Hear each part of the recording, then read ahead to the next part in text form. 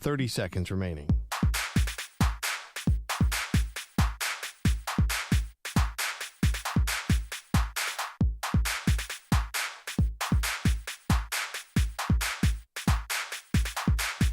Fifteen seconds.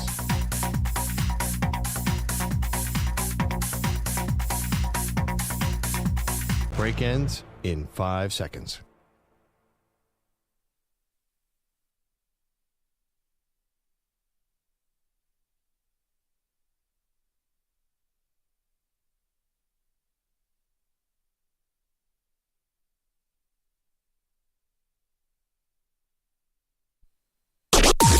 Maggie and Perloff on the Infinity Sports Network.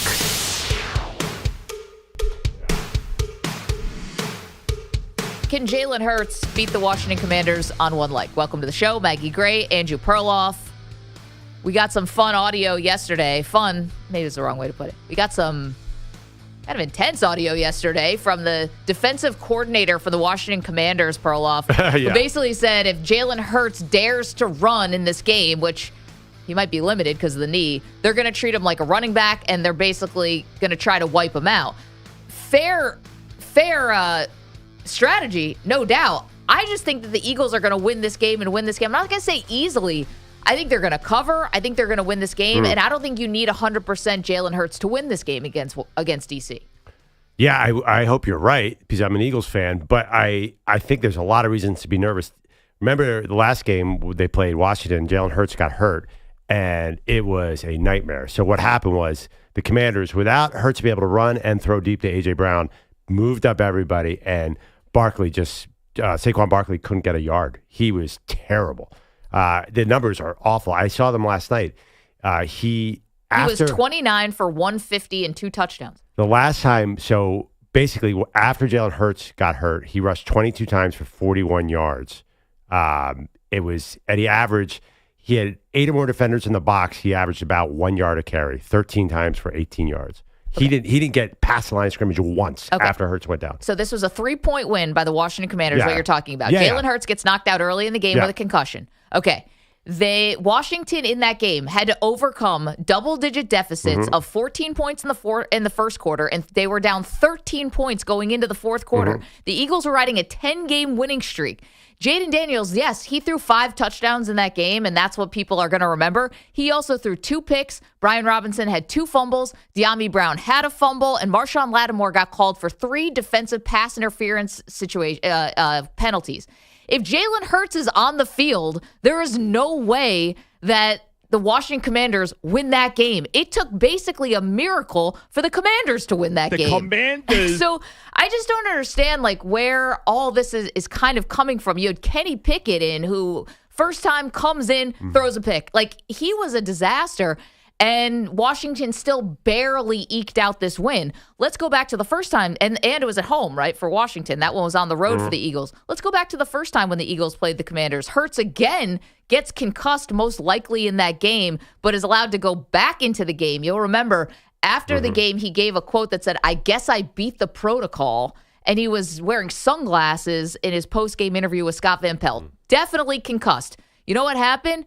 Saquon Barkley went off, 146 yards, 2 touchdowns in this game. Philadelphia won by 8 points. They scored 20 points in the fourth quarter. And by the way, in that game, Jake Elliott missed 2 field goals and an extra point, and they still won. I love the Jaden Daniels story, but I feel like we're getting a little over our skis here. And I know maybe you don't, you see the Eagles, and as a fan, and I get it because I do this too, maybe I see some of the negative stuff. Right. This is a team. There's a reason why this spread, I think, started at 5.5 and is now hovering around 6.5. People believe in the Eagles here because when you really break it down of their 2 meetings this year, the Eagles lost because their quarterback got knocked out of the game and they were on the road. And the first one, they scored 20 points in the fourth quarter and their quarterback was compromised. Well, I don't understand. Where's the edge? How are they going to move the ball? I mean, you think Jalen Hurts can be able to? First of all, Jalen Hurts hasn't thrown the ball at all. I mean, he's been terrible as a passer. I don't understand. If you're watching, isn't this the easiest assignment ever to stop the Eagles? Listen, you just put everyone in the box. Barkley can't beat a full box. He never has. Okay. And he basically they're not playing the Eagles. They're playing the 2023 New York Giants. I tell you, that's exactly true. this is not. Everyone sees Saquon Barkley running down the field against the Rams. that Saquon ain't going to be there. This is okay. I saw the game. I watched it literally with my own eyes, and it's a completely different team with no Hurts moving his legs, and Hurts can't pass anymore. He's lost that skill completely. There's just I have no idea. That all sounds great, but that's all way in the past. Ever since that injury against Washington, there's no Hurts passing ball. Like he almost threw for less than 50 yards against the Packers until the end of the game. He just has not passed the ball in forever. I'm not sure. And A.J. Brown is on the back of a milk carton. He's not there anymore. I don't even know where you're getting these points from. Maybe you're right. I like the turnovers angle, but what if Washington doesn't turn the ball over? Okay, here's the thing about trying to stop Saquon Barkley. I understand that, the totals are good. In the second game, Barkley, again, with no Hurts. And by the way, Kenny Pickett also got banged up in that game. Let's not forget that. He got checked for broken ribs. Yeah, thank God. Get him out of there. He finished with 150 yards rushing and 2 touchdowns. He had 100 yards rushing in the first quarter. Okay, but here's the thing. Yeah, how many did he have in the first quarter? Over 100 yards. And how many did he finish with? Okay, 50, but still scoring touchdowns in the fourth quarter. He had 22 carries for 41 yards the rest of the game. Perloff. That's terrible. That's less than 2 yards a carry. I could do that math. How about this?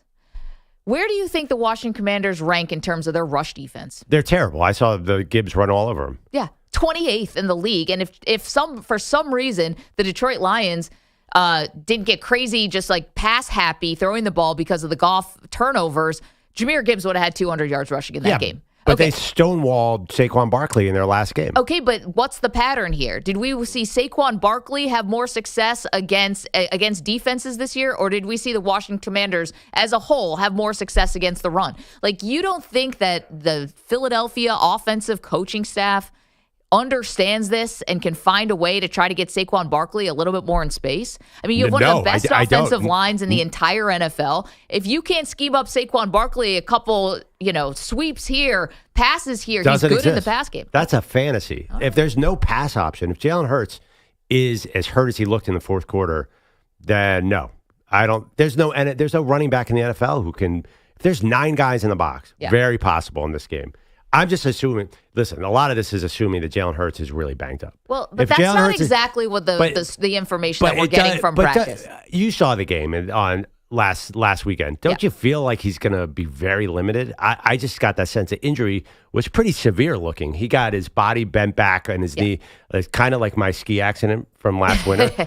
I really don't think Jalen Hurts is going to be Jalen Hurts. And if Jalen Hurts is a pocket quarterback, you might as well start making your golf dates if you're the Eagles. Like, Jalen Hurts is a pocket quarterback, is not winning anything. And if you think, when has he ever done that? Just, you think he's going to drop back and just like survey the field? He'll take sacks every time. He's not comfortable letting it rip at all from the pocket. He's either got to run, take the sack, or once in a while get a deep shot to A.J. Brown. But that's not a thing anymore.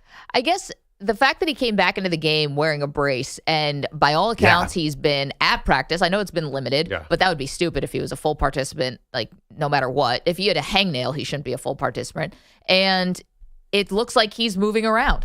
And I have no doubt that not only is he going to play, but I think there's no way, unless he's basically tears an ACL, I'll knock on wood, that he's coming out of the game.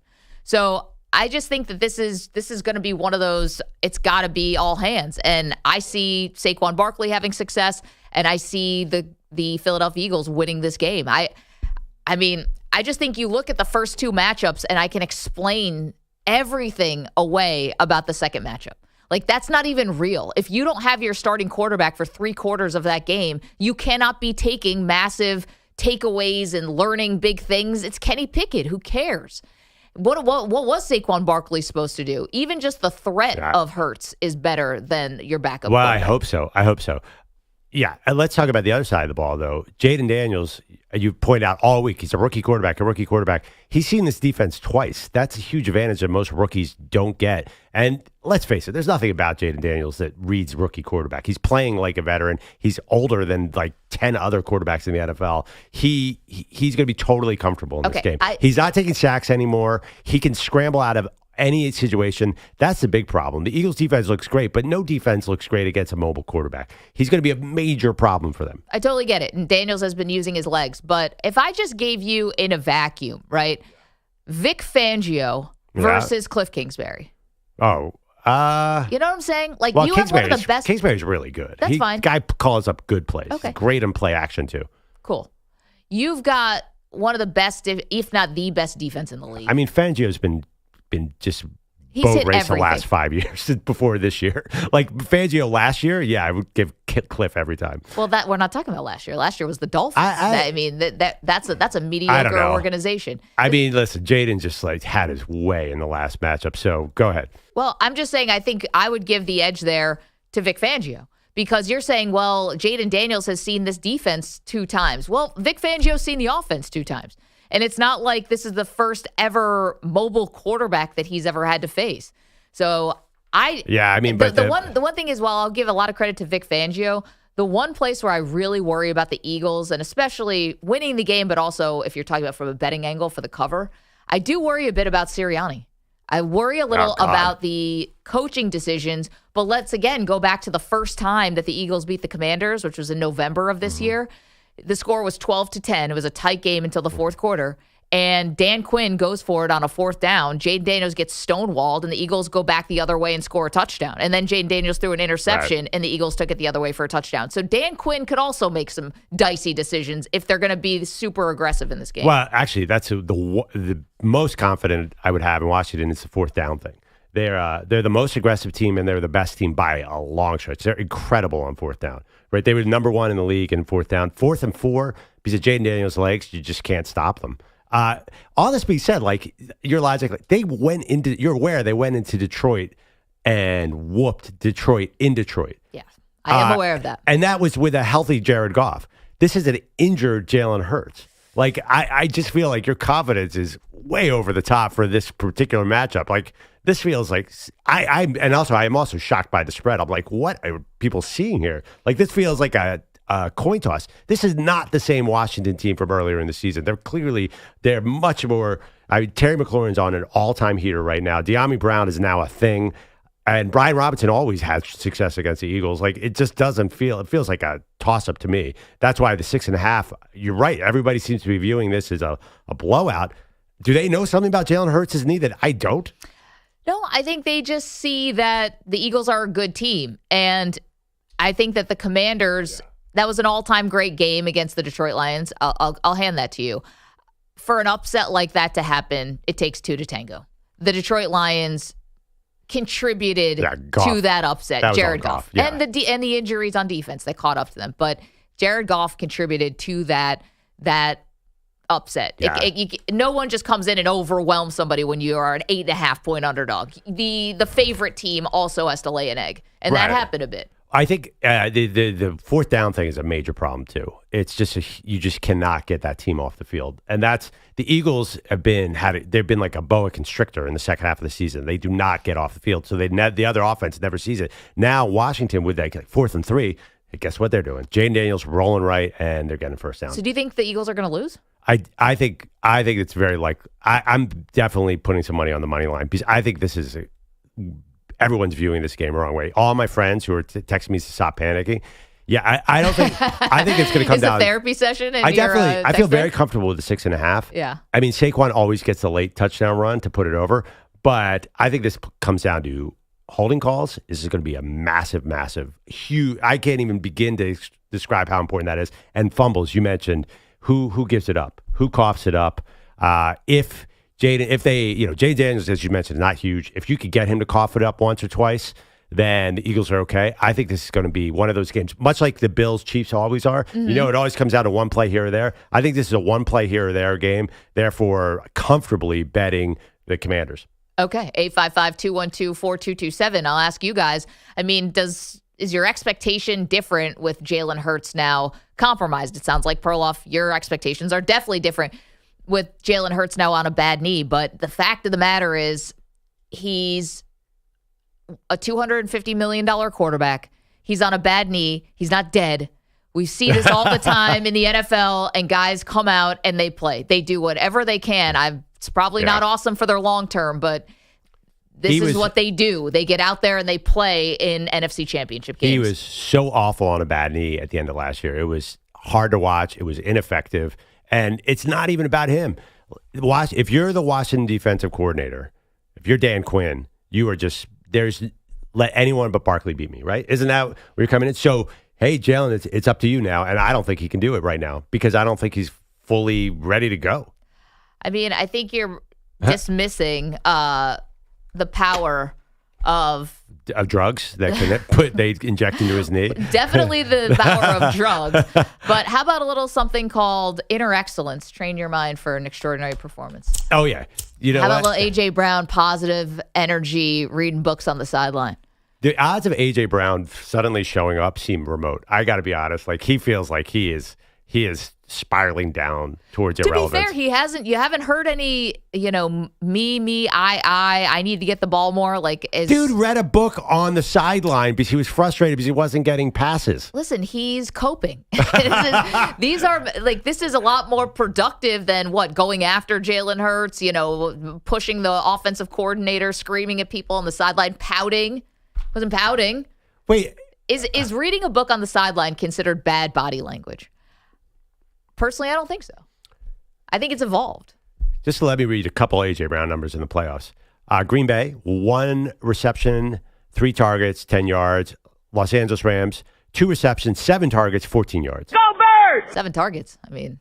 Yeah, 14 yards receiving. Listen. This is bad. He might ask for a trade in the offseason, but today's not the offseason. I don't even care. Sunday's not the offseason. Actually, I don't think the Eagles are worried. I think the Eagles are worried about him. Like, whoa, is he any good anymore? I don't know. He's been hurt. That's the issue. His numbers have really plummeted. I think his knee is hurt too. So this is scary times. Scary times, Maggie. Are your expectations for the Eagles now different with Jalen Hurts on a bad knee? 855-212-4227. Got so much to get to today. The Dallas Cowboys. I'd say there are no words, but there are actually plenty of words.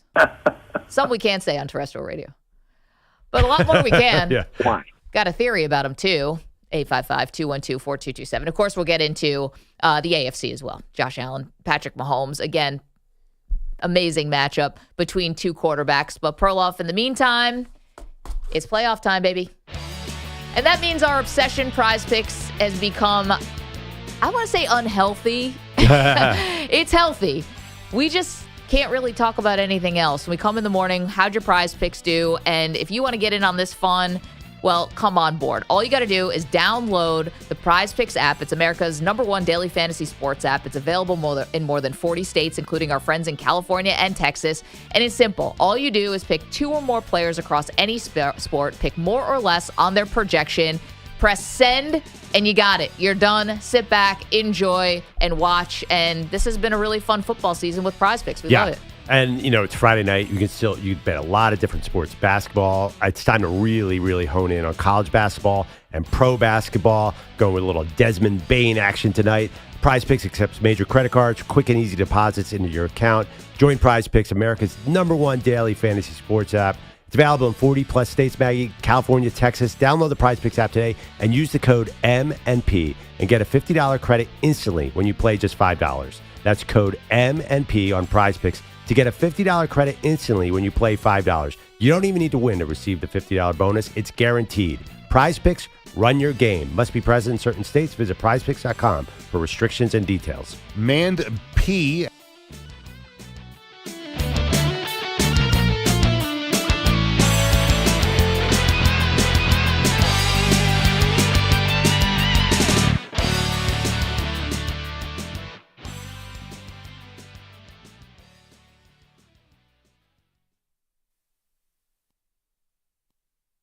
You're in a 4-minute break.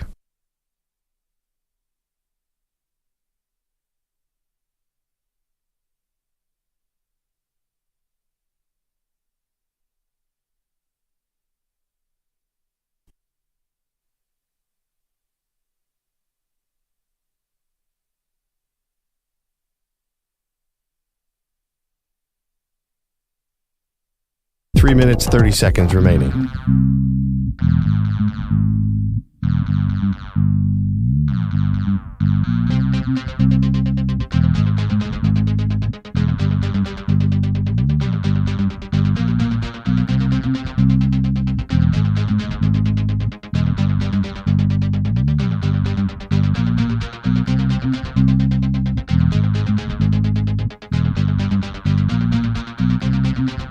3 minutes remaining.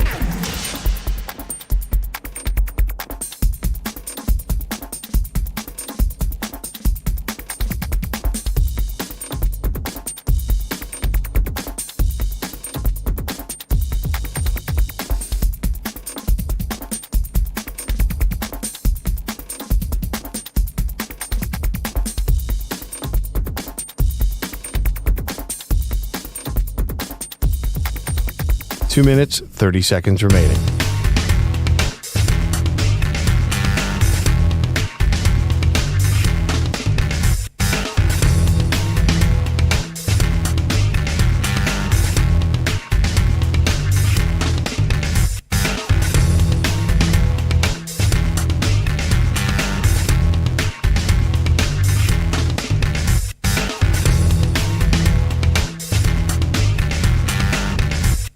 Two minutes remaining.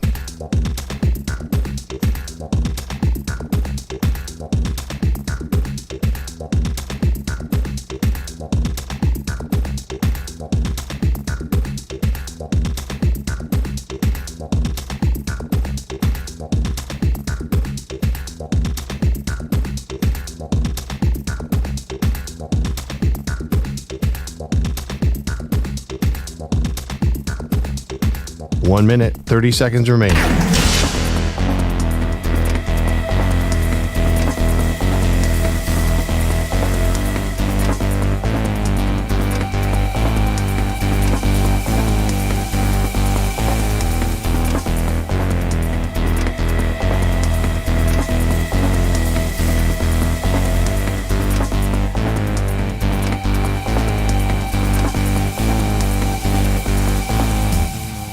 One minute remaining.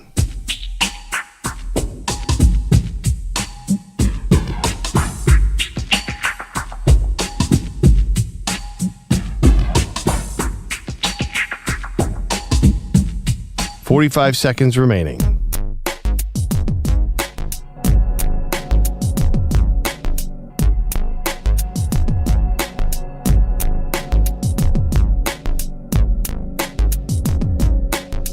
Thirty seconds remaining.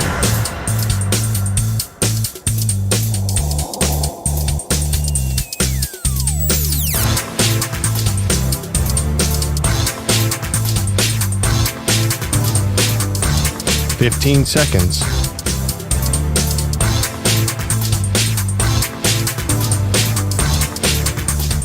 Break ends in 5 seconds.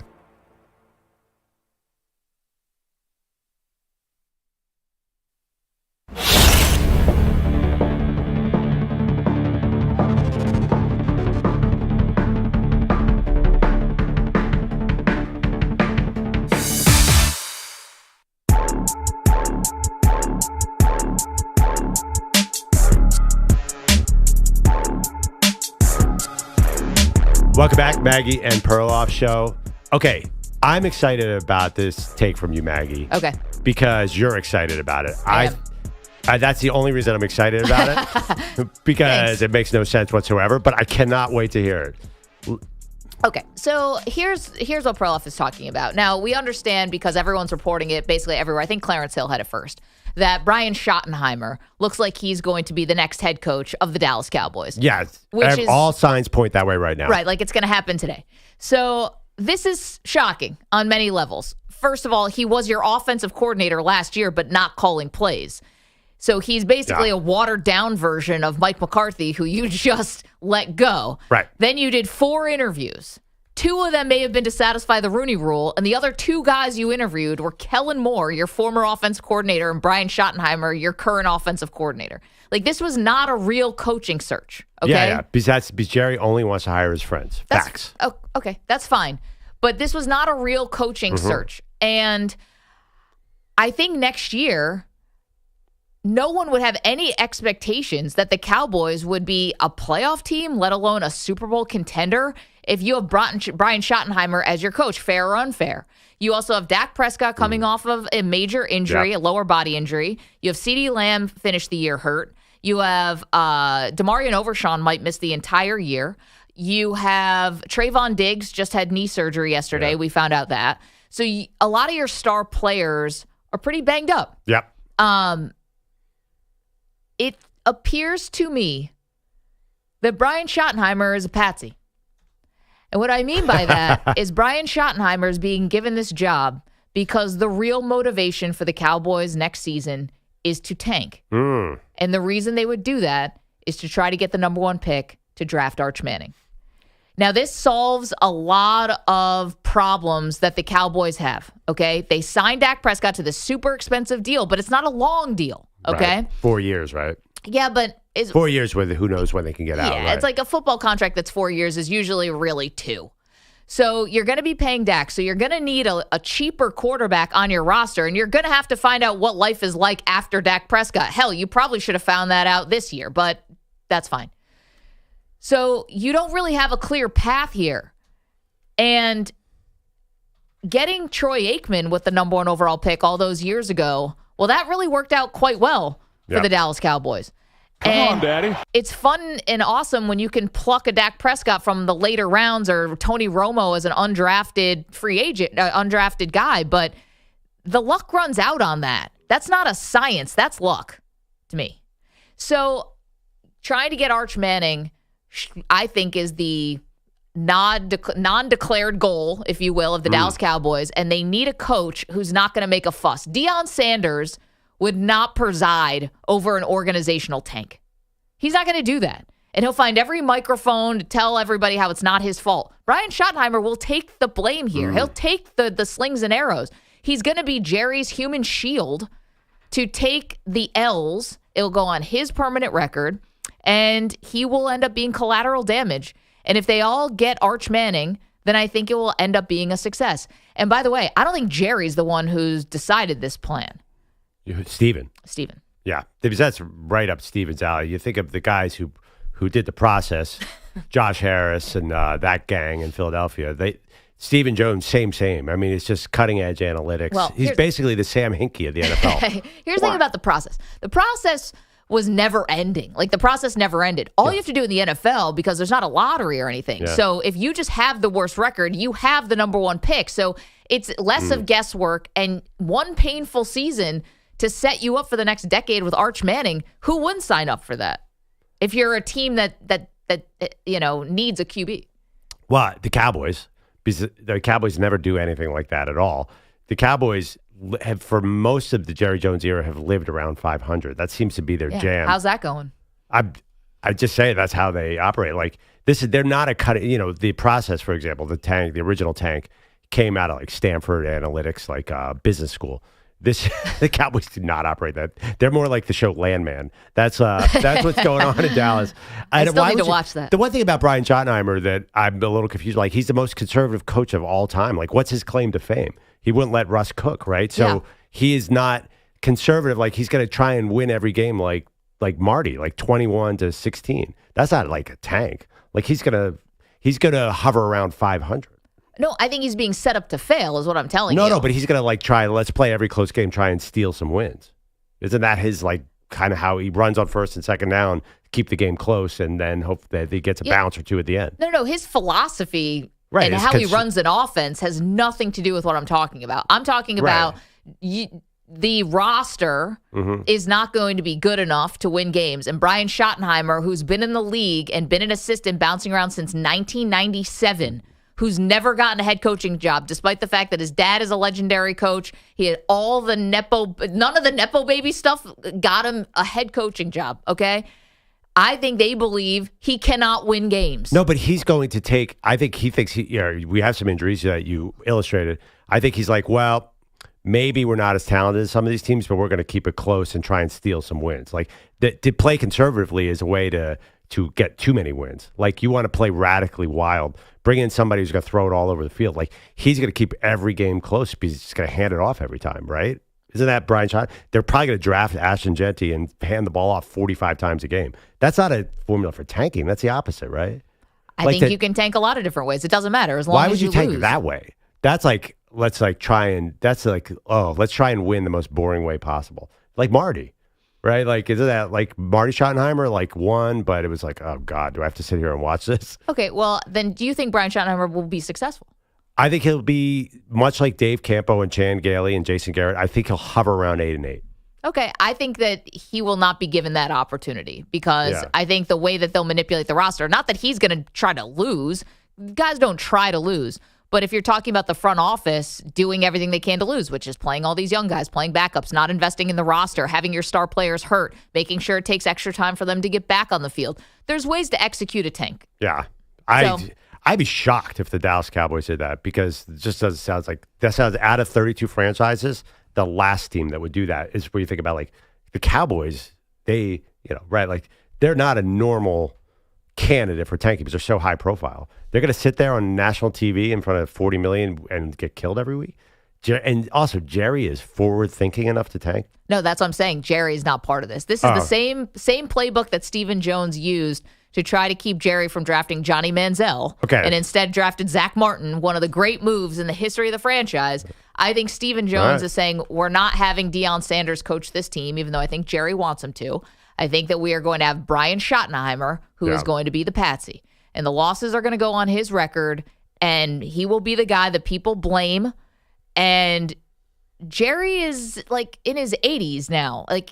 I'm not trying to be ageist, but it probably is time for Stephen Jones to take over this franchise a little bit more. Yeah, and wouldn't he want to do that armed with Arch Manning to start off probably like his tenure? It's almost like Jonathan Kraft in New England. You want Drake May. They didn't have to tank to do it. It kind of fell into their lap with a bad roster. But you want the guy for the future if you're the son taking over the organization. You say you're watching Landman. Isn't this part of the plot? There's two coaches who'd be great for a tank, though. I mean, Deion would be amazing, right? He's too loud for a tank. You need quiet. But he doesn't for even a know tank. how to call plays or anything. He'd be perfect. And then Jason Witten. Well, we'll see about Witten, but I think they like Witten too much. I think they're putting Brian Schottenheimer out here to take the slings and arrows. I feel like hire a guy who doesn't know what he's doing. Brian Schottenheimer can run a competent, conservative NFL offense. That doesn't say tank. That says, crap. We need a better draft position, and we just beat the Giants 17-13. That's exactly what's going to happen this year. Sorry, Bogusch. I didn't mean to give the Giants another sling and arrow. But another L that the That's Giants the other are thing. You got them hovering around. Well, I never said they were going to lose every game, by the way. Yeah, and you don't have to lose every game to get the number one pick. A lot of competition. And also, too, obviously, I like your theories so much. It's really well-reasoned, but you do have CD and you do have Dak and you do have a major problem on defense. Micah Parsons, that guy is going to win 3 games on his own. Well, 3 I can do. I just can't have 4. 855-212-4227. Get back to the conference championship games. What do you think about my theory? Brian Schottenheimer, who nobody seems to be excited about, is actually a front for an organizational tank to get Arch Manning with the number 1 pick. Former GM Mike Lombardi talked me into Schottenheimer, by the way. I can't believe it. Here's the thing about I can't believe Schottenheimer. it. I was like, Michael oh my God. Lombardi loves any coach, any coach's son. Yeah, I know. His son got jobs because his last name's Lombardi. I don't know. But he's like, he's like, everybody thinks so highly of Brian Schottenheimer. Yes, his offenses have not performed well, but he's a great organizer, a leader. He's basically he reminds me of when Matt Rule got hired by the Panthers. I know that he doesn't really do the X's and O's thing great, but man, just everybody, there's some mysterious fall into line ability he has. But we had 2 teams in this cycle who interviewed, almost got to Manny in reality and didn't interview Brian Schottenheimer. The Jets and Bears interviewed 35 other people not named Brian Schottenheimer. Well, I know, but the Jets. He didn't talk, but if he was that well regarded, how did he not get an interview anywhere else with 6 openings? Not just this year, ever. The last 20 years. This is a comical hiring. But also Jerry will not. The most important thing, it's not about your offensive philosophy, your defensive philosophy, is do you have beers with Steven at the owner's meeting? That is the number 1, number 2, and number 3 what's your category. handicap? Mike McCarthy did a sleepover / dinner at the Jones household. That's all that mattered. Nothing about his West Coast offense. This is Jones hired their friends. That's why Jason Garrett was there for the better part of the century. It's 9 straight head coach hires that have had a connection to the organization. Right. They don't go outside the family. Yeah. No, he needs to know the people. He needs to really be comfortable with them. Jerry, this is. Guys, you're making these points, but I haven't seen anyone really have a theory against mine, except you think Brian Schottenheimer might be a little too good to get the number one overall pick. I think the We've got roster's no too good. evidence of that. Yeah. The roster's hurt, though. That's the thing. But he'll sort of play slow and steady, and to really tank, you have to be spectacularly bad. He doesn't feel spectacular. Even you're right. Nobody wants to interview him, but like at least he's been around forever. Like I don't know. Yeah, I mean, throw him out there, hand the ball off to Rico Dowdle a bunch of times, hope for the best. And the only injury for next Winning season is formula. overshown. I mean, everybody else theoretically is going to be fine for Diggs next year. might not be back. They're saying. Okay, but they're going to have Dak. They're going to have C.D. Lamb. They're going to have Micah Parsons. Deron Bland. It's like they're not. They're technically right now too good to be that bad. Their schedule's tough. I wouldn't be convinced they're tanking unless they trade Micah Parsons. That's until that happens, I think they're going to be trying to be somewhat relevant, 8 wins, 9 wins, and then call it a day. Yeah. They were 8-8 three times in a row, twice over in the Jason Garrett era. They went 8-8, 8-8, 8-8. Then they had some other record. Then 8-8, 8-8, 8-8. They live around 500. I've been surprised they've been 12-5 3 years in a row. By the way, they always have the same record 3 years in a row. What were they this year? 7-10. Something like that. So, Yeah, get ready for another 7-10 mark next year. Well, I've made my position known. And, Brian Schottenheimer is not going to say a peep. He's going to be a good patsy. Let's get to Andrew Bogusch, who's got headlines. And they're sponsored by Progressive Insurance. Your small business keeps you on the go. Progressive Commercial Insurance keeps your policy within reach with our easy-to-use mobile app. Learn more at progressivecommercial.com. Deeper.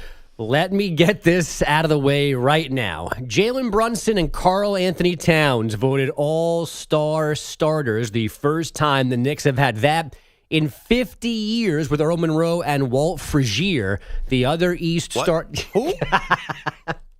That was a callback to yesterday's. Yeah, I know. His friends with Austin Crozier. Exactly. Distant cousins. Go Knicks! The other East starters are Giannis, Donovan Mitchell, and Jason Tatum. LeBron, Jokic, Durant, Shai Gilgeous-Alexander, and Steph Curry from the West. But don't forget the All-Star game is now a 4-team mini tournament. The farthest thing from the All-Star game these days, the Washington Wizards. The Clippers are on the run. The Beard and Norm sets up. Far corner three. Cash!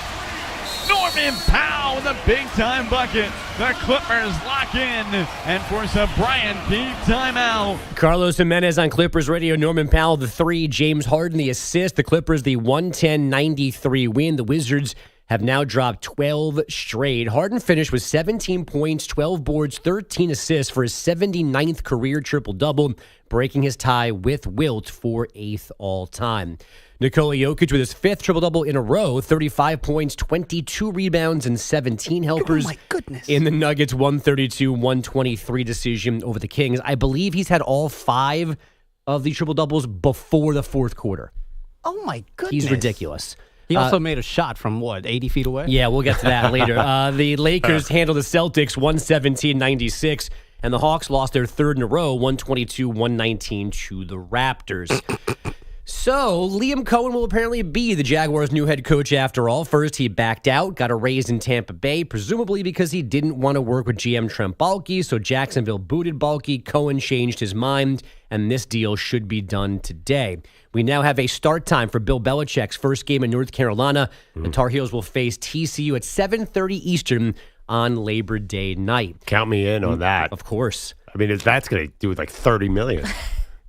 Novak Djokovic's pursuit of a 25th major title will have to continue because he bailed from his Australian Open semifinal after losing the first set to Alex Zverev. Towards the end of that first set, I just started feeling more and more pain, and it was too much to handle for me at the moment. So unfortunate ending, but I tried. It is a muscle tear in his left leg. There were some boos when he retired from this match. Top-seeded Jannik Sinner just beat American Ben Shelton in straight sets to join Zverev in the final on Sunday. The Atlanta Braves are signing veteran outfielder Jurickson Profar.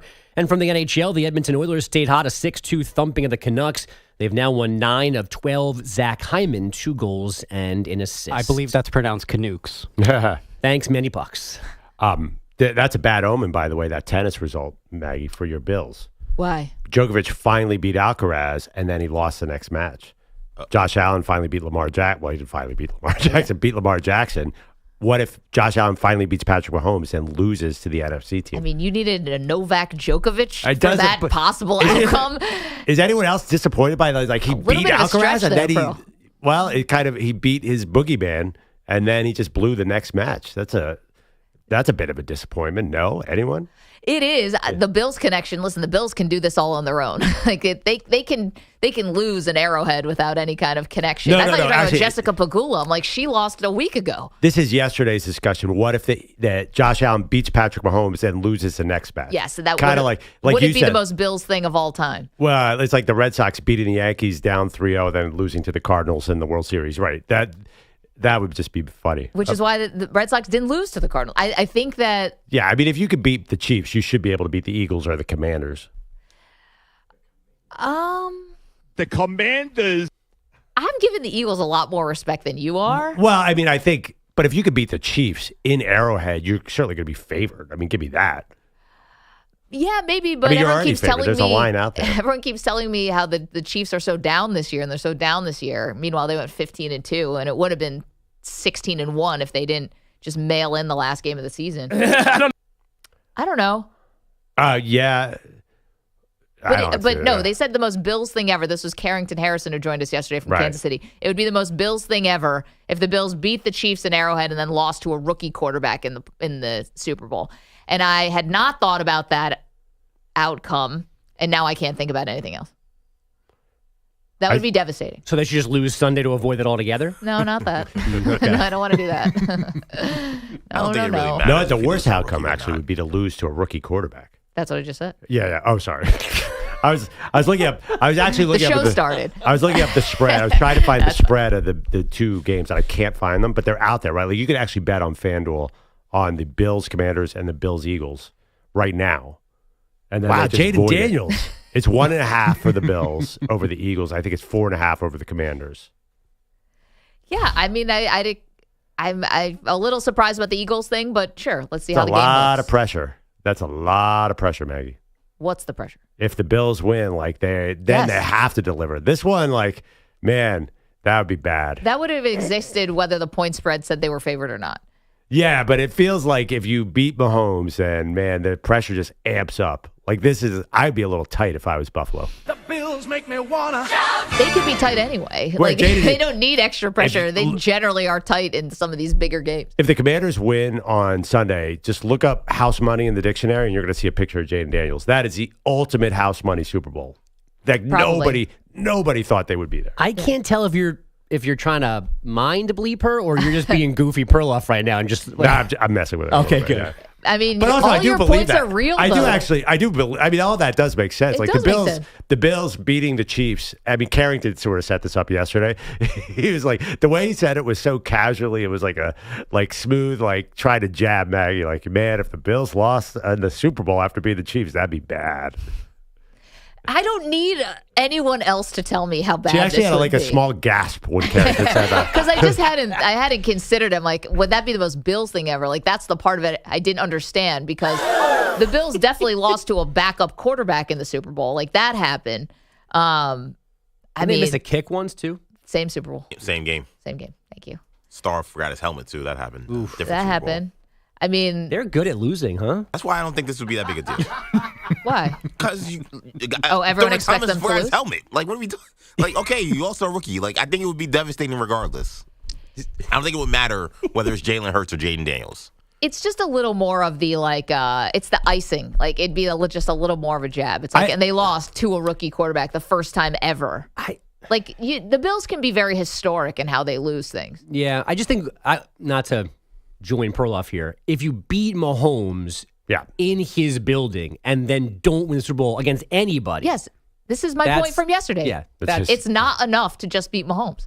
And you guys were telling me, no, he just has to beat Mahomes. He doesn't. No. There's a little bit of a maybe Saquon. You could squint and see, wow, Saquon Barkley. You lost to Saquon Barkley. That's okay. That would be unforgivable after you stop Derrick Henry. Yeah.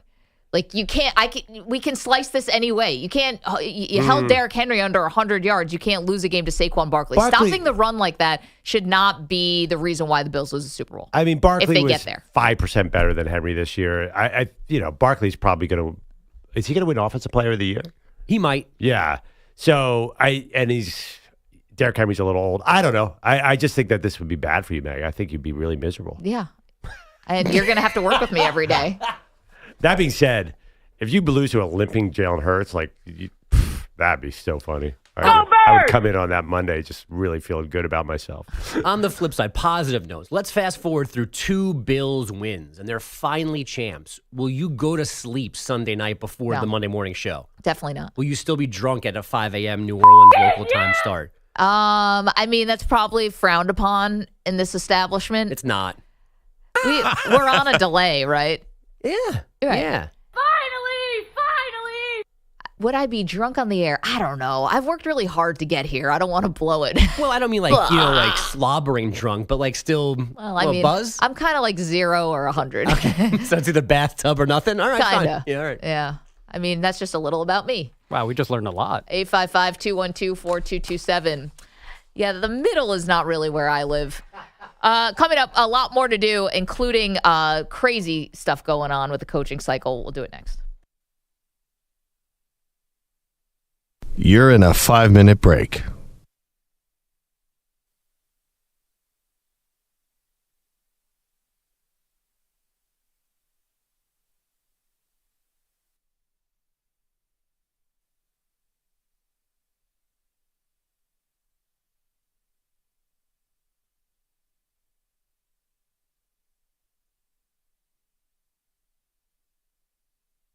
Four minutes, 30 seconds remaining.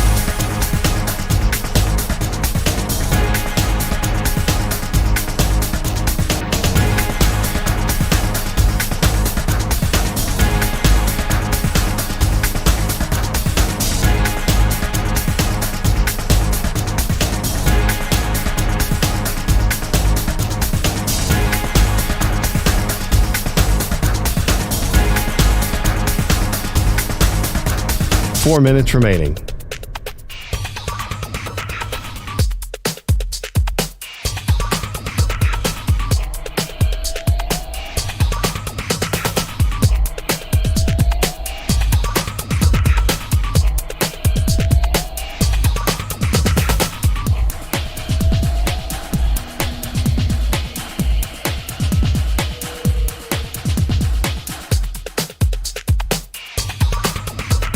Three minutes, 30 seconds remaining.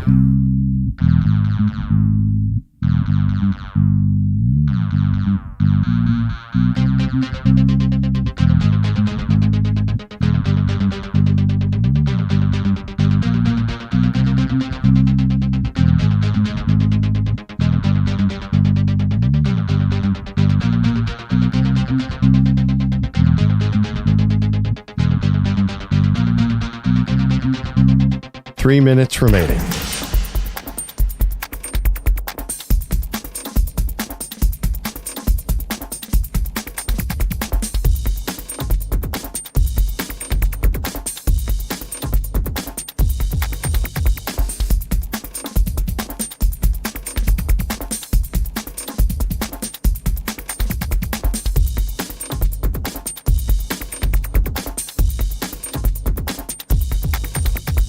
Two minutes, 30 seconds remaining.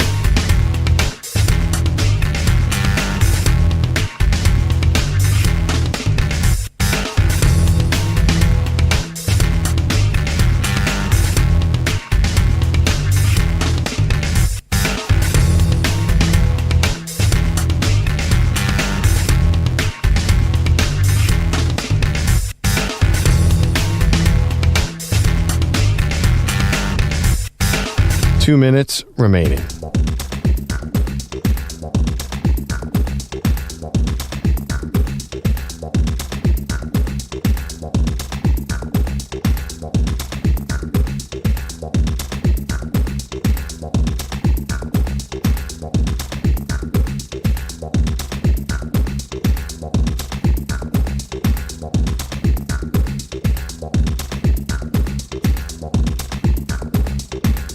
One minute, 30 seconds remaining.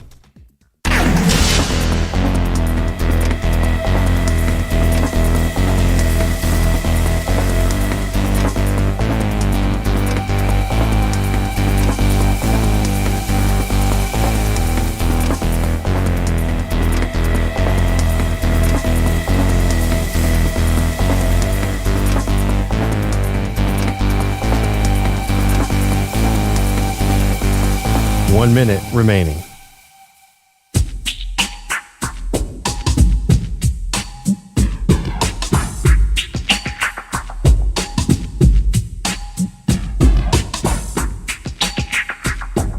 $45 seconds remaining.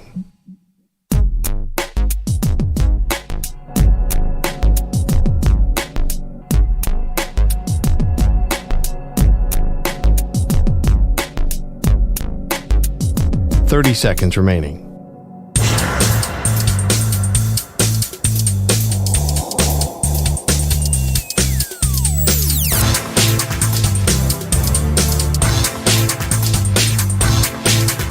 $15 seconds.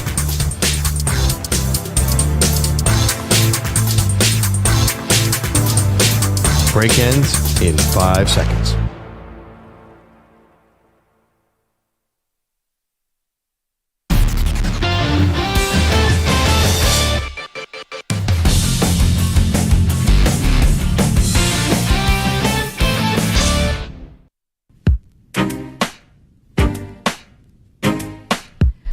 Welcome back, Maggie Gray, Andrew Perloff. We'll get back to the NFL coaching stuff in just a moment. The Jags did a bizarre thing, firing their general manager way late in the game because they were apparently the last to find out that he was hampering their head coaching search.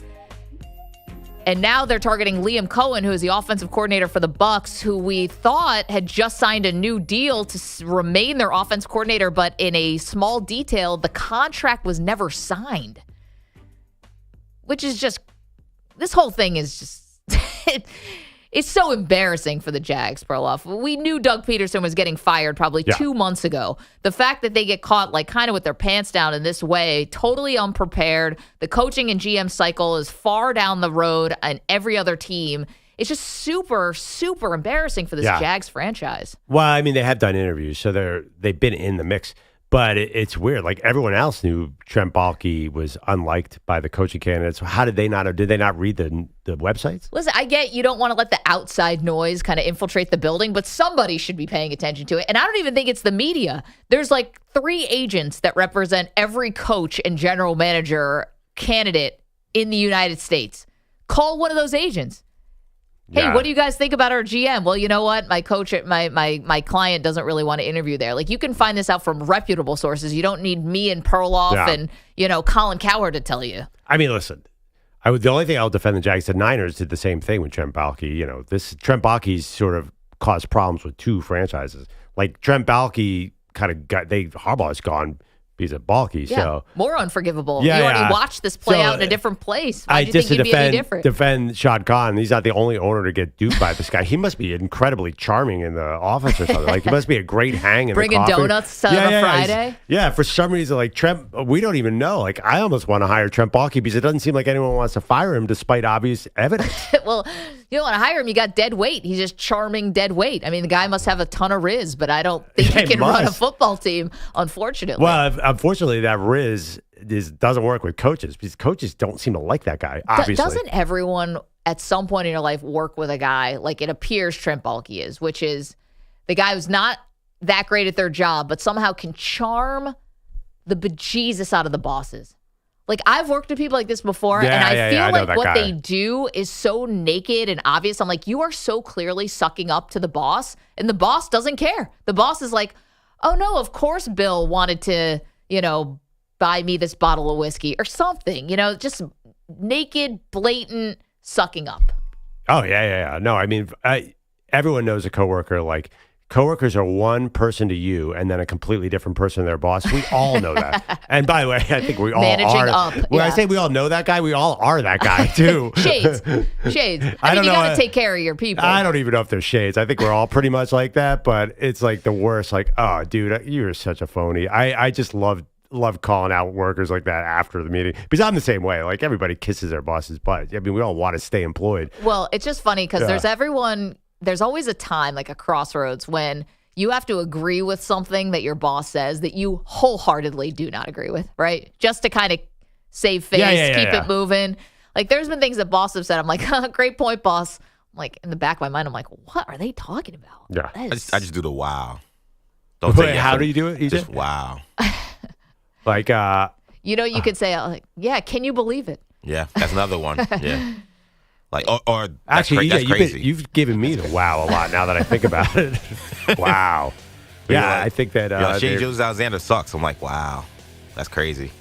I didn't say Shea Gilgeous-Alexander sucks. I just said he doesn't even know how to pass. Like, no coach ever taught, this is a chest pass, this is a bounce pass. Learn it. Wow. 855-212-4227. All right, we got a big question about Patrick Mahomes and the Chiefs, and we're going to answer it next. Wow!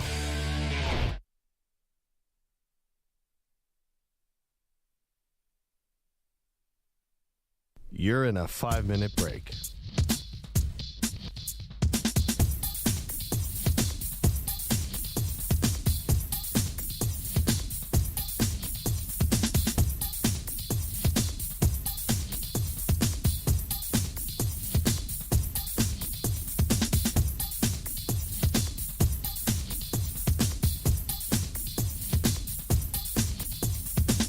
Four minutes, 30 seconds remaining.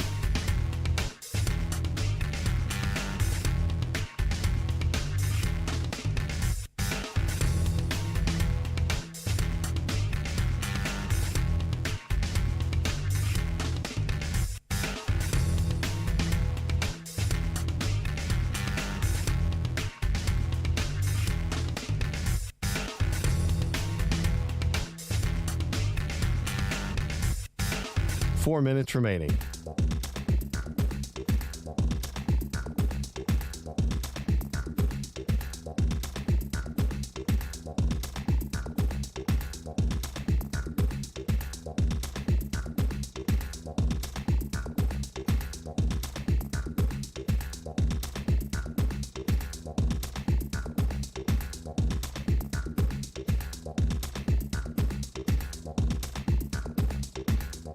Three minutes, 30 seconds remaining.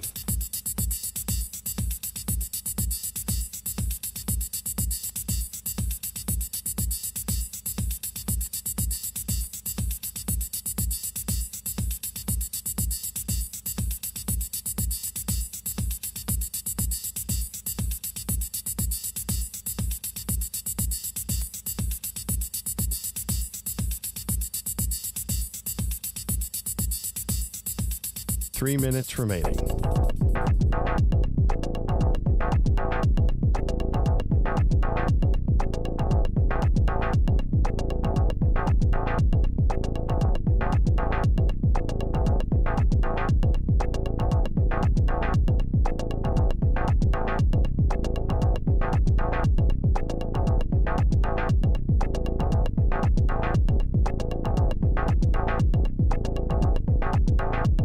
Two minutes, 30 seconds remaining.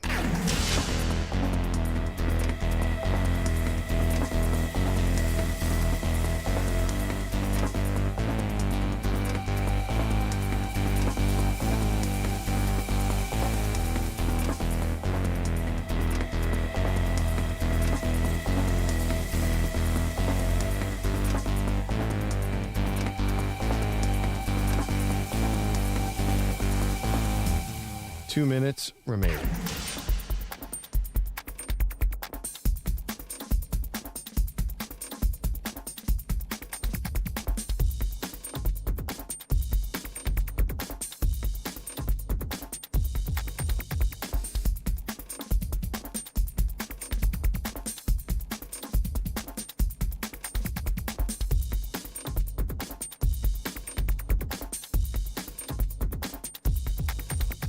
One minute, 30 seconds remaining.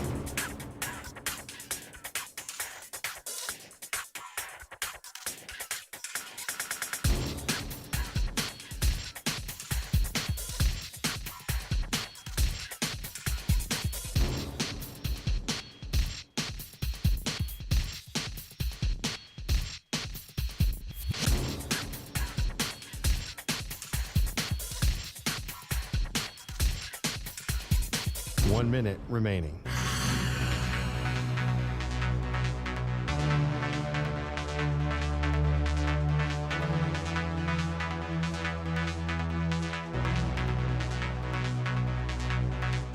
Forty-five seconds remaining.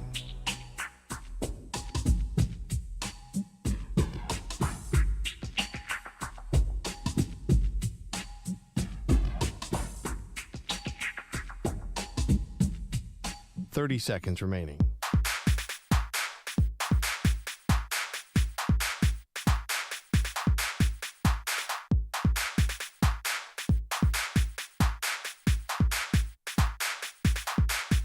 Fifteen seconds.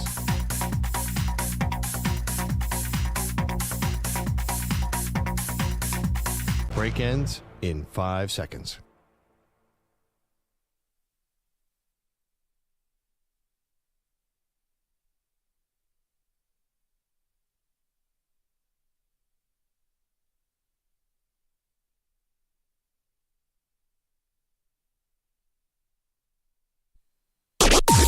Maggie and Perloff on the Infinity Sports Network. What's at stake for Patrick Mahomes in the AFC Championship game? Welcome to the show. Maggie Gray, Andrew Perloff. It's a tough read here, Pearl, because on the one hand, you could say, well, Mahomes really's got nothing on the line, right? He's been there, done that. That's 7th straight AFC Championship game. He's already got 3 Super Bowls. And then on the flip side, well, he is going for a three-peat. Never been done before, and that is certainly something that would separate him from Tom Brady and put him in this GOAT status before he even reaches 30. Right, but it's still like the first thing you said feels more right. Like there's nothing at stake here for him.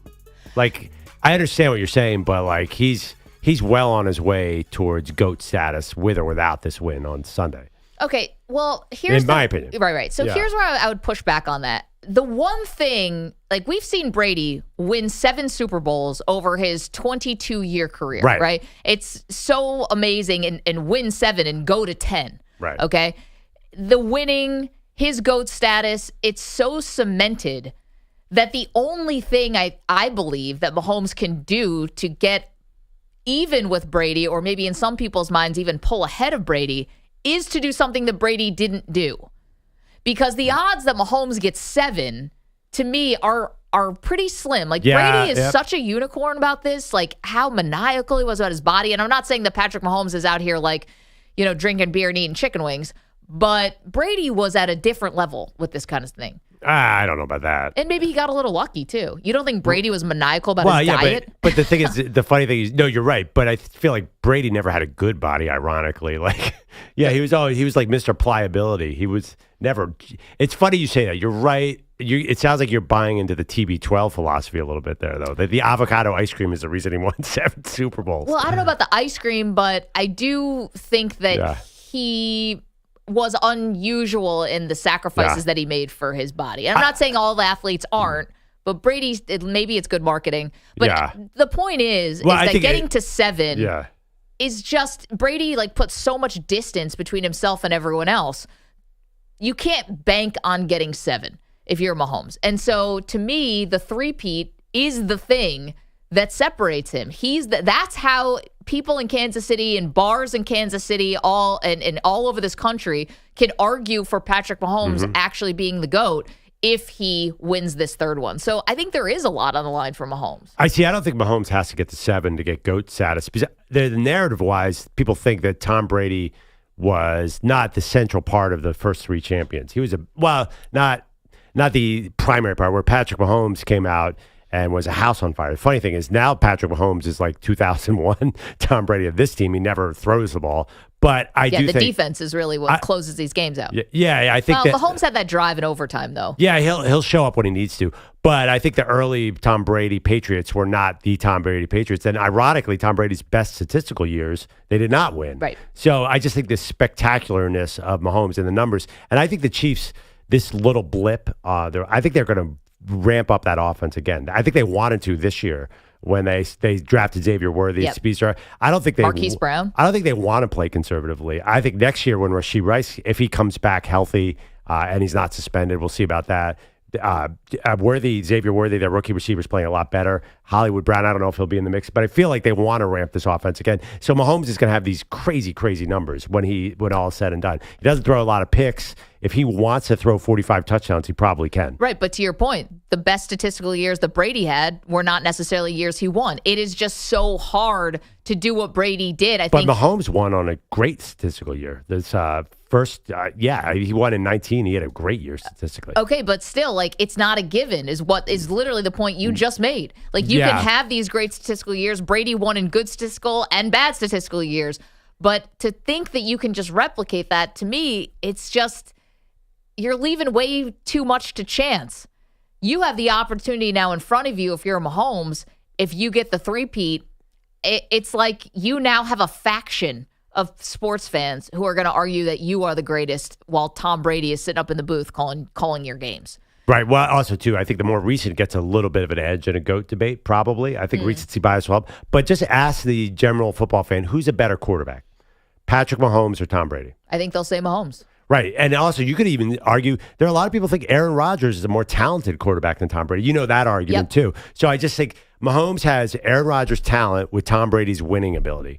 So I think he's got a great chance to catch him GOAT-wise, regardless of if he gets a 7. So flip side of this, let's just say somehow my Buffalo Bills do pull off this upset in Arrowhead and Mahomes doesn't get a shot at a three-peat. Yeah. Does it pump the brakes on some of the GOAT status?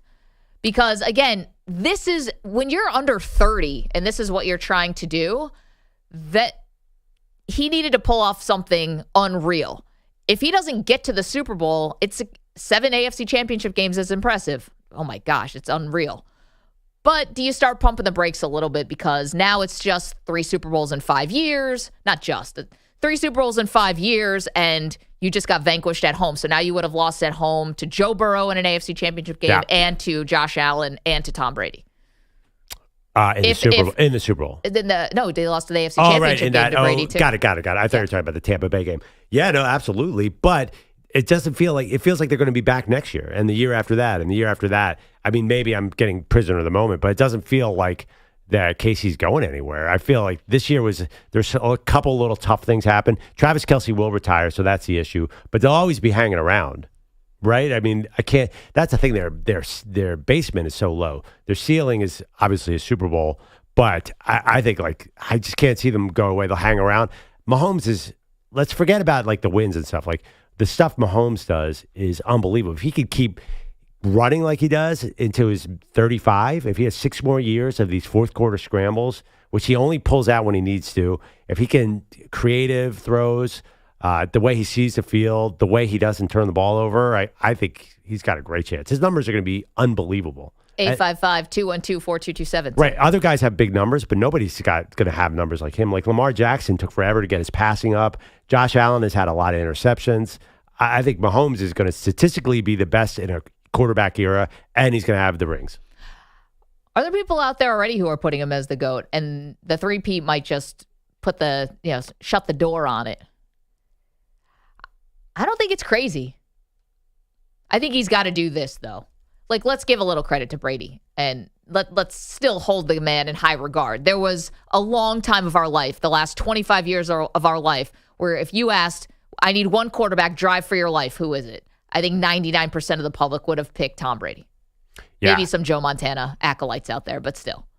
Now maybe it's Mahomes. Yeah, now it feels like you got one drive, you better have a quarterback who can run because the rules change, and now running quarterbacks, they have this superpower of getting these 15-yard penalties.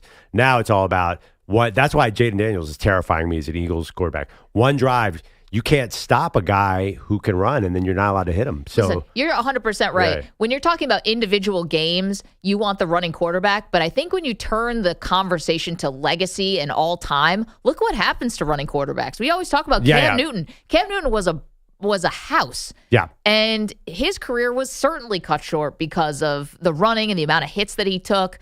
I mean, running quarterbacks also take so much punishment. So for individual games and for your peak powers and all of that, it's great. But if we're talking about Mahomes trying to catch Brady, if you can't do the three-peat, get to 7 Super Bowls as a running quarterback, I don't think you have a prayer of playing that long. I wonder if that's changing, though. I wonder if, because the fact that Jaden Daniels came out here and had this unprecedented rookie season and has not gotten hurt, he got hurt more at LSU. I mean, the way they're officiating the game, that they let they treat the quarterbacks like quarterbacks 20 yards away from the line of scrimmage as they run is crazy. I mean, why they're not treating them like runners? Tom Brady keeps saying this, why is Josh Allen considered a quarterback when he's 15 yards downfield? He should be a running back. But the NFL's smart. They don't want their quarterbacks to get hurt, which ironically, and I'm stealing this from Brady, makes the quarterbacks run even more and risk more injury. It's sort of this vicious cycle. Because you're not allowed to hit them, they're going to run 25 times a game and then get hurt. But I do think that one drive, like you knew Lamar Jackson was coming down the field against the Bills. Yep. And you knew if Josh Allen got the ball back because he could run, he's coming back down. So I do think that's the superpower now on the final drive. But Mahomes is impossible in that situation. I mean, he always finds a way. Yeah, like that's why whoever has the ball last on Sunday is going to win this game. You cannot stop Josh Allen, who's awesome, and you cannot stop Patrick Mahomes. It's going to be a fun one. 855-212-4227. What do you think about Mahomes and the GOAT status kind of on the line here? EJ, I know you think so. Yeah, I think that to me, you have to get the 3P, I think, to make this a reality. Because I think what Perloff said yesterday, I kind of really agreed with. This idea that the Chiefs are just going to keep doing this, it just feels unlikely, right? Like what Tom Brady did, no quarterback has ever done. Right. So now you're going to tell me basically as soon as he retires, the next great quarterback's going to do the exact same thing? Like that's not reality. So if he gets the 3P, he kind of like jumps the line in terms of all the other stuff. That's something that Brady never did, right? So now that conversation is right in front of us. And if he doesn't get to 7 Super Bowls, it's okay because he did do a 3-peat, which no one's ever done before. Totally. If he doesn't do the 3-peat, then he has to do the 20 years of longevity and the 7 rings and all the it's a lot. I think he has to really get this in order to really make a real case for the GOAT status. But if he has 5 rings, people are going to consider it. If he has 5 rings, people will consider him the GOAT. I don't think so. I think because of his talent? Because of the talent differential. I think so. You think there's a calculus here? I don't know. I think it's a math formula. There's rings culture, though, guys. We're living in a rings era. Yeah, but I mean, Brady came in. He didn't do much his rookie year. Like they were quite conservative. I mean, they basically won that because of special teams. I just don't think. I think the way people view it, Mahomes is so dynamic. It's like the no-look pass. That counts in this debate. I know it shouldn't, but the razzle-dazzle is a big deal. Tom Brady just paper cut you down the field. And Brady, though, has the one trump card that Mahomes will never have. He beat Mahomes in a Super Bowl. Yeah. So when we talk about in an AFC Championship. Yeah, right, but an AFC Championship game. So like the only times Mahomes, and he was 20 years older than him. The only guy who stopped Mahomes winning a Super Bowl basically has been, if not Joe Burrow, it's been Tom Brady. Yeah, so but I mean, Mahomes' O-line crumbled in that game. I think they had Mike Remmers in that game, the guy who killed Cam Newton, ironically. We know, but you know how details, the history, the details, like you and I will remember that. EJ Manny, we'll all talk about the details, but if you're asking, like people just as an overview, I say Tom Brady beat him. I never hear that Brady beat him. That's so funny. I didn't even think about that in the debate. I think people will forget that. They're going to also too. I mean, listen, LeBron's nowhere near Michael Jordan, and just because he's more recent, people put him in this debate. Mahomes is near Tom Brady. Like he's probably better than Tom Brady. So I think the recency, like a lot of people, it's going to be. You guys are going to find this out. You're going to be shocked.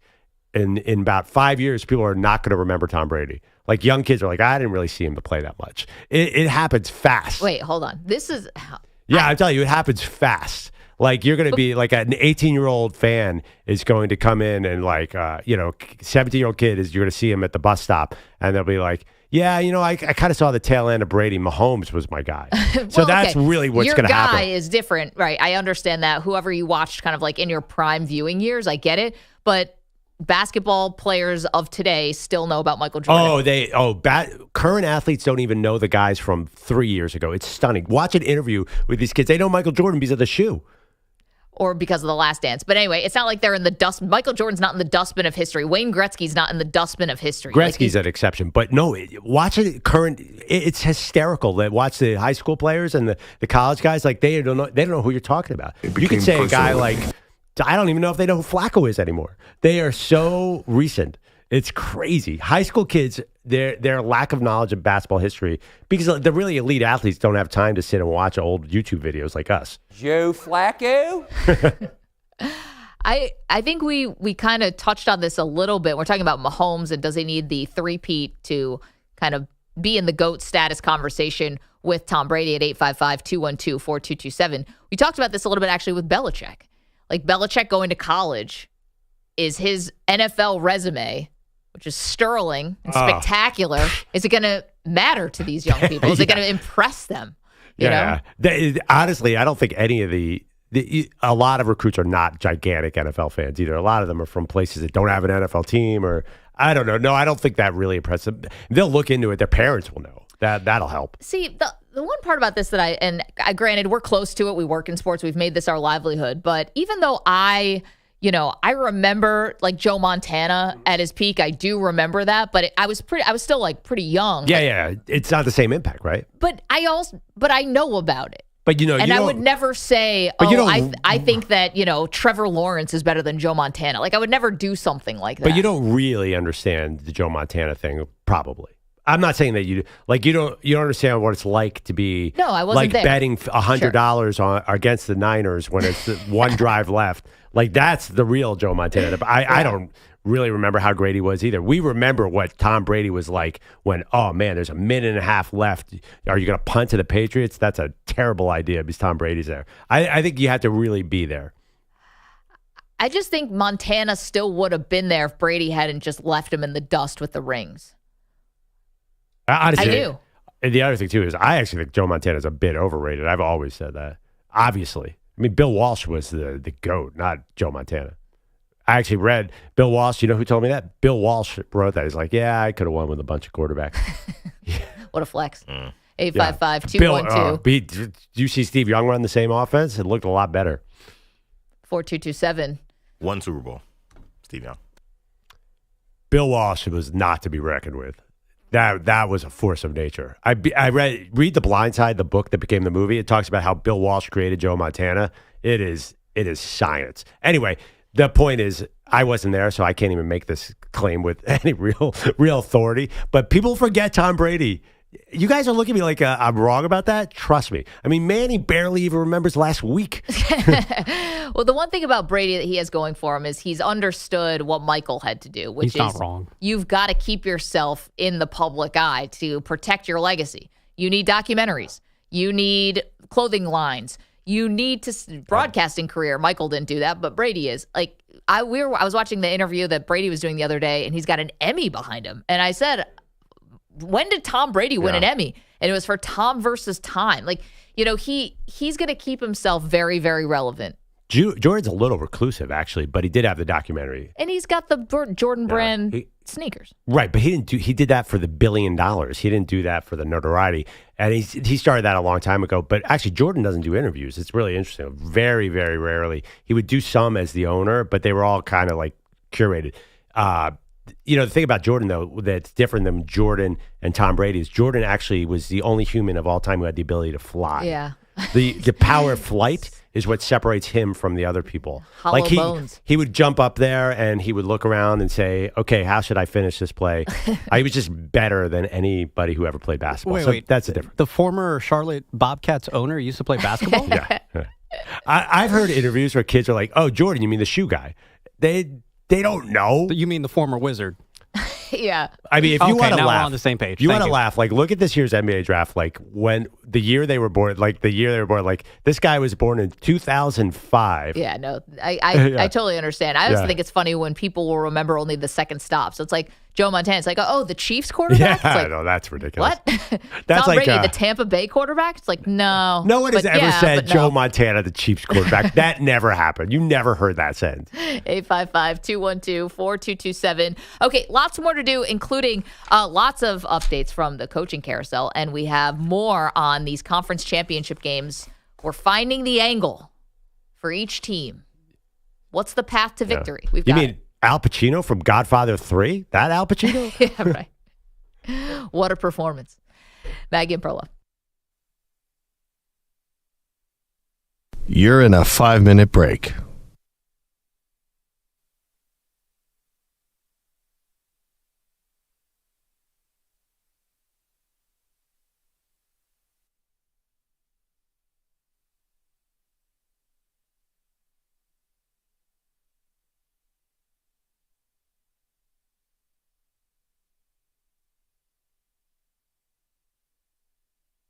Four minutes, 30 seconds remaining.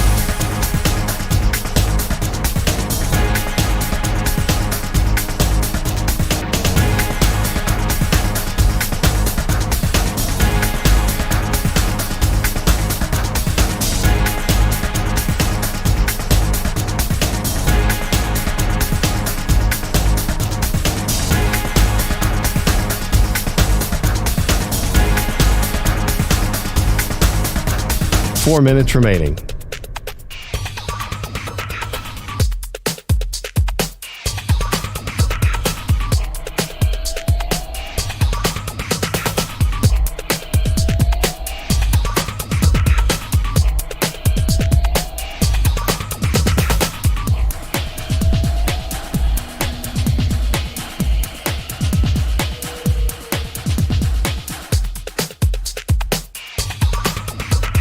Three minutes, 30 seconds remaining.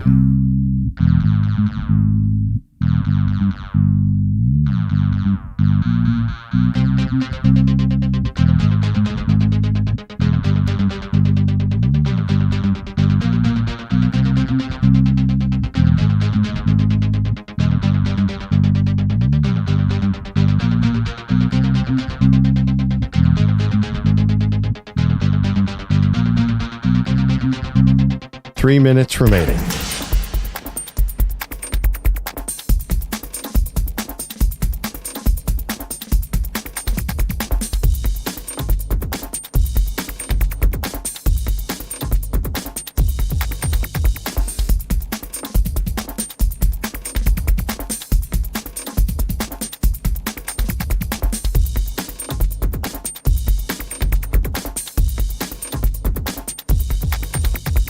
Two minutes, 30 seconds remaining.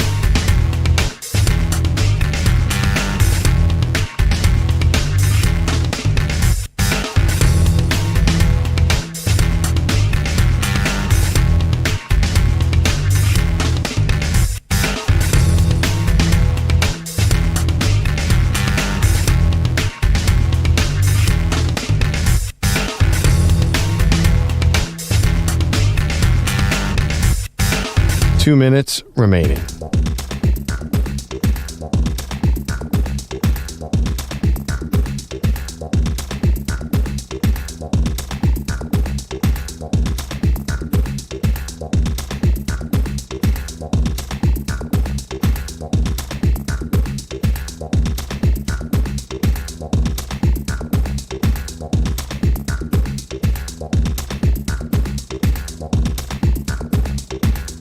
One minute, 30 seconds remaining.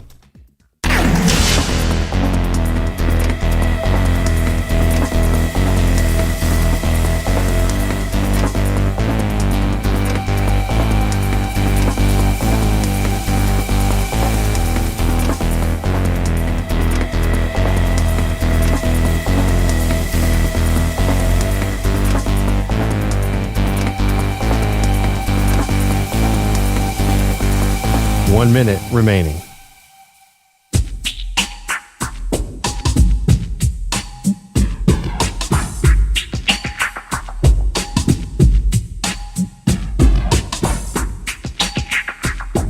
.45 seconds remaining.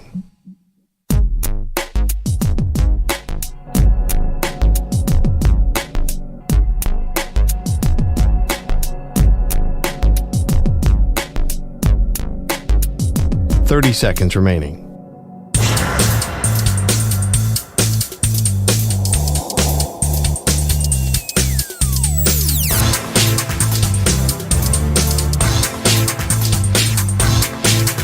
.15 seconds.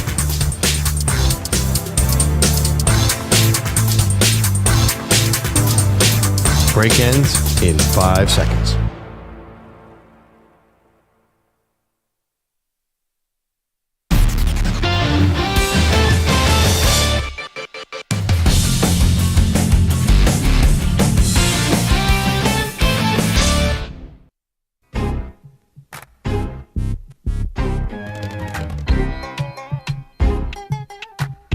Welcome back, Maggie and Perloff Show. Debating what happens if Patrick Mahomes loses on Sunday.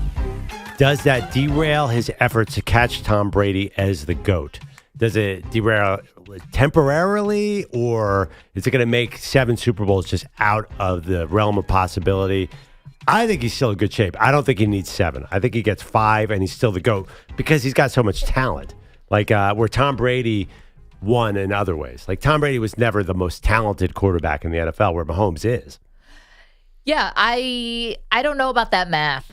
I think the fact that Mahomes is so talented, has a great head coach, can win in a variety of ways, sets the bar at 7. He got started early in his career. This is their 7th straight AFC Championship game. He's already got the 3 Super Bowl wins. He's been to 4. I don't know if you can now say he's a more talented quarterback than Brady. He was winning at the same age as Brady, but he only needs 5. Like that, I don't think that's going to fall right with people. He's got the same amount of consistency that Brady had in terms of pairing with head coach. He can win with all different teammates. The defense is good. Why wouldn't it be 7? Because the first 3 for Brady don't count the same. And also, he's the most talent. His arm talent is insane. Where he just came into the league, the guy can put the ball anywhere at any time. Right. He's more mobile. He's just got everything. Brady was much more like, all right, let's play conservatively here. Let's make sure we win with all 3 units. And then Brady exploded because the league changed, and then he came back. I just think that it took him a long time to get to 7.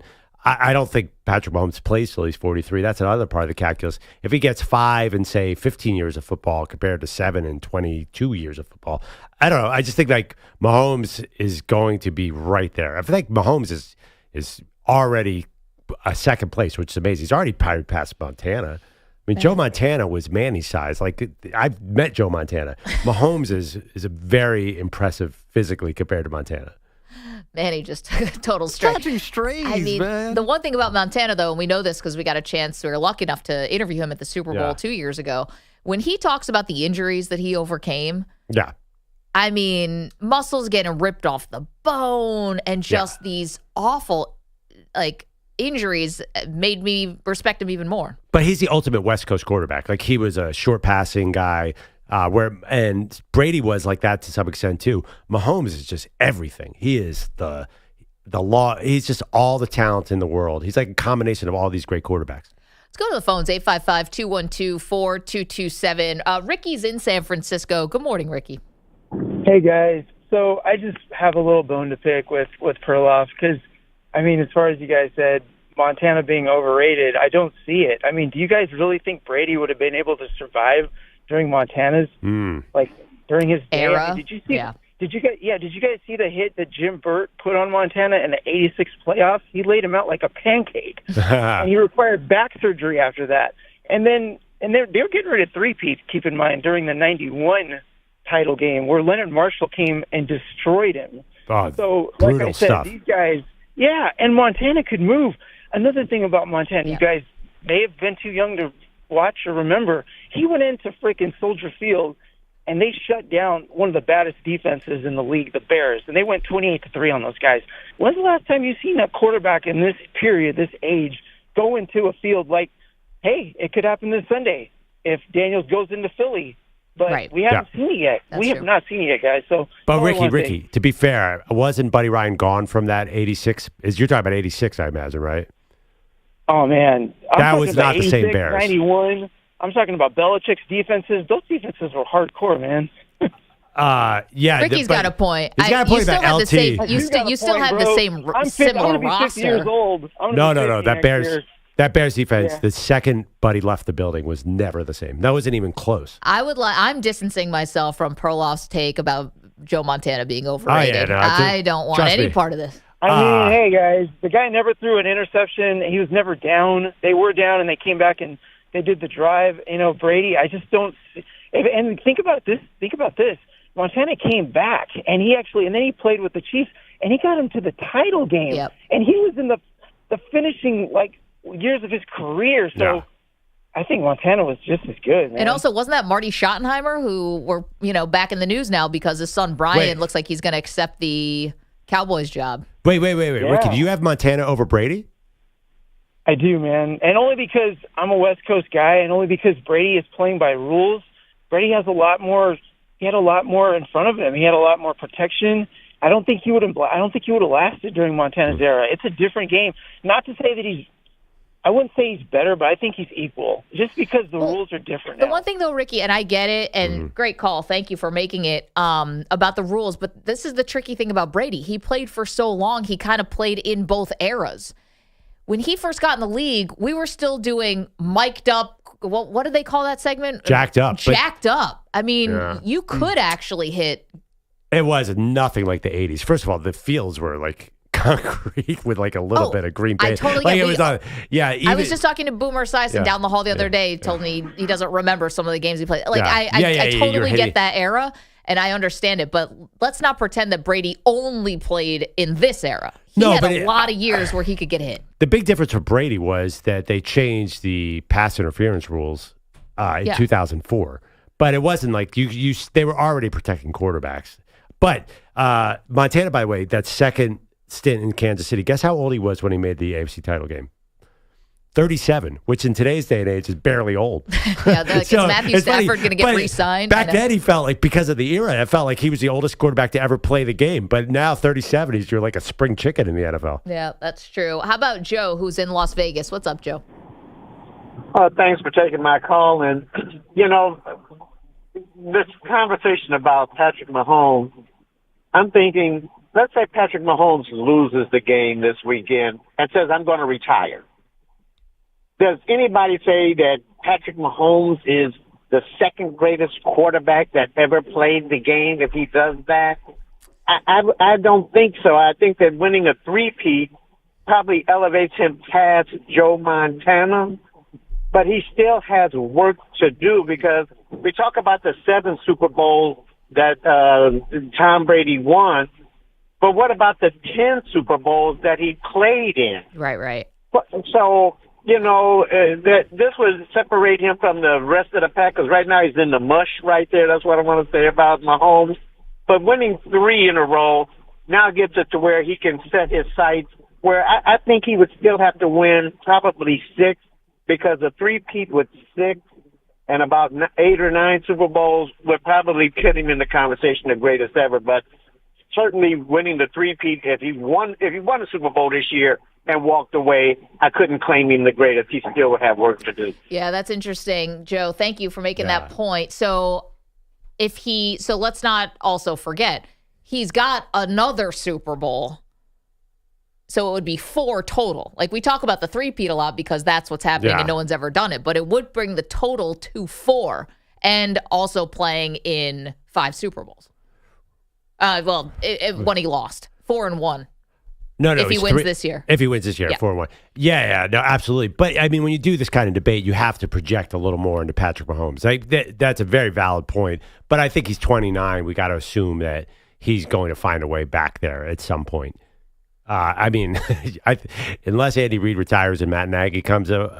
But honestly, has there ever been a guy who's had this trajectory and then just completely fallen off a cliff? No, it's not happened. I mean, Montana, the only reason that Montana didn't build more Super Bowls was because Young was sitting there. Yep.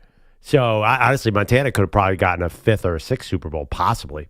See you guys on the phones. Get back to the Mahomes debate in just a moment. Bogusch has headlines for us. What's up? Guys, one of the biggest debates, maybe battles, fights we've had on this show is how Ipe Mizuhara could steal so much money from Shohei Ohtani. We now have some audio of Ipe's scheme. It was released yesterday by prosecutors as they work towards sentencing the former translator. This is Ipe on the phone with a bank trying to get $200,000. Who am I speaking with? Shohei Ohtani. Thank you. How may I help you?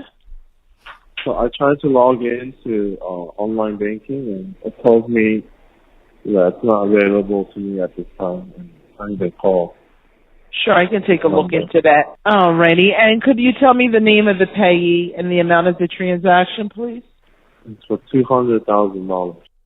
So, again, that's him impersonating Shohei, and because he had routed all of the security protocols for the account to his email and to his phone number, he was able to clear all of the checks and balances to keep going and eventually get access to the money. Whoa. First of all, Bogusch, we've lost Maggie for the show now. I can't believe you brought it. I was all over this last night. You brought in the Ipe story. I know, but I know every word of this article. I was trying to bury it. This is her passion project, but go ahead. Well, first of all, people are wondering, how do you know? Well, Shohei Ohtani can't speak English that well, right? Like, we think he can speak English maybe, and he can maybe understand a little bit more than he lets on. But clearly this is Ipe because Shohei's not speaking English like that. Well, that English wasn't that great. Could Shohei not? Wait, was there like a big debate about whose voice it was? No, I'm just saying if anyone was wondering, like, well, how do you know that wasn't Shohei Ohtani? It's like he's not speaking English. I don't think that fluent. Right. If they're in court, I imagine like a voice expert could tell who it's who definitely was who. Ipe. So There's no debate about this. Yeah. But Maggie wanted to. But I think Shohei could speak that English that well. I'm pretty positive of that. But go ahead. The other part about this that I thought was amazing is not the Ipe stuff. I mean, clearly this guy was so awful. He stole $40 million from Shohei allegedly, and it wasn't all for gambling debts. Like, they also are claiming that it was just pure greed. Like, he asked Shohei for $60,000, I think, for dental work, and he ended up using that on non-gambling things. So he was stealing from him for other things beyond just gambling. So wow. Yeah, so it's horrible. Ipe is terrible, and I actually do feel bad for Shohei because, maybe he should keep a closer look on his bank accounts, but Ipe went so far in disguising all of this from him, and a guy screwed him over who he really trusted. Did you see that Ipe Mizuhara released a statement or a letter sent to the judge that's overlooking the case? What'd he say? Oh, basically that he was severely underpaid and that gambling was the only way that he felt free and that he was basically on call 24/7 for Shohei. It was about a 3-page screenshot on Twitter that I found of Ipe just basically saying Shohei underpaid me and this was the only way that I was able to find money for myself to live. Well, that's really funny, though, because he was getting paid by the Angels. From what I understand, the first year he made $80,000. So in California, I don't know how far that gets you, but in the second year he made $250,000. Well, I feel like you could live on that. And not only that what Bogusch has played, like that's a crime. That's like there's no gray area. That's completed utter black and white fraud. Totally impersonating someone else. Yeah, like how did he not expect to go to jail? I mean, like how is that not going to come up? The addiction was. Yeah, he'll say the addiction. So he's going to jail. He's asking to go to jail for less time. Yeah. They're asking for 18 months using all of these sympathy stories. Him saying Shohei is cheap, though, is like, that's really funny considering you stole all that money. He claimed that, he was paying for rent in Los Angeles because he had to be close to Shohei. And, of course, rent in Los Angeles isn't exactly cheap. Right. He was also paying for rent in Japan. He was paying for flights to be with Shohei. Right. He was paying double the amount of here in the United States over in Japan. It's actually kind of a sad letter that he wrote to the judge. Oh, he needs you on the jury. Well, here's the question. Was he shackled to show? Is there any way if he was like, listen, I just can't afford this job or I can't do this job, I'm just going to go get another job? Was he being held by he's not a slave, I don't know. I don't think that's going to hold up. I'm going to dip into some of my legal expertise here as a former grand juror. Sure, go ahead. Right. I'm not sure you have to, I don't think the jury has to consider all that stuff that you just said. Like the crime is the crime. I remember we were told as grand jurors to consider the statute of the law. Not the motivation or the surrounding circumstances? They kept always coming back. It's like, here's what the law says. They were so specific in so many cases. Like a guy would come in with an excuse, but the law read exactly like this. They're like, oh, he did that. So yeah, I also think this is a plea deal. So I think this is just a judge anyway. So Manny can't help. Can we also, Bogusch, can I ask you to isolate? You tried, Manny. Good job. I can't isolate anything here. On this computer. Okay. Yeah. What do you need? The calmness of this woman, clearly not a sports fan, when he says, what's your name? And she says, he says, Shohei Ohtani. She's like, all right, moves on. Why did he sound like he just woken up from a nap? What was going on with Ipe's voice? I feel like he was trying to sound like somebody who doesn't know how to speak English. Yes. Yeah. I thought that too. Crazy. He was trying to do a Shohei impersonation. In case she knew who Shohei was. Exactly. Right. I mean, I think it's kind of funny that she might not have. But again, sports, we live sports and not a lot of other people do. Who am I speaking with? Shohei Ohtani. Thank you. How may I help you? It's such a fake. Okay. It's like, who's calling? It's like Barack Obama. It's like, all right. There's no reaction at all for that famous of a name. It's like, this is, Jack Nicholson. All right. How can I help you? I mean, obviously with my master impersonations, I could do a lot of damage in the frauds. Thank goodness you're not so sinister as Cam Chris Smith Berman- would Chris be Berman, look out. really in trouble. Yeah. Can I get some money? Zay, you better buy your wife some flowers. Rashad Bateman, man, is that guy open? Isaiah likely not playing tonight. Yeah. Give me the $200,000. This is Jerry Jones here. Can I have $200,000? I gotta pay Dak. Maggie. What are you talking about? We have to go to camp? Oh, here you go, Wayne Gretzky. This is Jerry. Can I have $200,000 for what? A friend, my friend Sounds Perloff. nice. I gotta pay DeMarion Overshawn. Andy, just relax. Just act like you do on the show. It's no big deal. Don't worry about the cameras. Don't worry about all the extras. You're fine. Shabadoo. Clearly Sandler. How could anyone think differently? I do construction. I'm outside.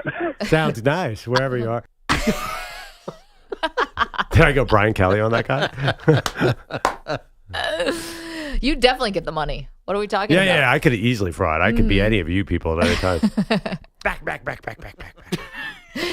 You're like, hi, this is Hall of Fame broadcaster Chris Berman. You may know my work from Nobody Circles the Wagons. I need $200,000 to circle the wagon and bet on the Bills this weekend. We need to do like some kind of IQ test for the people who are answering the phones. Oh yeah. I mean, those people are just trying to get through the. They're trying to get through the day. They could care less if it's show. True. Thank you. How may I help you? My name is Wayne This is Taylor Gretzky. Swift. Okay, yeah. Oh, this is Taylor Swift. No, okay, Taylor. What can I help you with? Like, is there any name that is going to get them? First of all, they probably think it's a fake. I also was thinking this is probably one things that like a celebrity has to do their name. I'm sure they do plenty of synonyms for like hotels and things like that. Like this is one where like you have to say your name. Yeah, when you're talking to the bank. Yeah, exactly. Although if it's their real name in general, like you may have changed your name. Like what's Tom Cruise's real name? It's not Tom Cruise. Right. It's something else. Oh, I had no idea that Tom Cruise had. Hey, I'm sure you're right. I'm totally sure you're right, but wow, I never even thought about that. Sorry, who's a famous person who changed their name that we know? His name is Thomas Cruise. Thomas Cruise, Maple third. Okay, Maple the third, the fourth. Okay, no way. Ron Artest. Like I had no idea. Yeah, Ron Artest. We get it, Manny. Ron Artest, former Nick. Yeah. Oh. World be free. I feel like Prince. Ron Artest would give out his social security number just like for funsies. I don't think he's really that worried about his. I don't know. I'm not sure Ron has one. Ron seems like an off the grid kind of guy. It's like there's no paper trail on Ron Artest anymore.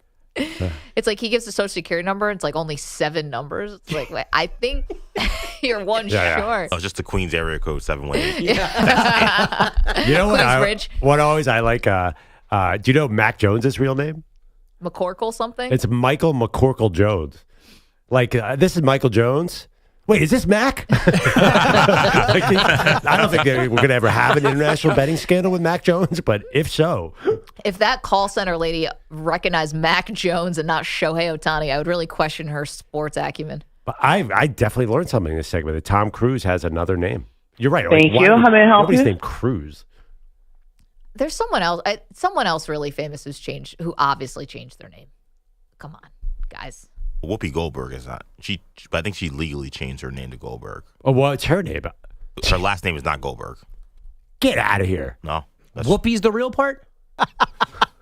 That is an upset.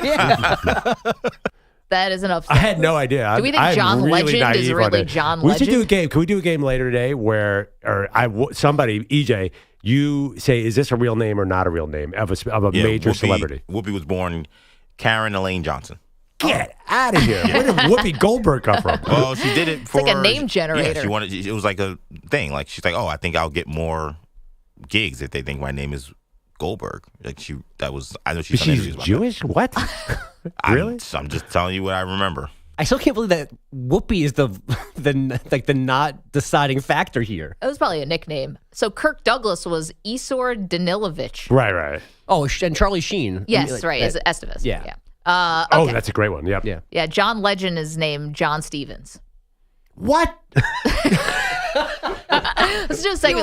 Let's blow Perloff's mind. So naive. This is not taking that much. Michael Jackson. Tell me, Michael Jackson's name was Michael Jackson, right? 855-212-4227. Wait until he finds out Lil Wayne's actually real name is not Lil Wayne. It's not Lil? His name's not Wayne. His name is Dwayne. Yeah, that's true. His name's Dwayne. Dwayne Carter. You're telling me Drake's legal name is not Drake with one word?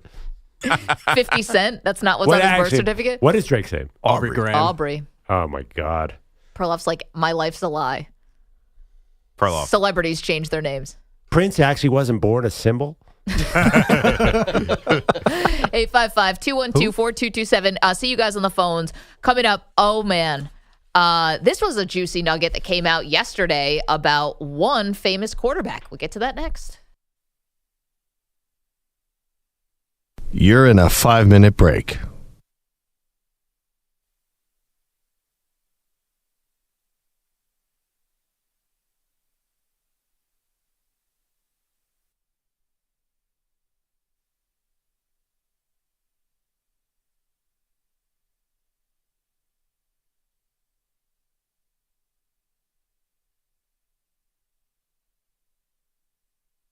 Four minutes, 30 seconds remaining.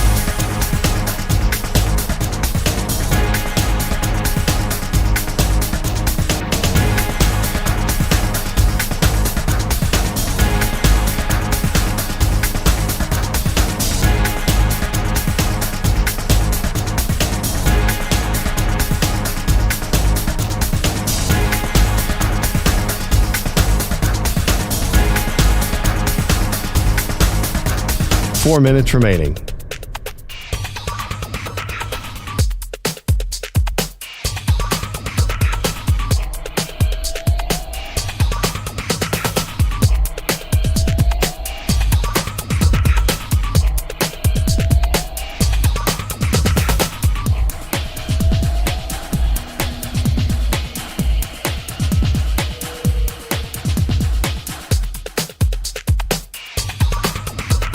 Three minutes, 30 seconds remaining.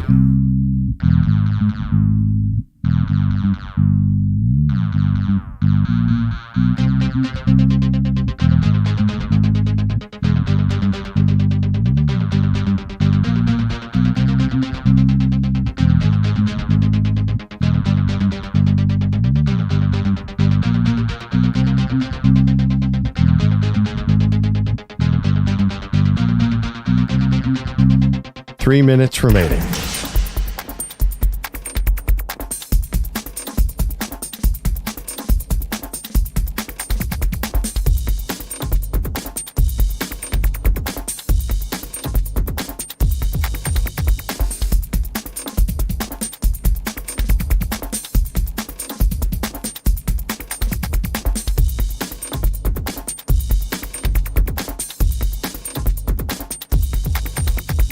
Two minutes, 30 seconds remaining.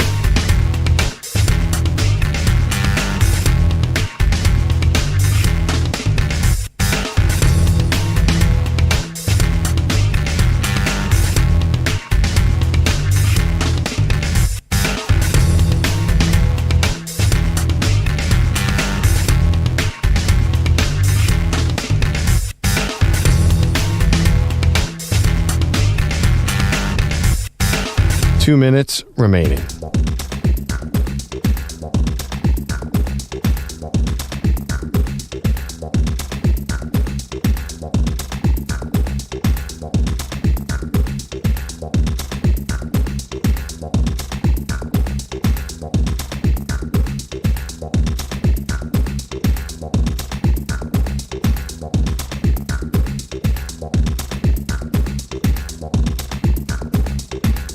One minute, 30 seconds remaining.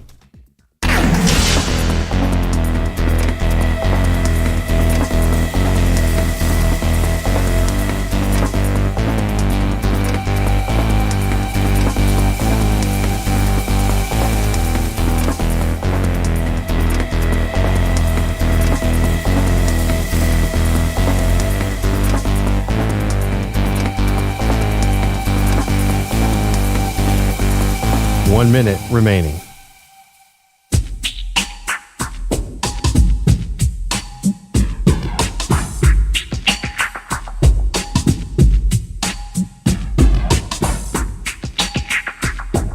45 seconds remaining.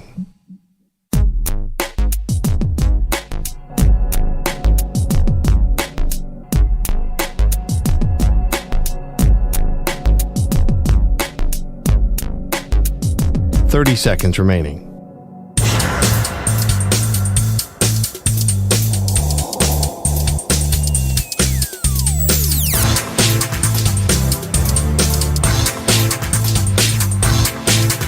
Fifteen seconds.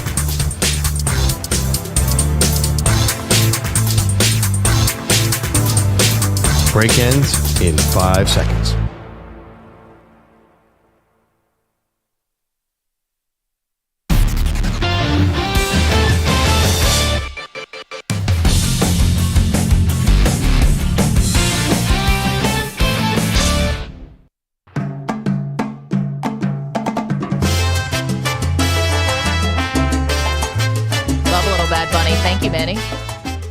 I told Manny in the break. Wait, you're telling me his real name isn't Bad Bunny? We've been talking about celebrities who changed their name, and Perloff is just shocked. Yes, his real name's not Vin Diesel, Pearl.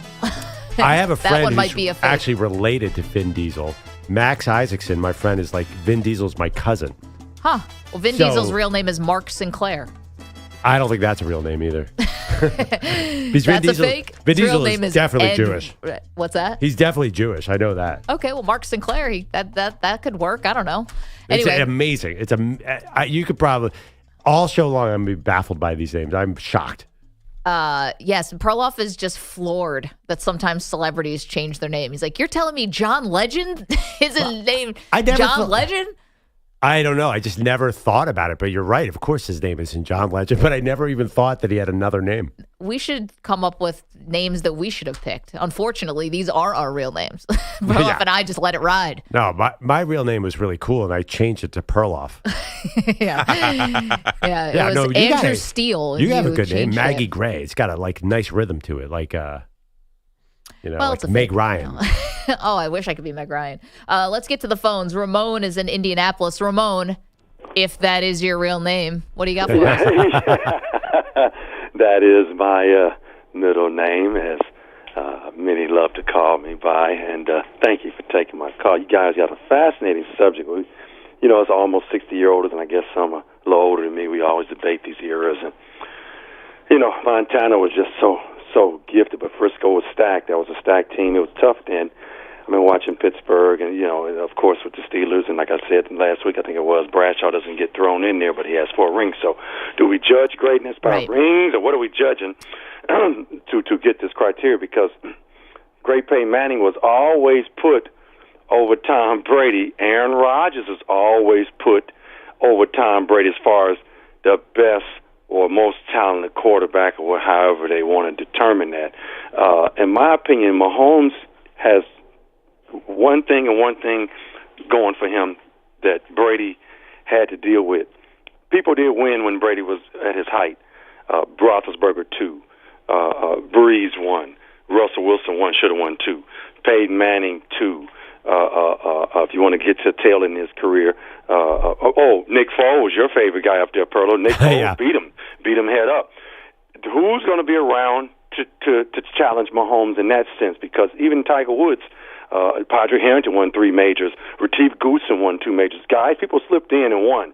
So who's going to slip in and win like the Bens and the Breezes and the Wilsons and everybody else did when Brady was at his height? Because that's what's going in his favor. We don't get Lamar or we don't get Josh this weekend. I'm rooting for the Bills. Maggie, I've never rooted for the Bills except way back in the 90s when I wanted them to beat the Giants and they didn't.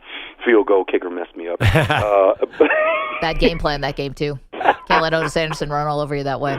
But they control the clock. They're getting all of me. I'm going on DraftKings today. I'm not promoting gambling. I'm sorry. But I'm going on DraftKings today and make my picks. But Ramon, it is very interesting because you're right. I think we remember some of these things. And Ramon, you're the best. Thank you. Have a great weekend, and thank you for the support.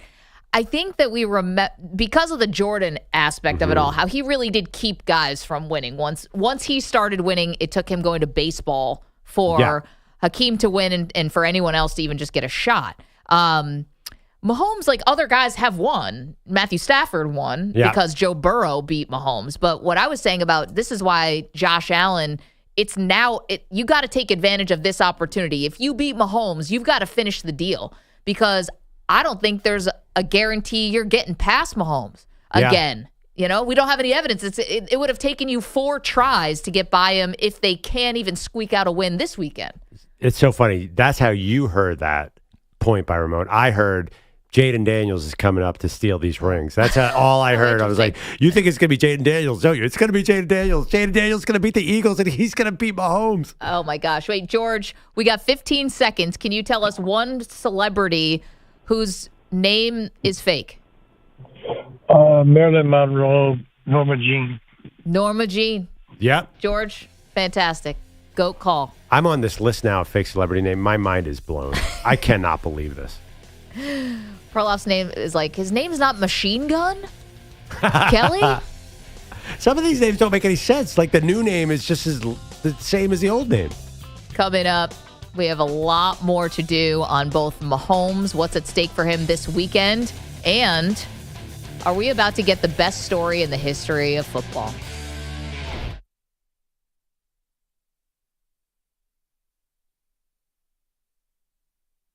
You're in a 5-minute break.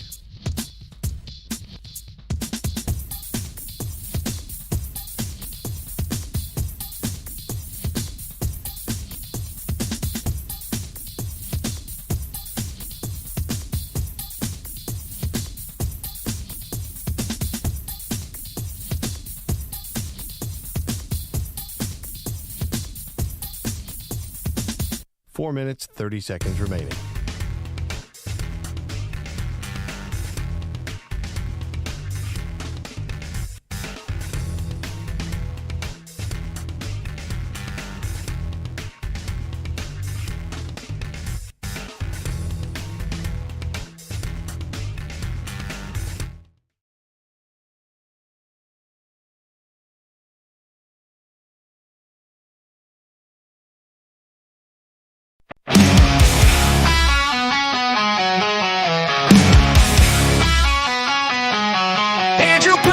His turtle, call it chill shot bliss. He feeds it kale and lettuce, then gives it a little kiss. Andrew Bogusch's turtles got a mansion in the tank with a slide, a tiny hammock, and a treasure chest bank. Two-tone Tony rolls in, his turtles got swag, cruising slow but steady, repping that reptile flag. Meanwhile, Kevin LaMelle's got tacos on his plate. Breakfast, lunch, and dinner, he's got no time to wait. Turtle love, taco dreams, Andrew living supreme. Two-ton Tony, slow and steady crew. Kevin's got breakfast tacos, what's Peter gonna do? Yo, Perloff's turtles chillin', basking in the heat. Bogusch's turtles flexing, got gold chains on its feet. Tony's turtles on TikTok, racking up views, while Kevin's tacos sizzle, serving up the news. But Pilates MIA, not a damn thing new. Work? Nah, he'd rather just hit snooze. We're out here hustling, making turtles the stars, and Pete's just ghosting like he's hanging on Mars. Turtle love, taco dreams, Andrew living supreme. Two-ton Tony, slow and steady crew. Kevin's got breakfast tacos, what's Peter gonna do? Yo, Perloff's turtle spotlight, tacos taking the stage, while Pilates excuses keep showing his age. Perloff's turtles named LeBron, Bogusch calls his taco just for the show. Tony's turtles trained in breaking the mold.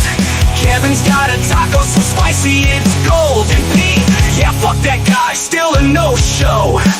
The legend of Pilates always laying low. Turtle love, taco dreams, Andrew living supreme. Two-ton Tony, slow and steady crew. Kevin's got breakfast tacos, what's Peter?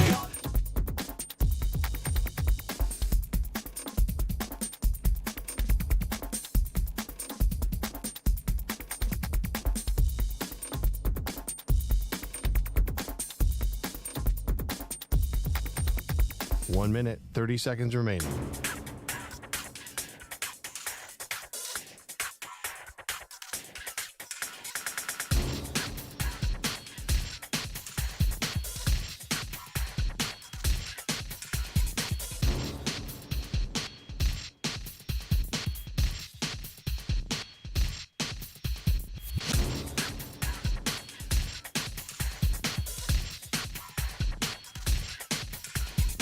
1 minute remaining.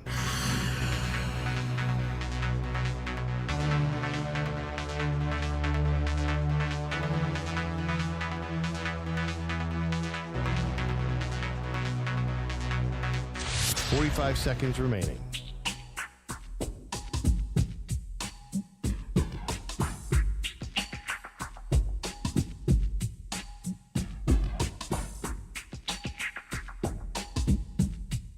$30 seconds remaining.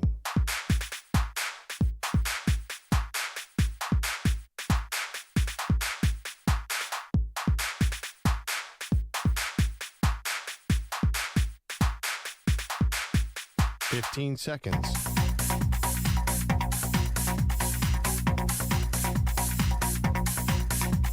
Break ends in 5 seconds.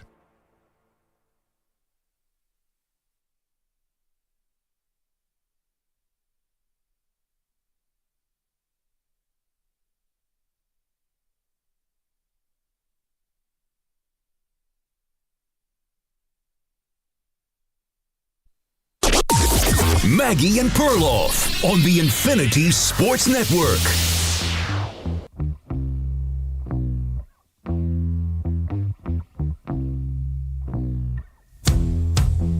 How dangerous are the Washington Commanders really?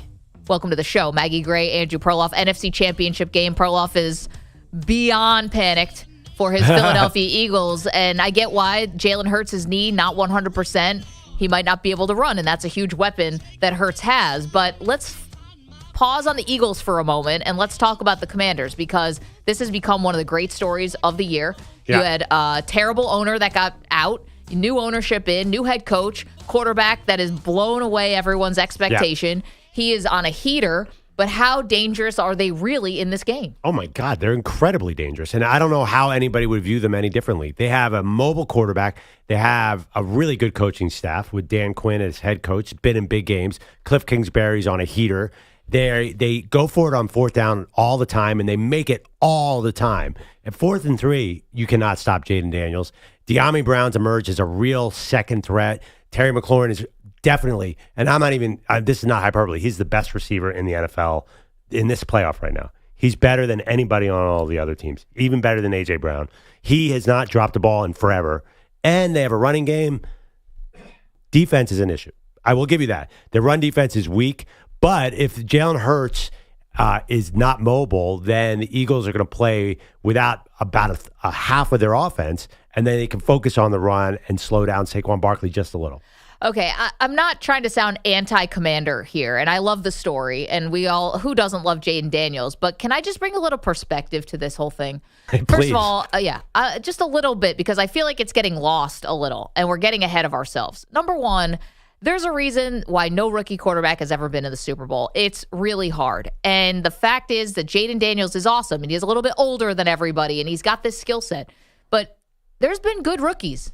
Ben Roethlisberger was a great rookie. There's been lots of good. C.J. Stroud last year was a great rookie. There's been tons of good rookies who haven't been able to do this, and it's not like you're walking into the red carpet here of the Philadelphia Link. And I know that he's played there before.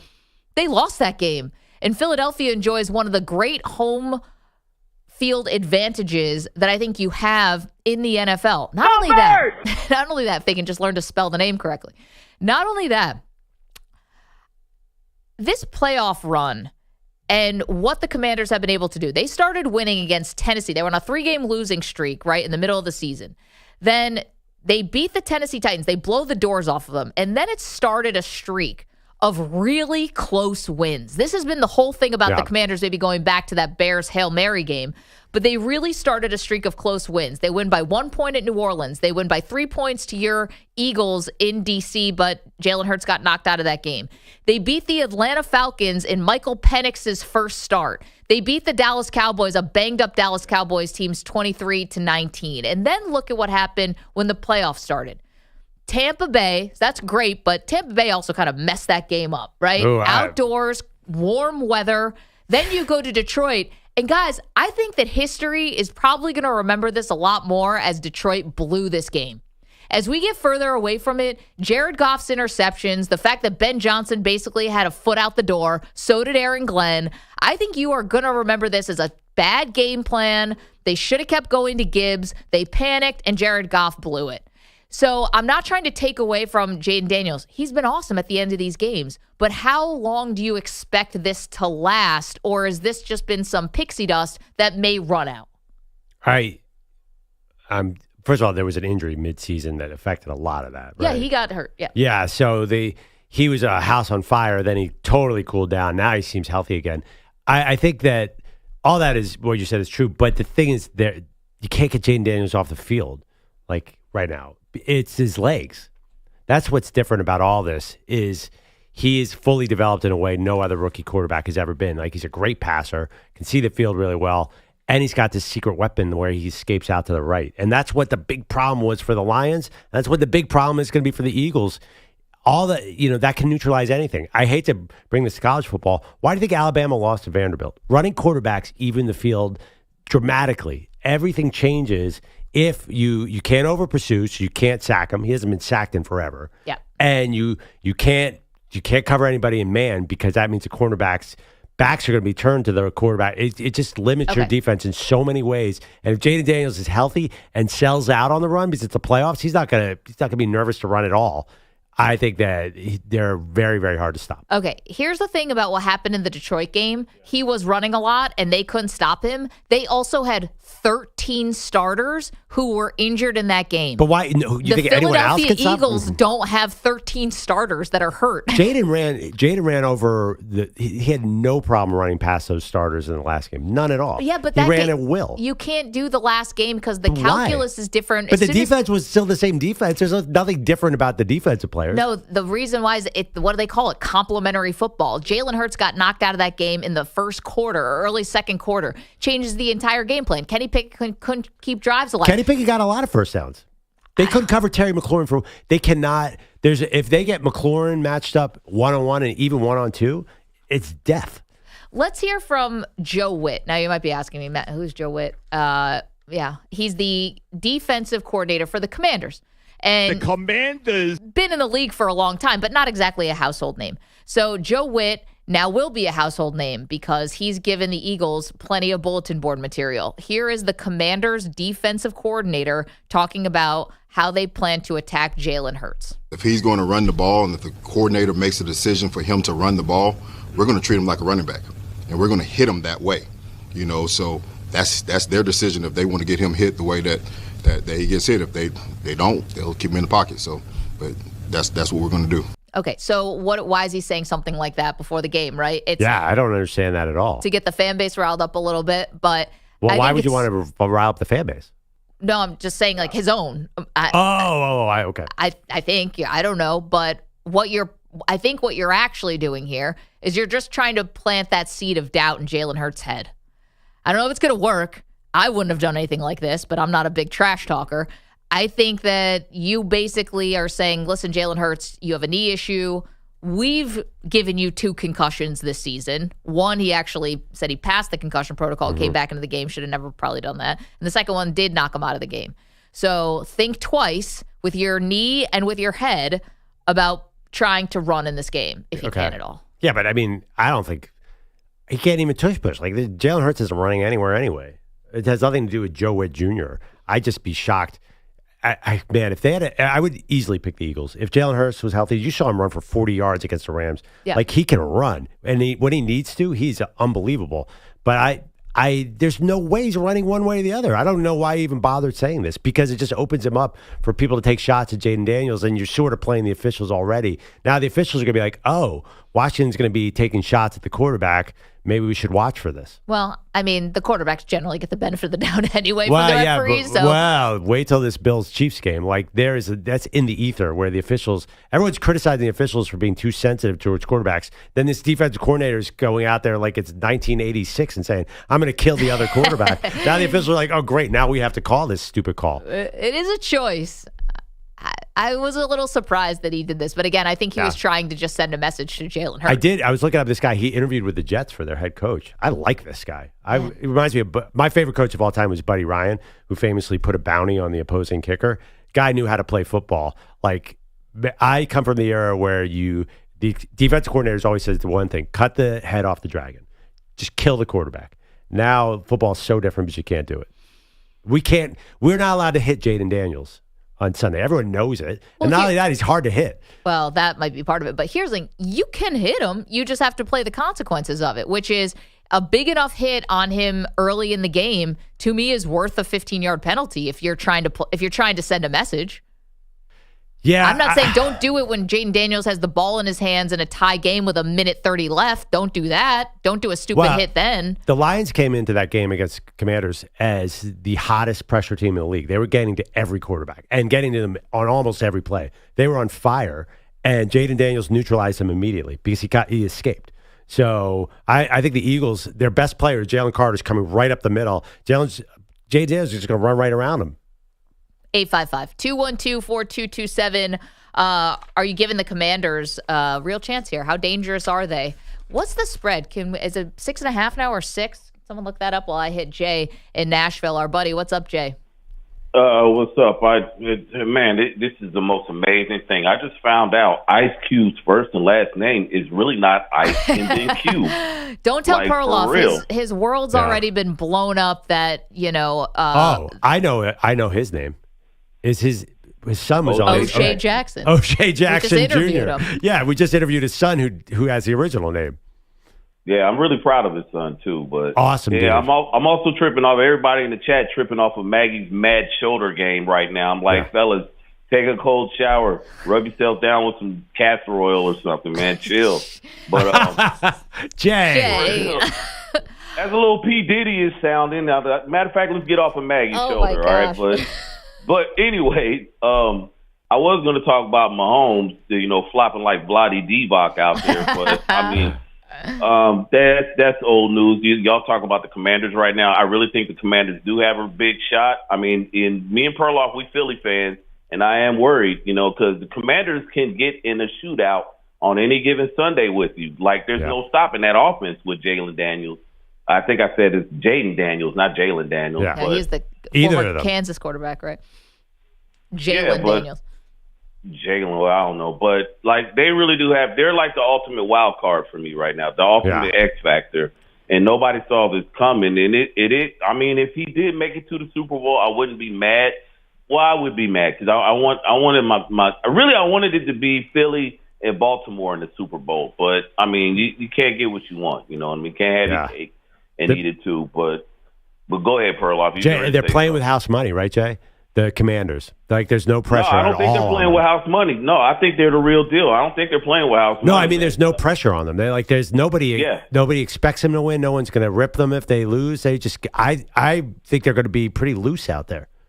Yeah, man. I think they're just that's exactly how they're playing too. Like, we ain't even supposed to be here, and we're balling out, and that's like that's what I'm saying is really, if I was betting, I wouldn't gamble on this game. I'd never gamble on my team. Yeah. Because you know how people just, I'm going to bet for, Miami of Ohio against Ohio State just because that's their alma mater. It's like, I don't know. What's the spread? But, Jay, no, great call. Thank you. I don't know why I'm having this sort of thought that we come in on Monday and it's like, oh, what do we expect from a rookie quarterback? Like, was this all too much too soon? And people are talking about Dan Quinn and how he's coaching all these big games. Don't remind Dan Quinn about that. The big games that he's coached in, one of the most famous Super Bowl chokes of all time, and the one that got him basically run out of town in Dallas was when they were a 7.5-point favorite, and Green Bay came in and ran all over them. So Dan Quinn is a great coach. I'm just giving you the other side because I feel like we're crowning the Commanders here and not just treating it as like this is a out of nowhere story that nobody could have predicted. Yeah, there's no way. Monday we could easily come in the Eagles win. I would think we're talking about how Saquon just went nuts.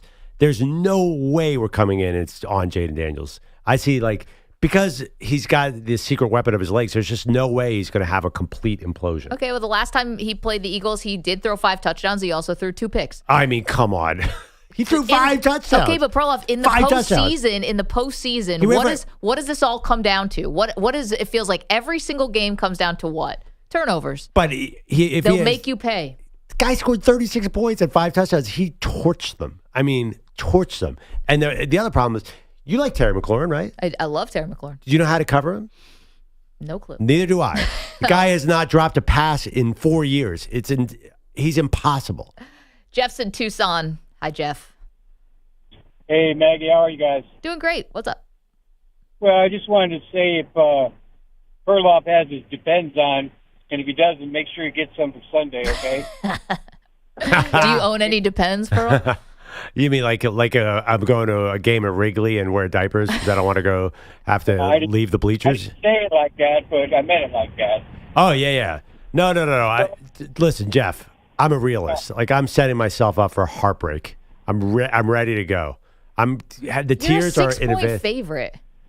That's a lot in the NFL. Jeff, help me out. I'm trying to tell Maggie that out there in public, a lot of people think the Commanders are dangerous here, right?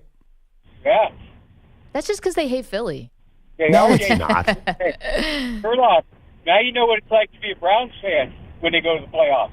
It's like, but here's the thing is that I think that the whole thing about putting that we're going to hit your quarterback out there on the run is set up for two things. It's like they want you to know that if you hurt ours, we're going to go after yours. That's the first thing that thing set up. Oh, I like it. Well, eye for an eye. Okay. Yeah, and the second thing is that I think that's a message sent for across the league. If he makes it to the Super Bowl, you're going to give us that call just like you give it to Mahomes.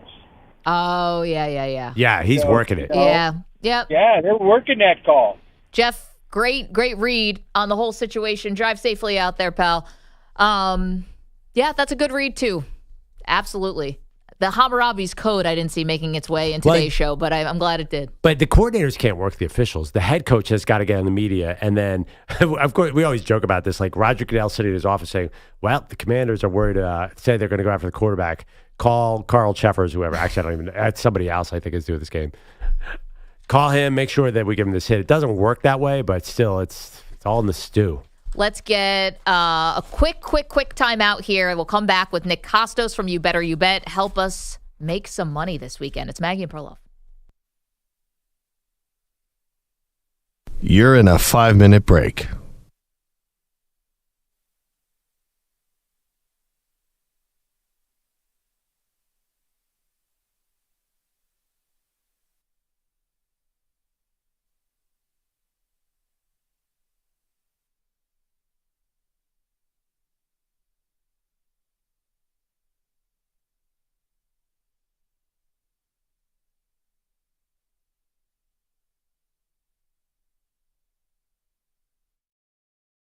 Chilling, basking in the heat.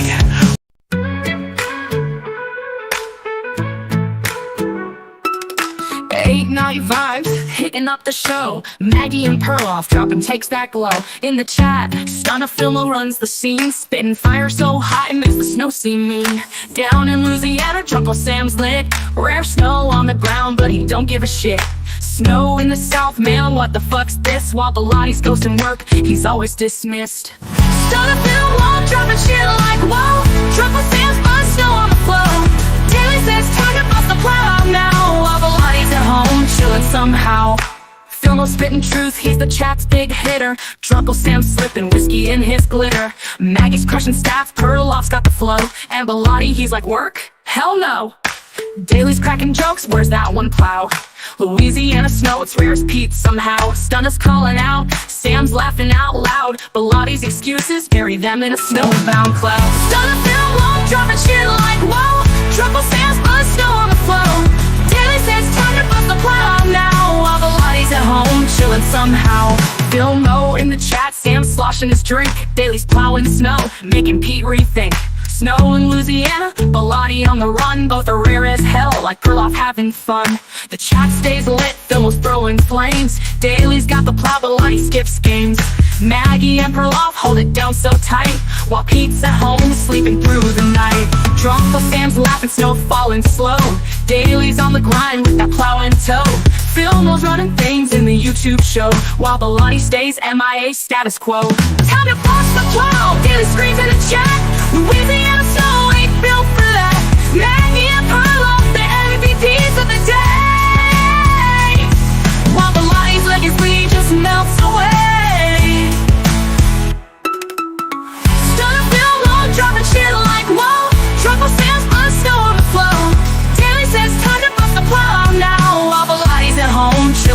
somehow. For here's to Filmo, Sam and Daly too. Maggie and Perloff, they'll carry the crew. But Bilotti, man, fuck that guy. A no-show forever, just waving goodbye.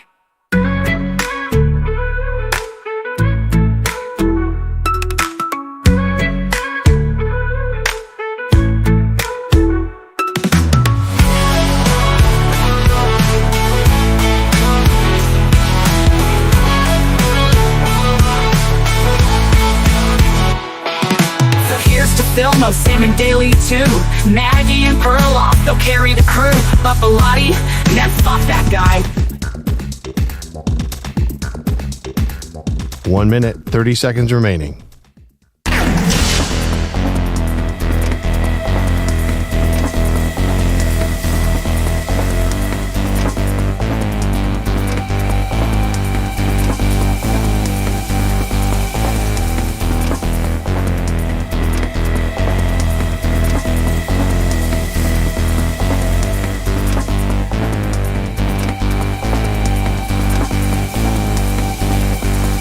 One minute remaining.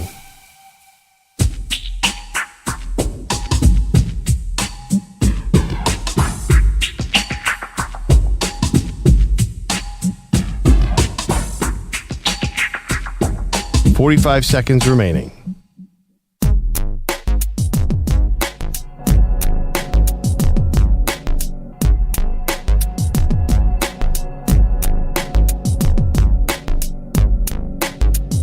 "30 seconds remaining.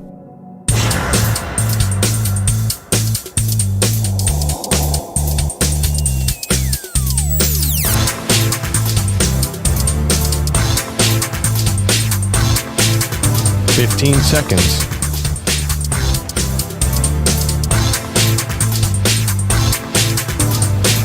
Break ends in 5 seconds.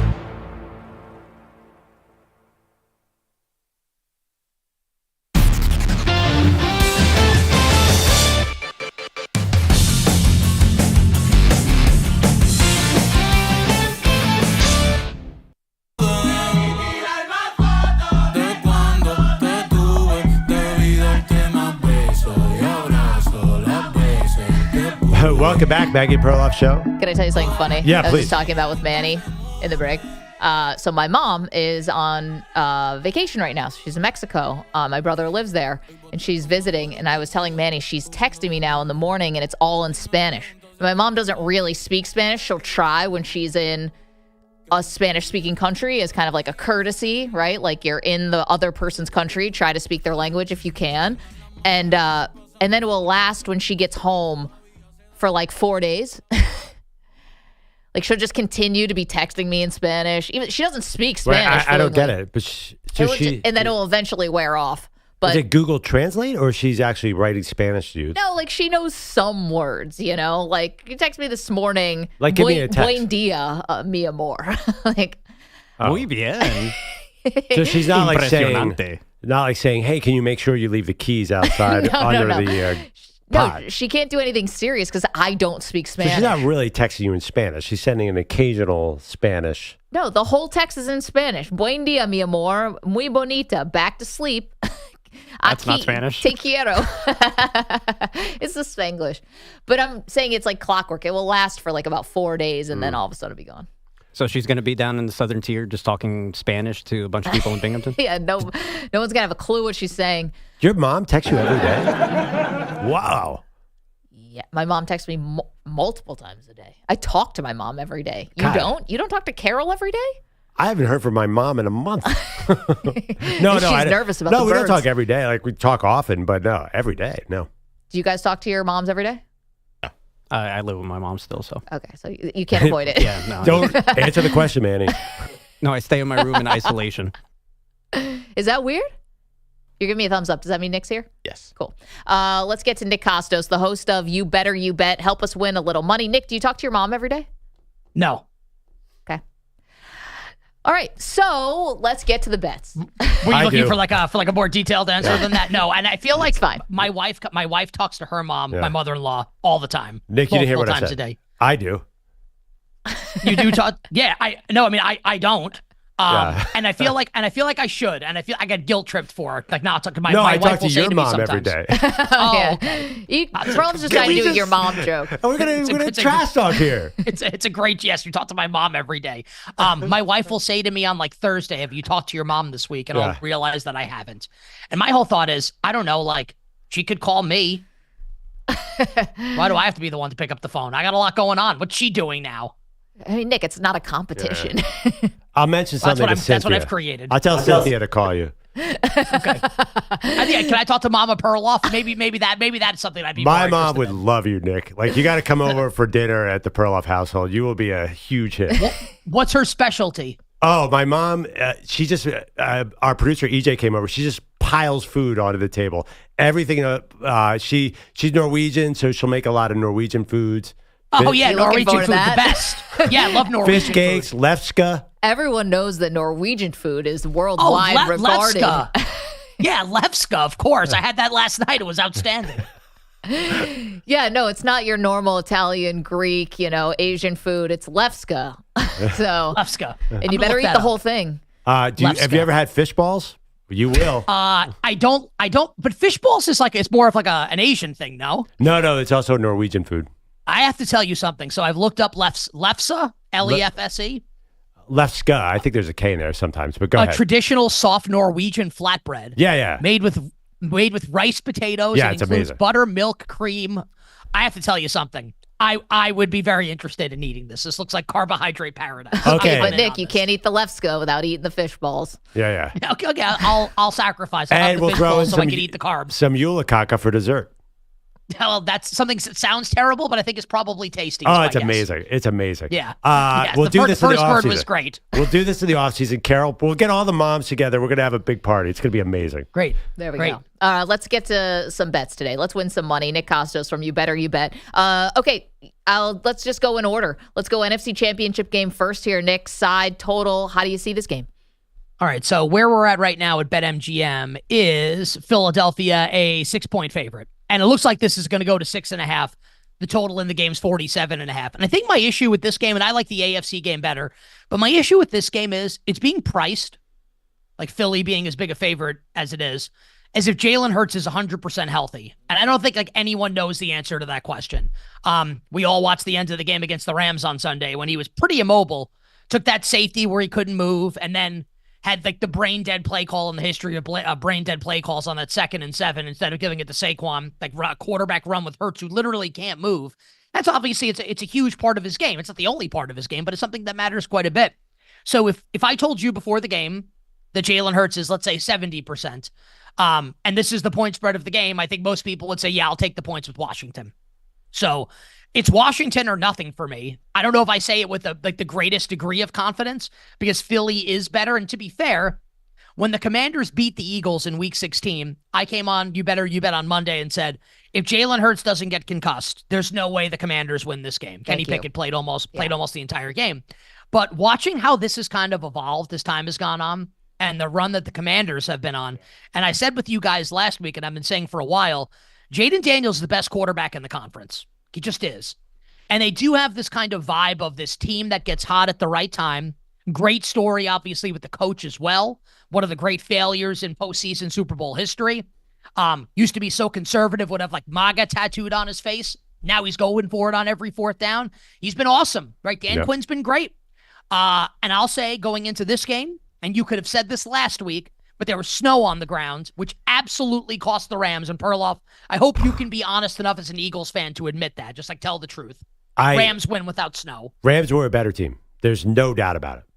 So the Rams win without snow. And I agree. I'm not being a hater, just being objective. The Rams were I thought the Rams were going to win the Super Bowl about halfway through the season. I thought they were coming out of the NFC. They were Stafford. By the way, I disagree. Stafford's just as good as Jaden Daniels. You don't think? Well, different. Over the balance of their career, Stafford's going to the Hall of Fame. Right now, you take Jaden Daniels.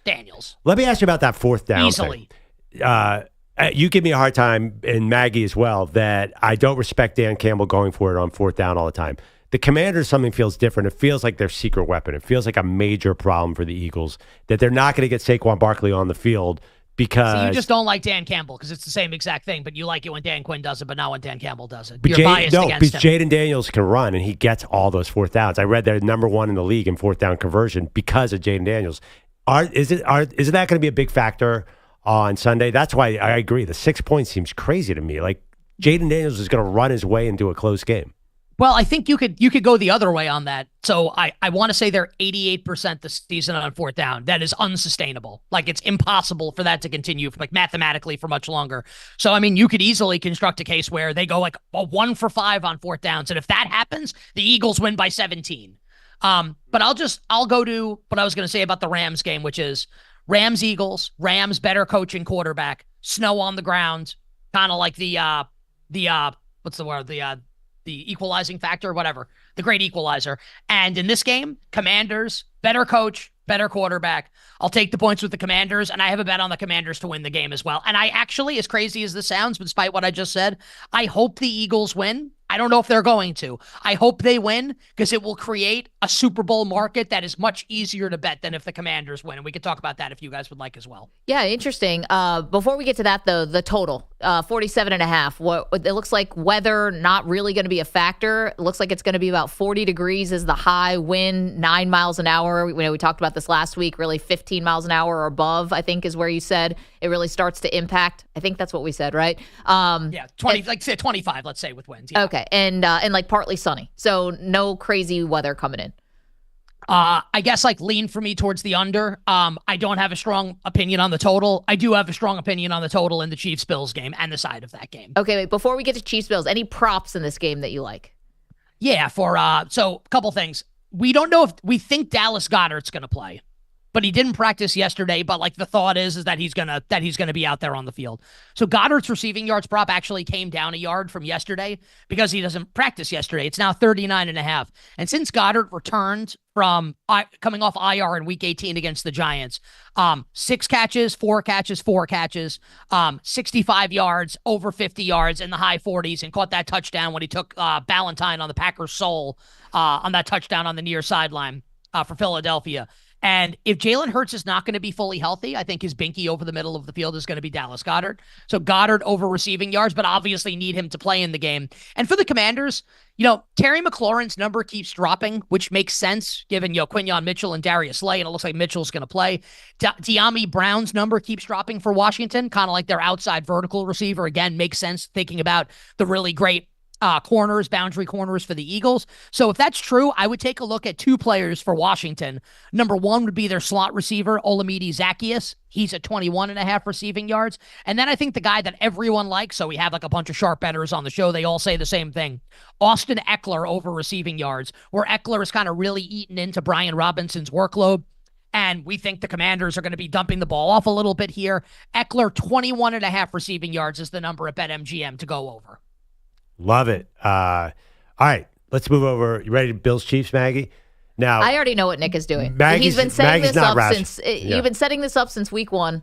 She's very sensitive right now, Nick. So break it to her lightly how this game's going to go. No, it's okay. Yeah, but Chiefs are going to win. You've been telling me this, that the Chiefs are going to win. You called it. You said it's going to be Sean McDermott is going to make a stupid decision. Like, you've already game planned this out, 10 times, I think, in your head. To be fair, I did love the Ravens last week. Yeah. That wasn't and again, just want to call a spade here. Like, you ever play the video game Sonic the Hedgehog back in the day? Oh, you get all those rings, and then at the end of the stage, you run into a spike, and all the gold rings go everywhere. That was me at the end of the great weekend until so I loved the Ravens, and I was way wrong on that game, obviously, right? Lamar was Lamar, and I'll give Josh Allen a lot of credit. Like, the stats don't show it. 127 passing yards. He did not make the critical error, and it really just goes to show his evolution as a quarterback. And I think if you because look, I love Kansas City in the game. The point spread's 1.5. The betting market says it's a coin flip game. So it's not like Kansas City's going to kill them. I don't think that's going to happen. The Bills could definitely win. And I think if you like Buffalo in the game, you hang your head on Josh is not going to make the mistake. Like Mahomes doesn't make the mistake, and now Josh is not making the mistake either, which makes it a really interesting game. And just because I know we're all big sports fans, right? And you're asking me a betting question, but I'm a sports fan at heart before I'm a sports bettor. And just the historical ramifications of this game and everything that it means. When you have like the ultimate star-crossed franchise in sports, a team denied like the top spot on the mountain, top 4 consecutive years in the early 90s, one of the best and most loyal and rabid fan bases in sports. They're crazy. I got Instagram messages from Bills Mafia. All my Instagram is a picture of my wife and daughter telling me to kill myself because I picked the Ravens. You guys are nuts. That is But done out of love. That is a compliment. I respect it. This is how we show affection I agree. amongst our bunch. I absolutely agree with that, but they're totally nuts. And if they're able to get over the hump here, the Bills will be favored in the Super Bowl against either the Eagles or the Commanders. And on the flip side, you've got the Chiefs trying to do the first three-peat in the history of the league, right? The 60s Packers, 70s Steelers, 80s Niners, 90s Cowboys. All the great Patriots teams never won 3 Super Bowls in a row. So we are 2+ weeks away from potentially saying this is the greatest team in the history of the league. There is so much on the line historically in this game. And while I don't think Josh will be the one to blow it for Buffalo, I think it will be McDermott at some point. And Maggie, Buffalo won the game last week. The third and goal from the 2 with 4 minutes to play. Shotgun draw to Josh Allen is one of the dumbest play calls in the history of play calls. Tony Romo on CBS is correctly begging, pleading, imploring. Sneak the ball twice with your giraffe quarterback. Like you're going to get a 1.5 yards. Instead, they lose a half yard and have to kick a field goal with Tyler Bass. Yada, yada, yada. Of course, the Ravens score a touchdown and come within a 2-point conversion of tying the game. Yeah, the only thing is, and you're right, and I was wondering, like, is his left hand broken, or is there some reason, but they've done QB sneaks with him before. It was a boneheaded move. I totally get it. However, not to play, like, revisionist history because we don't have to because the Bills won. The Ravens did leave 1.5 minutes and 2 timeouts. Fair. The Bills could have marched down the field, and Tyler Bass kicked a 51-yarder. He could have won the game in regulation. He may have missed, but they also could have scored a touchdown. 1.5 minutes for the Bills to get down the field is that's not impossible. Yeah, but I mean, it's just Sean McDermott. Like, here's 35 seconds left and they're on the 30, and he starts slowing down. He will blow it. I get it. Wait, but hey, Nick, by the way, in that game, I thought the weather was just almost as big a factor as Eagles-Rams. Like, Mark Andrews couldn't get his footing under him both plays, the fumble and the drop. Dude, you telling me that icy field, that icy ball didn't affect everything that was going on? You're kidding me. Perloff and I argued about this for a week. You don't think on a dry field that game played out differently? You're out of your mind. Let's keep the betting as the main thing here while we have access to Nick's brain. Nick Kostos joining us from You Bet or You Bet. He joins us every Friday. So yes, is Josh Allen going to have to overcome the Chiefs, the officials, and his own head coach probably to win this game? It's a tall task. You like the Chiefs in the game. What about the over-under? What about the props? And then explain what you meant about if the Commanders win, if the Eagles win, it's an easier Super Bowl to bet. Yeah, I'll just say everyone out there that hates the Chiefs, just like the virus that's sweeping the nation right now, CDS, Chiefs derangement syndrome. Don't let it impact how you choose to bet things potentially this weekend in this game. Total in the game is 48, so it's been bet up a little bit from yesterday to today. I agree with that move. It feels a little low with these two quarterbacks. The Chiefs defense is very good, obviously, with a great coordinator in Steve Spagnuolo, who should be a Hall of Famer. This is not the best Chiefs defense of this run that they've been on. Certainly think that Josh Allen and the Bills offense can score some points. And on the flip side, I think this Bills defense is a little overrated. We saw the Ravens should have put up more points than they did last week. I certainly think the Chiefs can score also. I think this is, let's call it 27-24 Chiefs.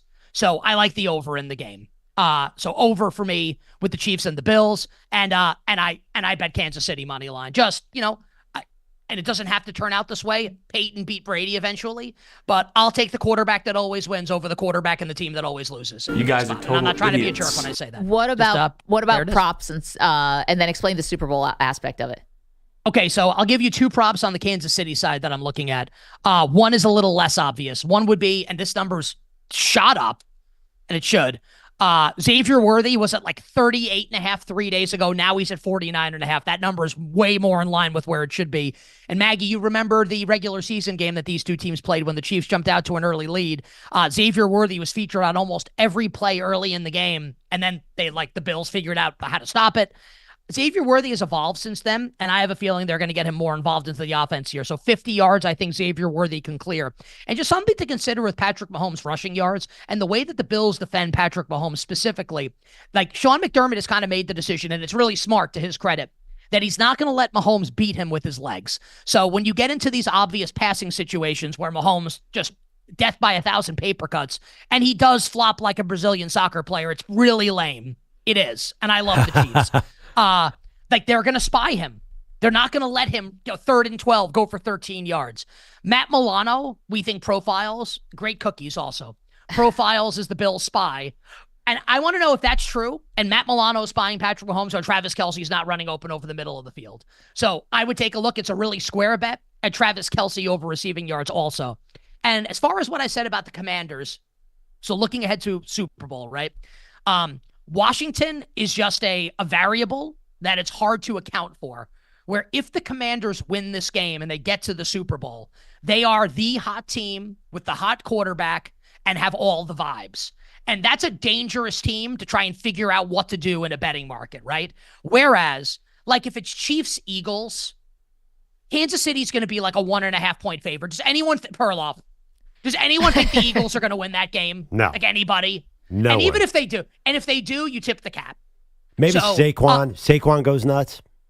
Yeah, okay. It's the best we got. I am hoping that the Super Bowl is Chiefs-Eagles, so I can have a sizable bet on Kansas City, and I feel like when I click the button, I just win. Go Birds! By the way, Jay Daniels would tear apart that Bills defense. Yeah, it just makes you a little nervous, right? Like the Bills would be like a 4.5 point favorite in the game, but it would make you nervous where you have the upstart quarterback who hasn't been there against the perennial losers, which doesn't mean they can't win. I'm not even saying that derisively. It's a fact. Like I would say the same thing if the Ravens got there. The perennial losers versus the upstart quarterback. Like, what do you do in that spot? Historically, it's been a really interesting game when that kind of plays out. Yeah, I mean, I can't decide. I think you're with me. Would we laugh or cry for Maggie if the Bills beat Mahomes and then lost to Washington or I'd cry. Philadelphia? I'd feel bad for her. That's the worst case scenario. Is that the worst case scenario? I get your pity. Is the worst? Yeah, definitely the worst case scenario is to beat Mahomes. Well, yes, that's worse. To beat Mahomes and lose to Jaden Daniels. To lose to the Yeah. first ever rookie making the Super Bowl and then losing to that quarterback. It doesn't matter who you lose to in the Super Bowl, like 5, and then you lose to Washington again. Well, and you lose to an NFC East team again. Because the NFC East is Buffalo's daddy. Yeah. It's been a while, but yeah. And Philly's the only one that hasn't gotten them in the Super Bowl. So maybe it should be the Eagles. 1990 all over again. Just a clean sweep, all 4 teams. Thank you, Nick. I had not thought about it that way, and so now I can think about that. Can I run? Jaden Daniels. Speaking of NFC, I think that's all the betting stuff, unless you have something else for us. I mean, whatever you want. I'm here for whatever you guys need. No, but is there another angle that I'm not thinking of? Is there another bet? Is there another angle? I think we're good. Okay. Both sides of the game. I like the total in the Chiefs game. I think the Chiefs are going to win. Yeah. Can I test my prop on Nick? Yeah. Noah Gray over 1.5 receptions. You feeling me? That sounds good, right?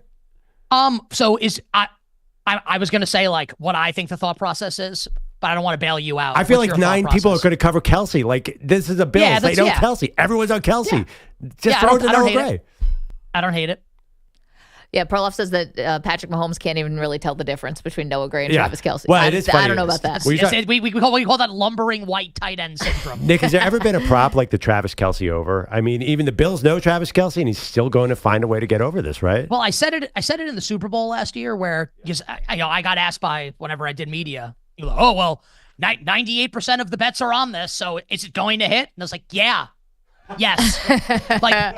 Just sometimes everybody just wins. Yeah. Like sometimes everybody wins. Yeah. That does happen from time to time. It's okay. You know, Nick, I'll have to, we're out of time, or else I'd have to lay my Cowboys theory on you another time. I'm here. Well, we got like 1 minute. Okay, 1 minute. Here's my theory on the Cowboys. Brian Schottenheimer, they're hiring as coach. I think that Brian Schottenheimer is being hired to be a patsy. And what is happening is that the Dallas Cowboys are actually going to execute a 1-year tank to get Arch Manning. And Brian Schottenheimer will stand there and he will take this and he will get blamed or whatever because they don't care about Brian Schottenheimer and he's okay being used in this way. You got all their major guys, except for Michael Parsons, are going to be coming off of injury. You have, you can say you're going to go all in. Who's ever seen evidence of that? And I think they need the quarterback of the future after Dak, Arch Manning. This work with Troy Aikman, they got him number 1 overall, set them up. I think this is a executed tank by Stephen Jones, who's pulling the strings. I love that. Like the piece at the end there, like the Grima Wormtongue at the end there to King Theoden, Lord of the Rings reference. Yeah, the problem with that is nerd a lot. Yeah, sure. I'm a massive nerd. But Dak's going to play, right?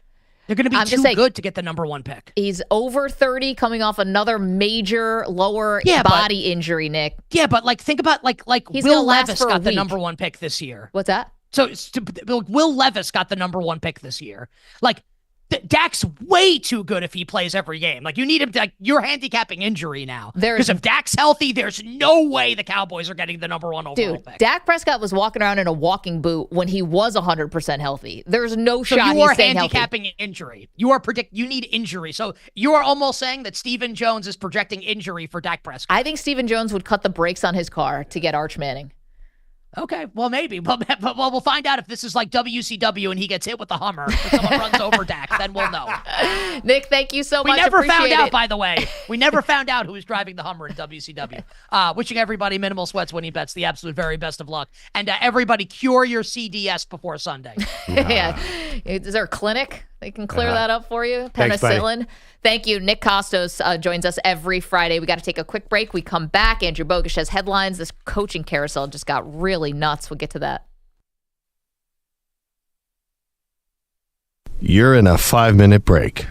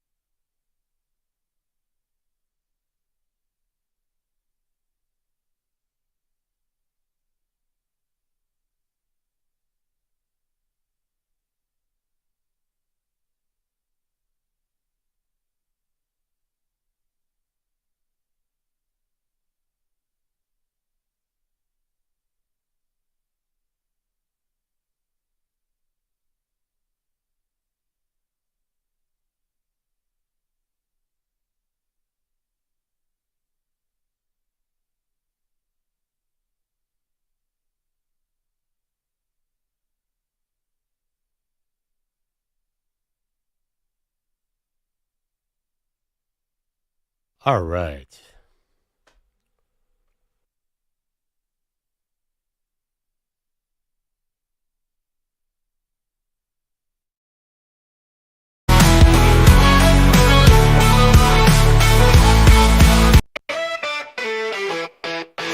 DJ's talking big, saying this year's the chance, but the Celtics showed up and led the dance. Chasing dunking hard, Jalen's running wild, while EJ's sitting there looking like a sad child. Peter's nowhere to be seen, it's no surprise, just like the Knicks, he's dodging working alibi. Oh, EJ and Knicks are out of luck.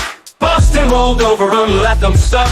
Peter's missing work, but that's no news. Just like your Knicks, he keeps dodging the blues. They traded away Dante Rangles out the door, didn't sign Hartenstein, now they've wrecked the core. Carl Anthony Towns, that guy's way too soft. Knicks fans thought they'd soar, but they've already coughed. And where's Peter? Nowhere near the scene, still hiding from work like he's part of the team.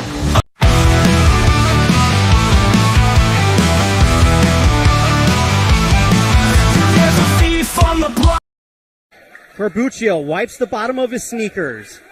He's guarded by Lawson. Play in action. Corbuccio gets a screen from Ratliff. Corbuccio driving, finds Ratliff, free throw line, Jay, yes! Clock continues to run. Panthers have one final chance. Here's Kennedy. Kennedy with 5, step back, Jay, yes!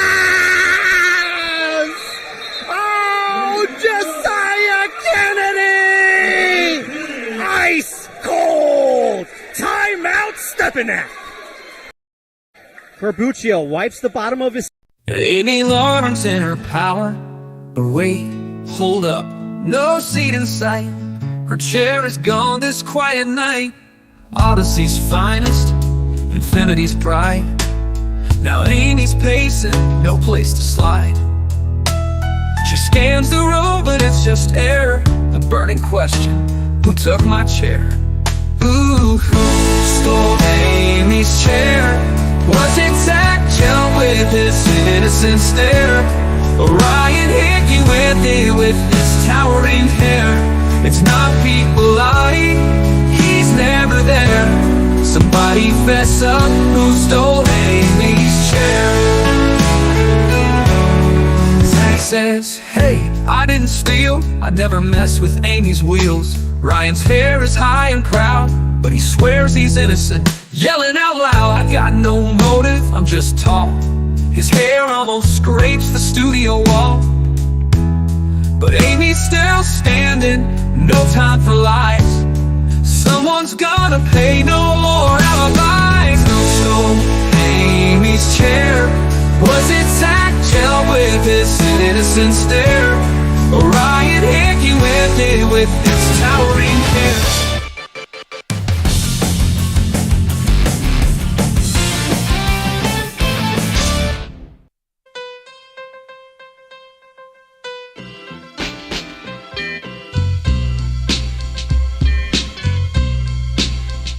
R.I.P. ODB forever. Andrew Bogusch is here with headlines.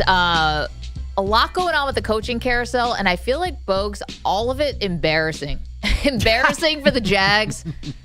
Last to know that their coaching search is being hamstrung because no one wants to work with their GM, even though everyone knew this.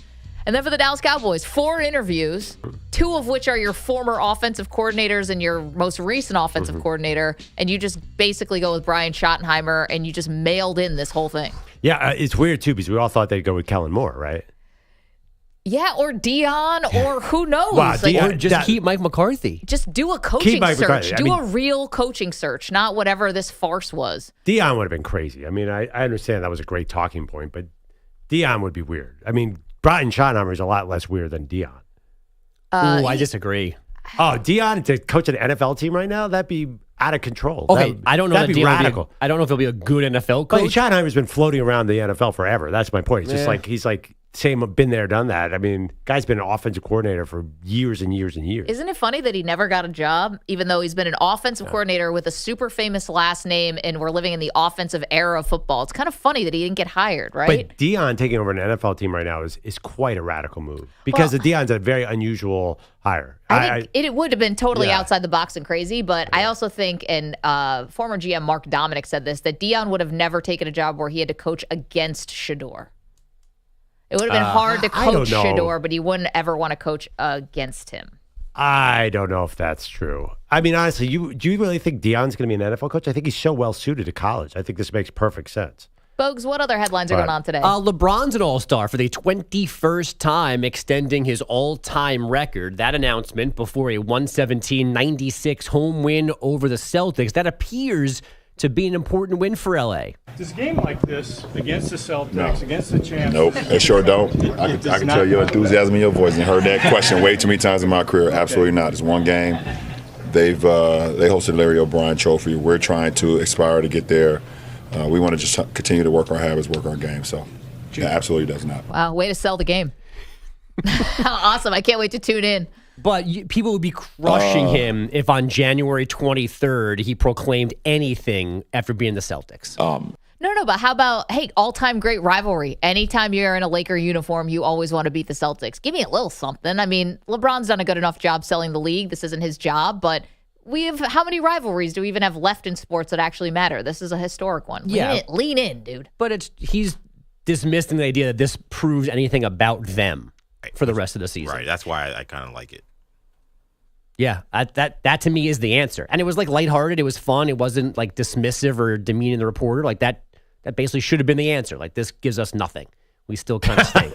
LeBron did have 20, 14, and 6 in the win. Nikola Jokic, Kevin Durant, Shai Gilgeous-Alexander, and Stephen Curry also picked as West starters Giannis, Jason Tatum, and Donovan Mitchell in the East. Would he be Steph Curry if he was Steve Curry? Also, by the way, Stephen Curry, not his name.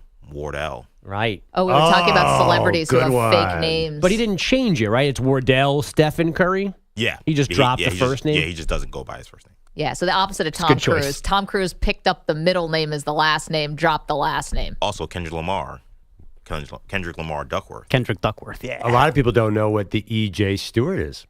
I do. They will never know, except for Bogusch. I got a phone Emilio. number. No, E we know. That's Elijah. J is the question mark. Of course, yeah. I'm like, it's not I do know your first name. You're thinking of Emilio Estevez, yeah. I was thinking about Emilio Estevez. That's his real name. It's Charlie Sheen. Yeah. Who changed the last name. And Martin. Yeah. Yeah, the dad did it first. A little more important. Oh, are we out of time? How? So many more things to do, Bogues.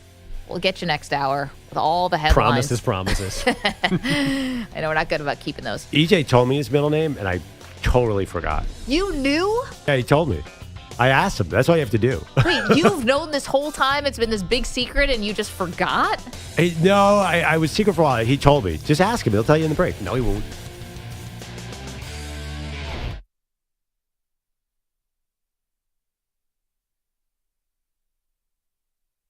You're in a 5-minute break.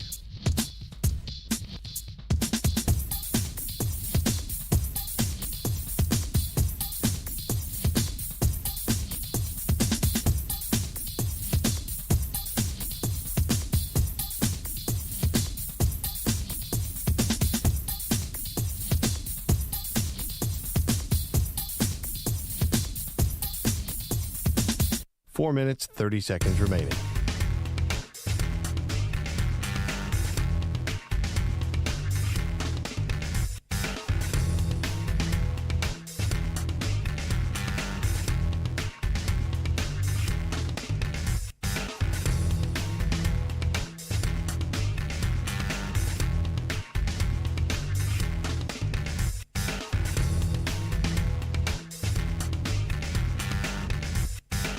Four minutes remaining.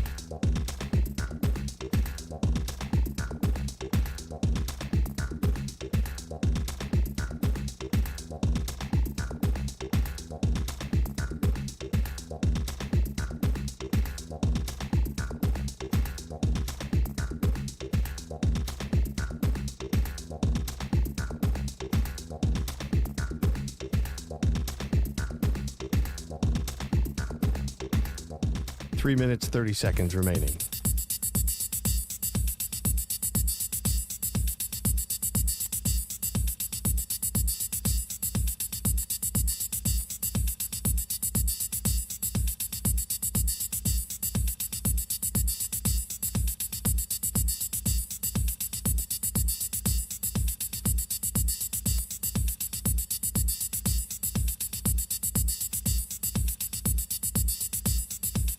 Three minutes remaining.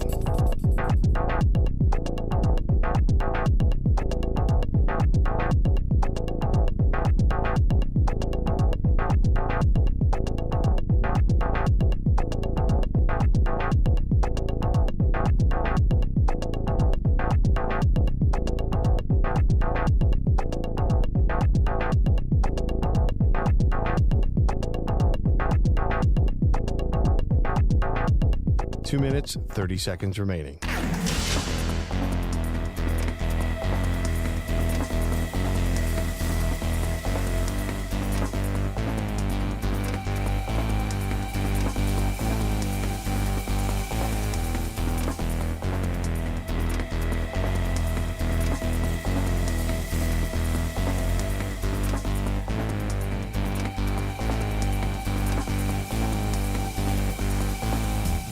Two minutes remaining.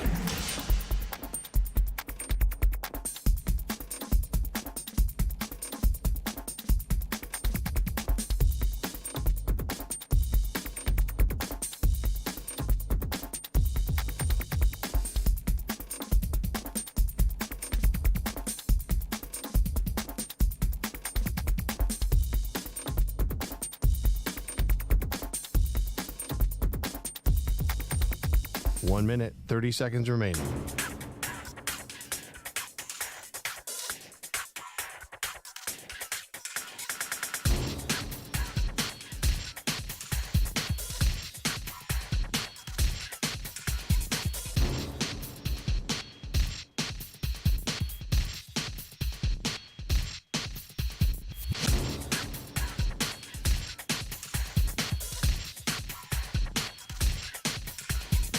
1 minute remaining.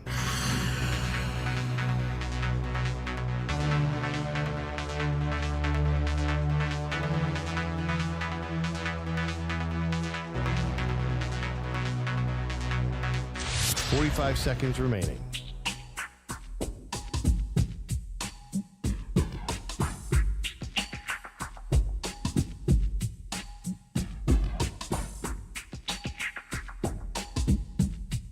$30 seconds remaining.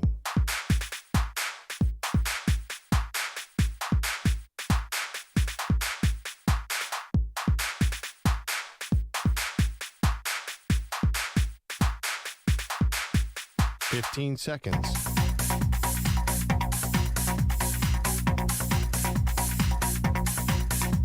Break ends in 5 seconds.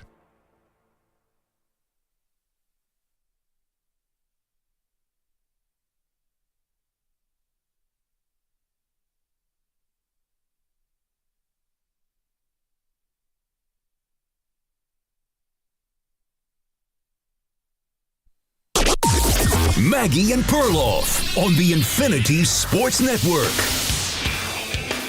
Championship weekend. Let's go.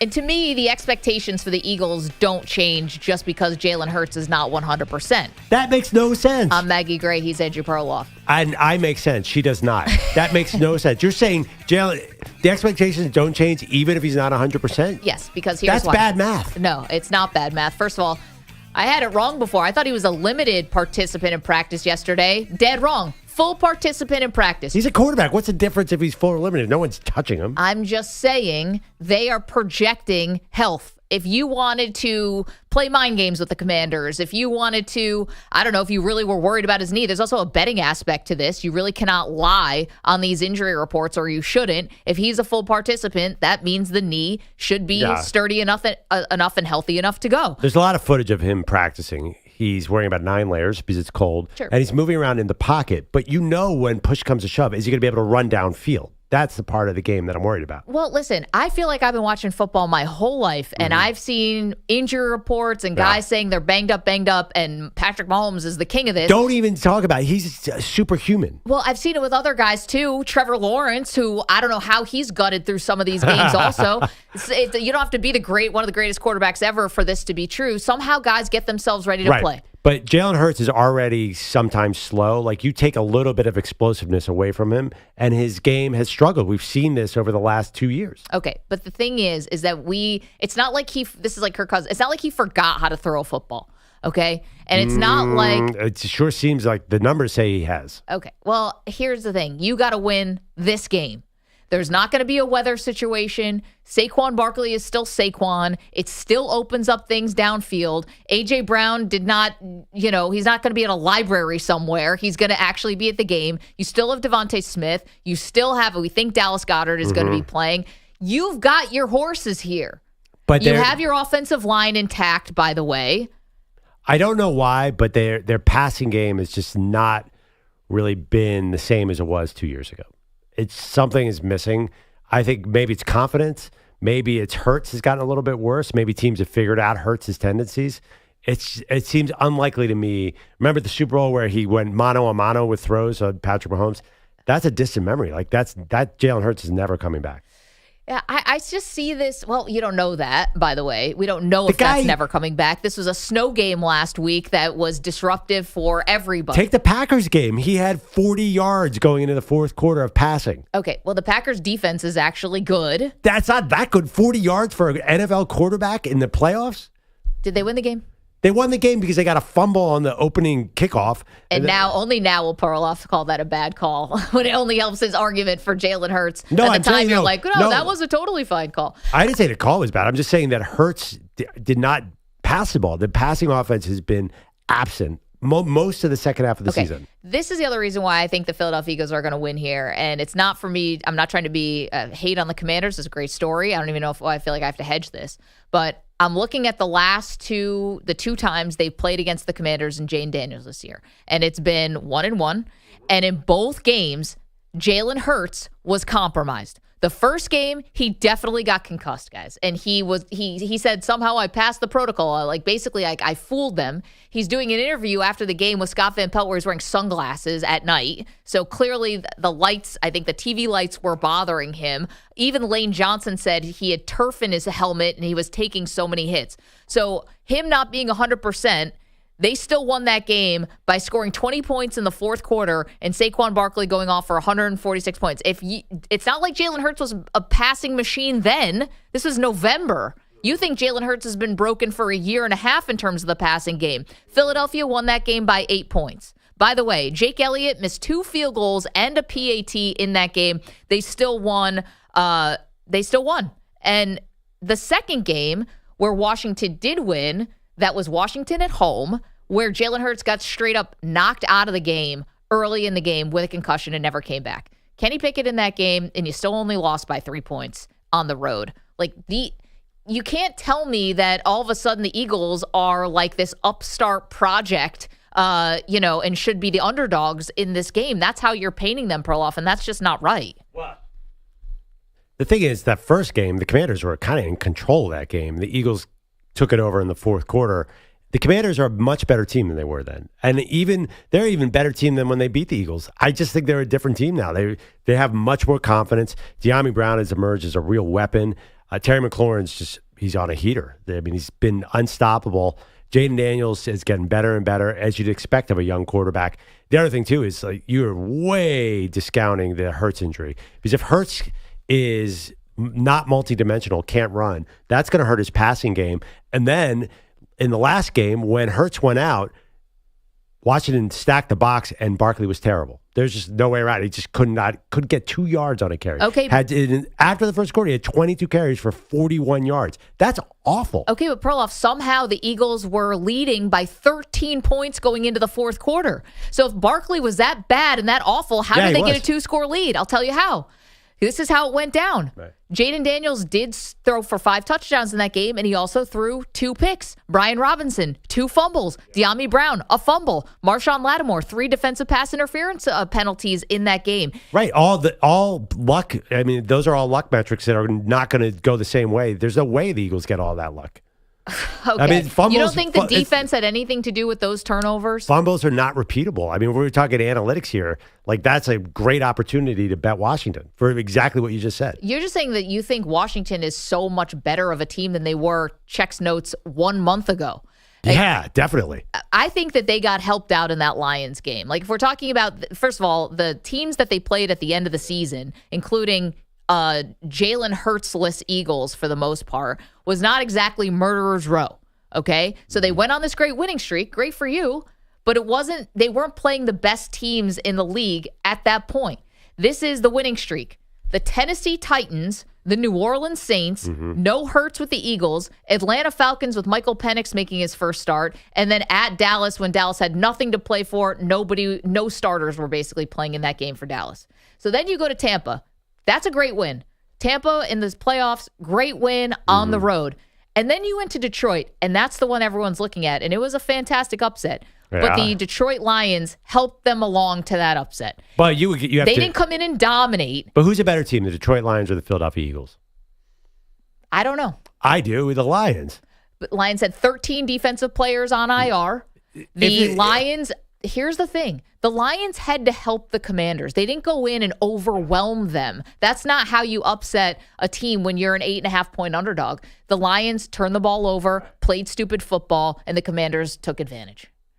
So, well, I mean, again, I think you're not giving the Commanders enough credit there. Offensively, they were in total control. Jay Daniels saw the field perfectly, could not get sacked. I mean, they were just perfect offensively. No, he's been clean, but he also got set up pretty nicely because he never had to play from behind. Okay, let me ask you this. If the Eagles were playing the Lions this week, as everyone kind of expected. After the first quarter, excuse me. What would the spread be? If the Eagles were playing the Lions in Detroit this weekend, if say the Lions won, it'd be probably the Lions 5.5, right? No, 5.5. What are you talking about? Detroit would 13 defensive players on IR. I mean, they're getting the same home field advantage. It'd be 3 points, maybe 3.5 at the most. Detroit Detroit that blew out the Vikings, that Detroit? Are we talking about the same team? Nobody thought Detroit was going to lose last week. They were huge favorites. What were they, 8.5-point favorites over the Commanders? Or did that get up to 9? No, but here's the thing. Against, like, good teams, the Lions played a lot of those games pretty close. Against the Buffalo Bills, 48-42. San Francisco, 40-34. I mean, better teams at Green Bay, 34-31. Well, let's do it this way. The Lions were 8.5-point favorites over the Commanders, and the Eagles are 6-point favorites. So that's 2.5-point difference for both home games. Then you add 2.5 or 3 for the home field. I don't think home field's getting the full 3 anymore. Well, okay, give it 2. Then you give it 2.5, you're at 5. I mean, I think the Eagles would have a lot of problems with the Lions. The Lions are great. Why? I know they lost, but the Lions were, if they had beaten the Commanders, everybody be picking the Lions in this game because Hurts would be hurt. Okay, but here's the thing. What I'm talking about is how the Commanders got here. And how the Commanders got here is a fantastic story. But let's not pretend that the Lions didn't help them to that upset because Jared Goff was bad. Yeah, but the same exact thing could happen with the Eagles. A very similar scenario because I think Hurts is not 100%. If Hurts was healthy, I pick the Eagles. I would pick them confidently. Yeah. I think they would run Hurts right, Barkley left. Hurts left, Barkley right. I think that would control the game and it'd be awesome. But that's not happening. And I think it reminds me of the latter part of last year when Hurts really fell apart. They couldn't control the game at all, and their defense suffered.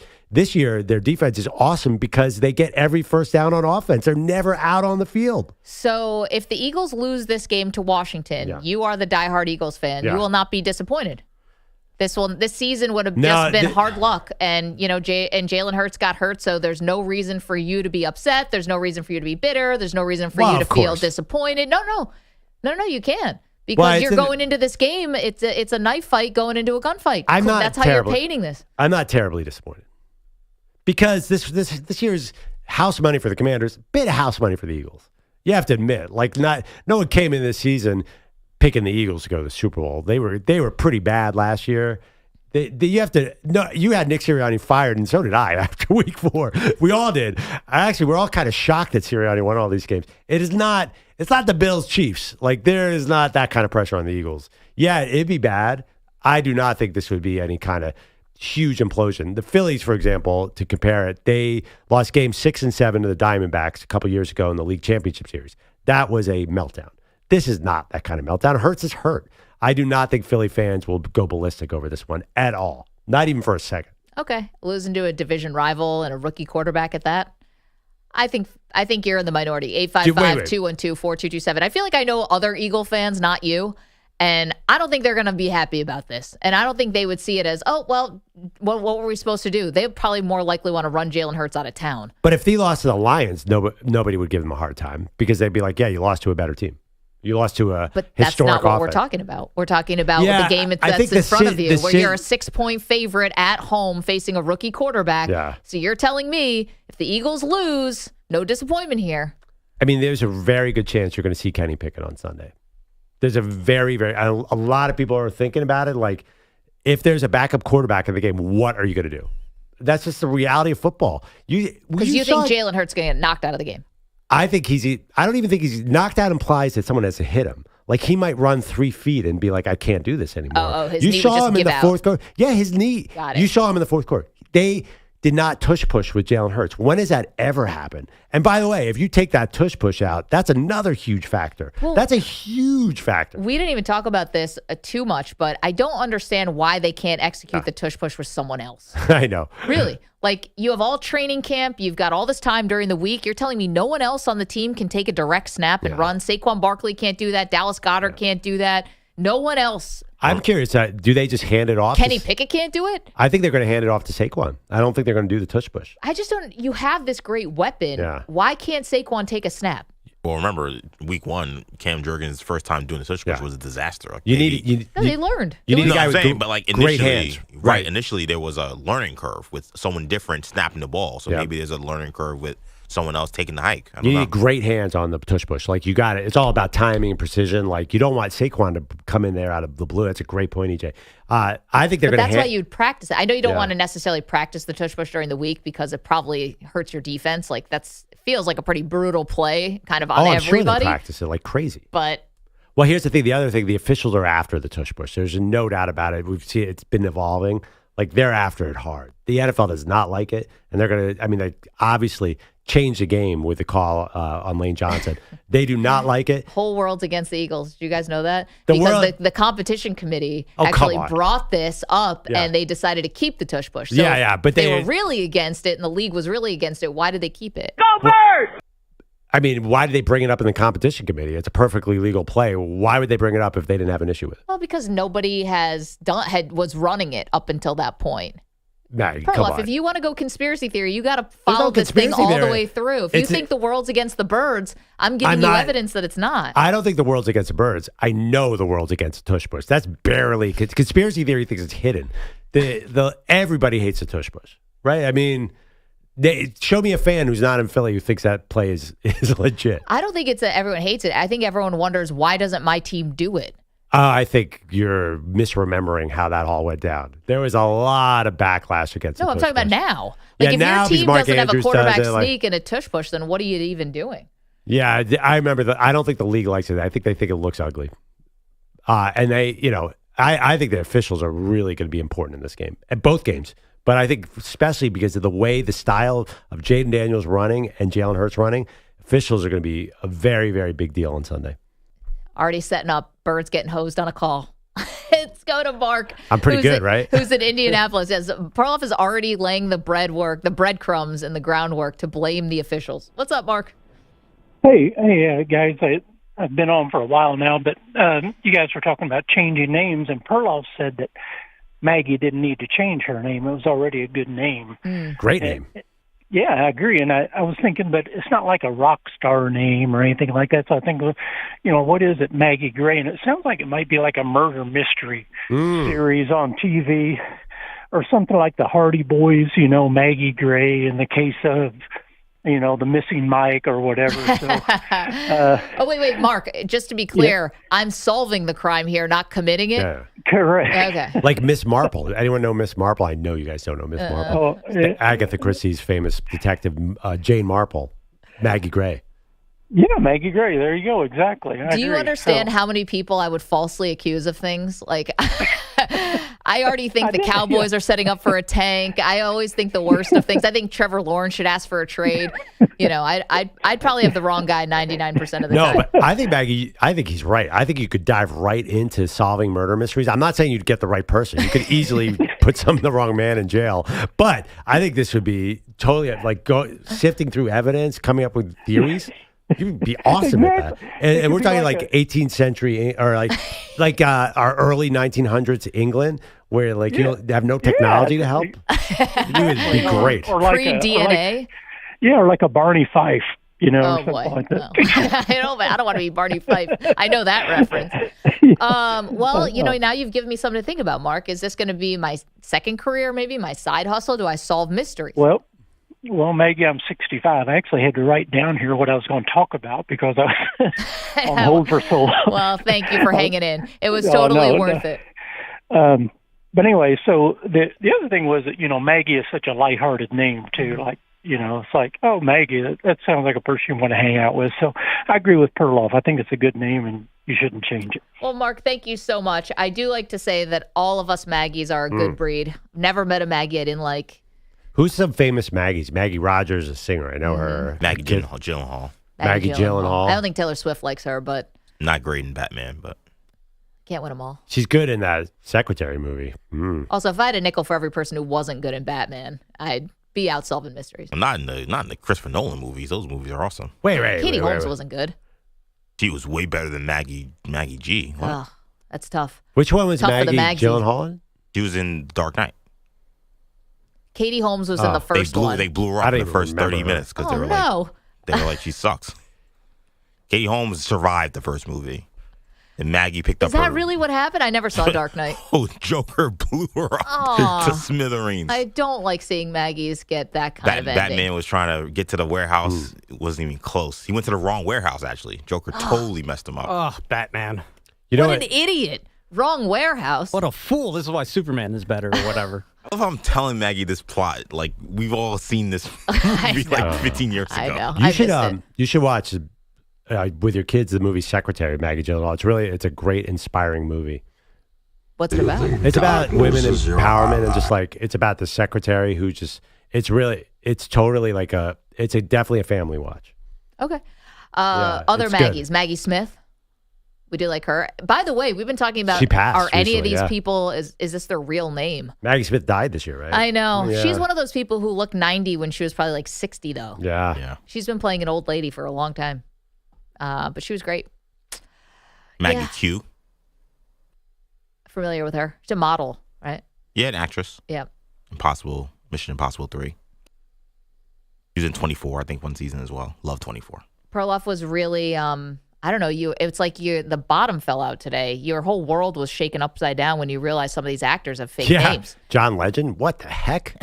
You were just, I guess really like you felt like you've been lied to. Like you never meet a Billy Legend. I guess I should have put two and two together. Well, the biggest one was Jamie Foxx. You couldn't believe that Jamie Foxx, that wasn't his real other name is cool too. Like why did he change his name? Eric Bishop? Yeah, Eric Bishop. I guess that's kind of like the country singer. Oh no, Eric Church. I don't know. Like these are all but most musicians change their names, right? Like Red Fox also his name is not Red Fox. Red Fox. Was Jimmy Fox's name but really his real name, his last name is Sanford.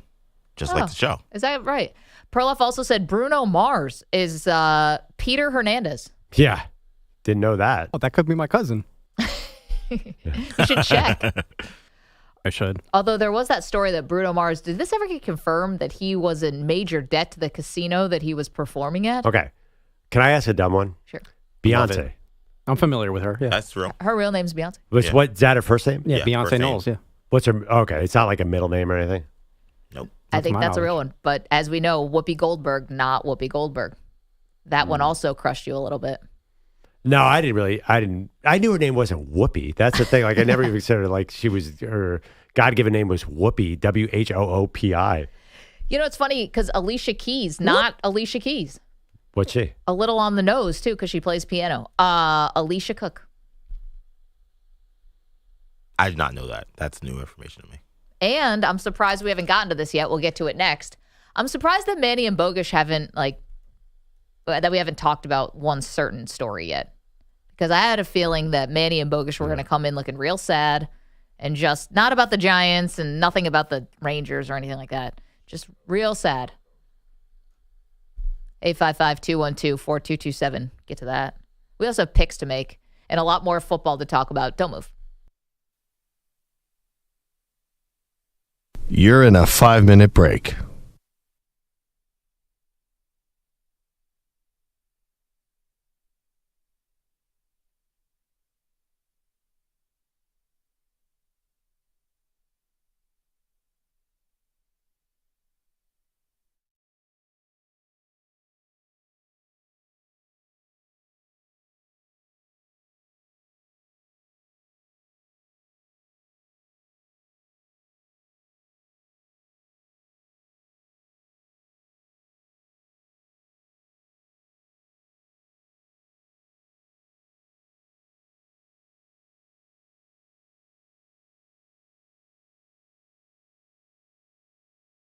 In his sway. Oh, Andrew Bogusch swaying side to side with a bottle in his hand. He gave it a good try, swinging at the pitches, stumbling on his feet, drunk on the diamond in the summer heat.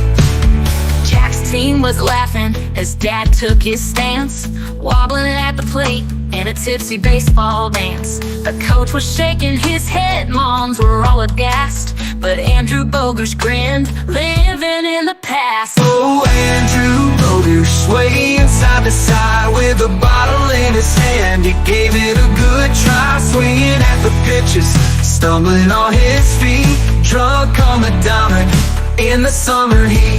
He hit a grounder to the shortstop, tried to make it to first, but he tripped over his own feet. Oh man, it was the worst. Jack was on the mound, his face turning red. Come on, Dad, get up, this game's far from dead. Oh, Andrew Bogusch swaying side to side with a bottle in his hand. He gave it a good try, swinging at the pitches, stumbling on his feet, drunk on the diamond in the summer heat. He hit a grounder to the shortstop, tried to make it to first, but he tripped over his own feet. Oh man, it was the worst.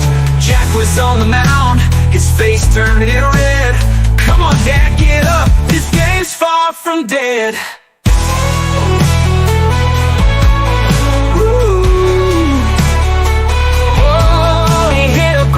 To the shortstop, tried to make it to first, but he tripped over his own feet. Oh man, it was the worst. Jack was on the mound, his face turning red. Come on, Dad, get up, this game's far from dead. Oh, Andrew Bogusch swaying side to side with a bottle in his hand. He gave it a good try, swinging at the pitches, stumbling on his feet, drunk on the diamond. In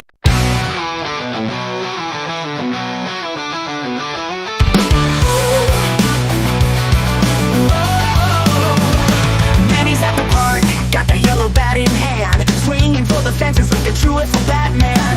No plans, no thoughts, just endless flair. Guess I learned from Peter Marotti, no worries or care. Manny ain't writing shit down, just swinging away, chasing those home runs, living for the play. Where's Peter Bella, he's a fucking duflate, not showing up for work, man, what's his fate?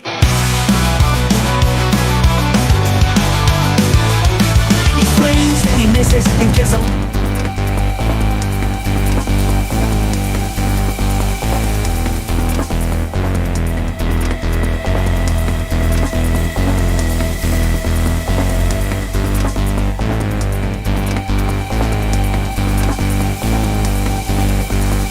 One minute remaining.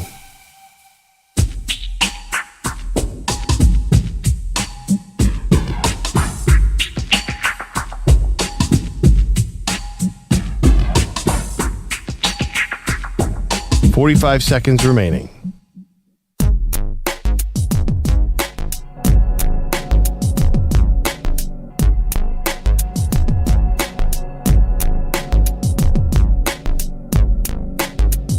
.30 seconds remaining.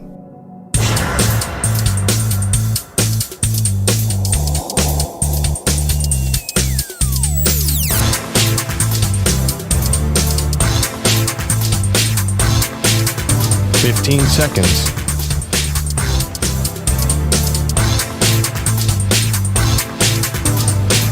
Break ends in 5 seconds.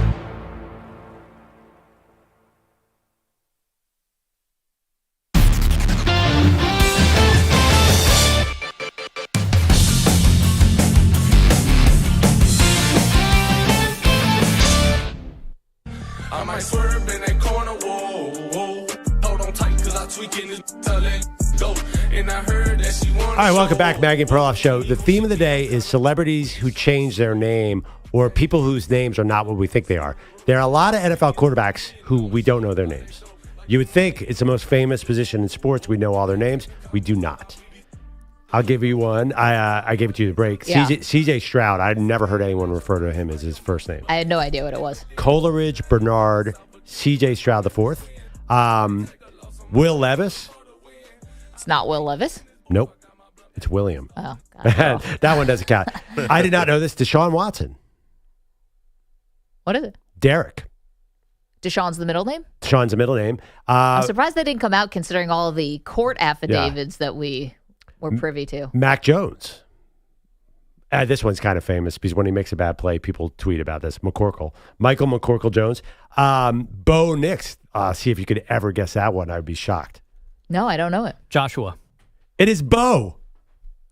B-O. It's his real name. Now, I'm going to make, actually, Andrew Bogusch is going to help me with this one. Can you please say Tua's real first name? I'll let you Google it. No, I cannot. Tua short for something? Oh, is it? It is short for a lot of something. It's a huge favor that he goes by Tua. Oh, but that's for us. Yeah, look at Tua's name. It is. It's got like 23 letters. Oh, I see it now. Well, his middle name is Donnie. He could have been Donnie Tagovailoa. Yeah. We also would have been bailed out there. Yeah, I don't know how we got onto this theme. I am really Andrew James Perloff. AJ. Few people Could call have me been AJ Perloff. Yeah, some people call me AJ. That's my a grandfather, miss. I think. That's a miss. You could have been AJ Perloff this whole time. No, I've been Pearl since I was 9 years old. Nobody ever called me anything until I became McLovin on the Dan Patrick Show. And then I was McLovin. I know. And now, could have kept that, but some legalese got in our way. Yeah, very few people call me Andy. Only some relatives. And I get even Andrew. People don't look at me as an Andrew. I don't know why. Thank you. How may I help you? Yeah. Oh, yes. It was the woman who, when Ipe Mizuhara, Shohei's interpreter who's been indicted for fraud, we now have the audio of him calling the bank, pretending to be Shohei for a wire transfer. That's how we got onto this. Because she didn't react at all when he says, I'm the most famous baseball player in the world. And she's like, oh, right. How can I help you, Shohei? Who am I speaking with? Yeah, actually, it started. Shohei Ohtani. Thank you. How may I help you? Good game last night. I had no idea that Tom Cruise wasn't named Tom Cruise. That really surprised me. I'm an idiot. I know. Next, we're going to tell. Well, I don't want to say someone's not real who comes down the chimney. Perloff's whole world got blown up. Yeah, today. I'm like, why is that guy? Why does he have the coolest last name ever? And he can jump out of planes and movies. Of course, it's a fake. I know. Perloff's like, man, why can I be named Vin Diesel? Aw. Yeah. You look the part at least of a Vin Diesel. Yeah, no, I get confused a lot with him. You know, there's a locally here, I think she might actually work nationally now, but there was a weather woman in New York whose name was Amy Freeze, which is the perfect name. And that's her name. Yeah, it's her name.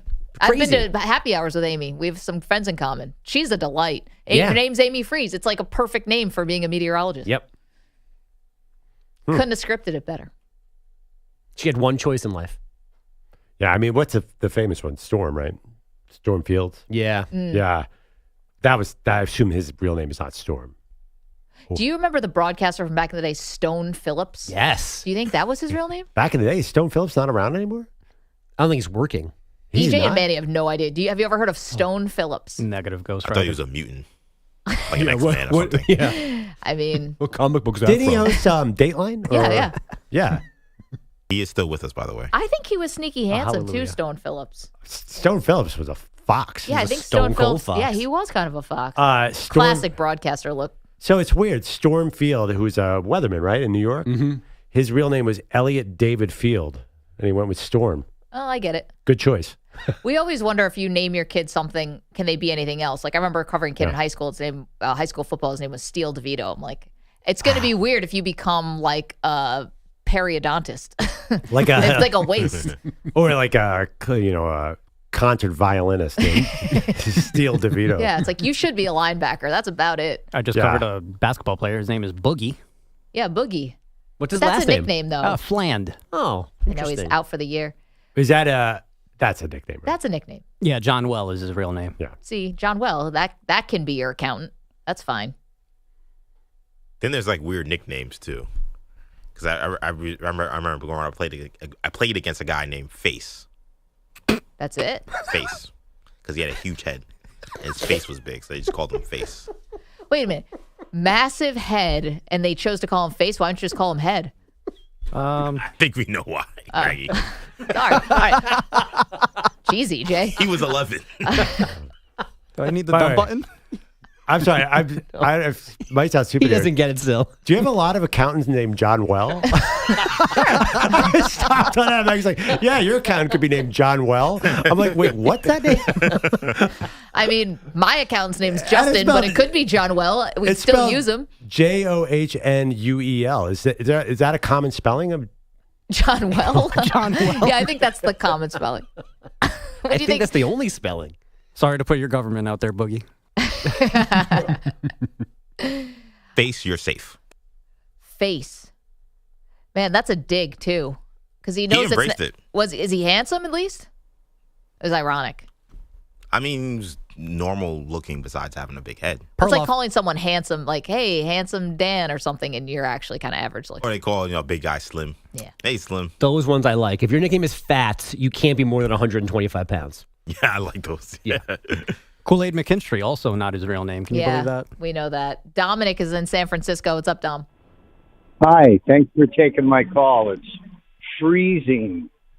It's very early here. I'm walking my dog. The two most famous name changes probably are Caitlyn Jenner and Muhammad Ali. The most famous Maggie is Maggie in the Rod Stewart song. And we need to cease and desist on the sniveling about Jalen Hurts and his injury. Dominic, I'll agree with you on the last one. And yeah, you're right probably about the name changes. I mean, the Caitlyn Jenner one is a whole other situation. Muhammad Ali, Kareem Abdul-Jabbar, those are probably the most famous ones, but for religious reasons. Yeah, I mean, I get Caitlyn Jenner. Different category. We're talking totally about different category. Talking about Jamie Foxx changing his name for a stand-up comedy career. It's a little different. A little bit different. Also, it's 49 degrees right now in San Francisco. Come on, I would guys. kill for 49 degrees It's right like now. 4 degrees here. Not to try to one-up you on the weather there, Dominic, but Bogusch has headlines. What's up? All right, let me just get my light on here. 1 second, guys. Is this working better?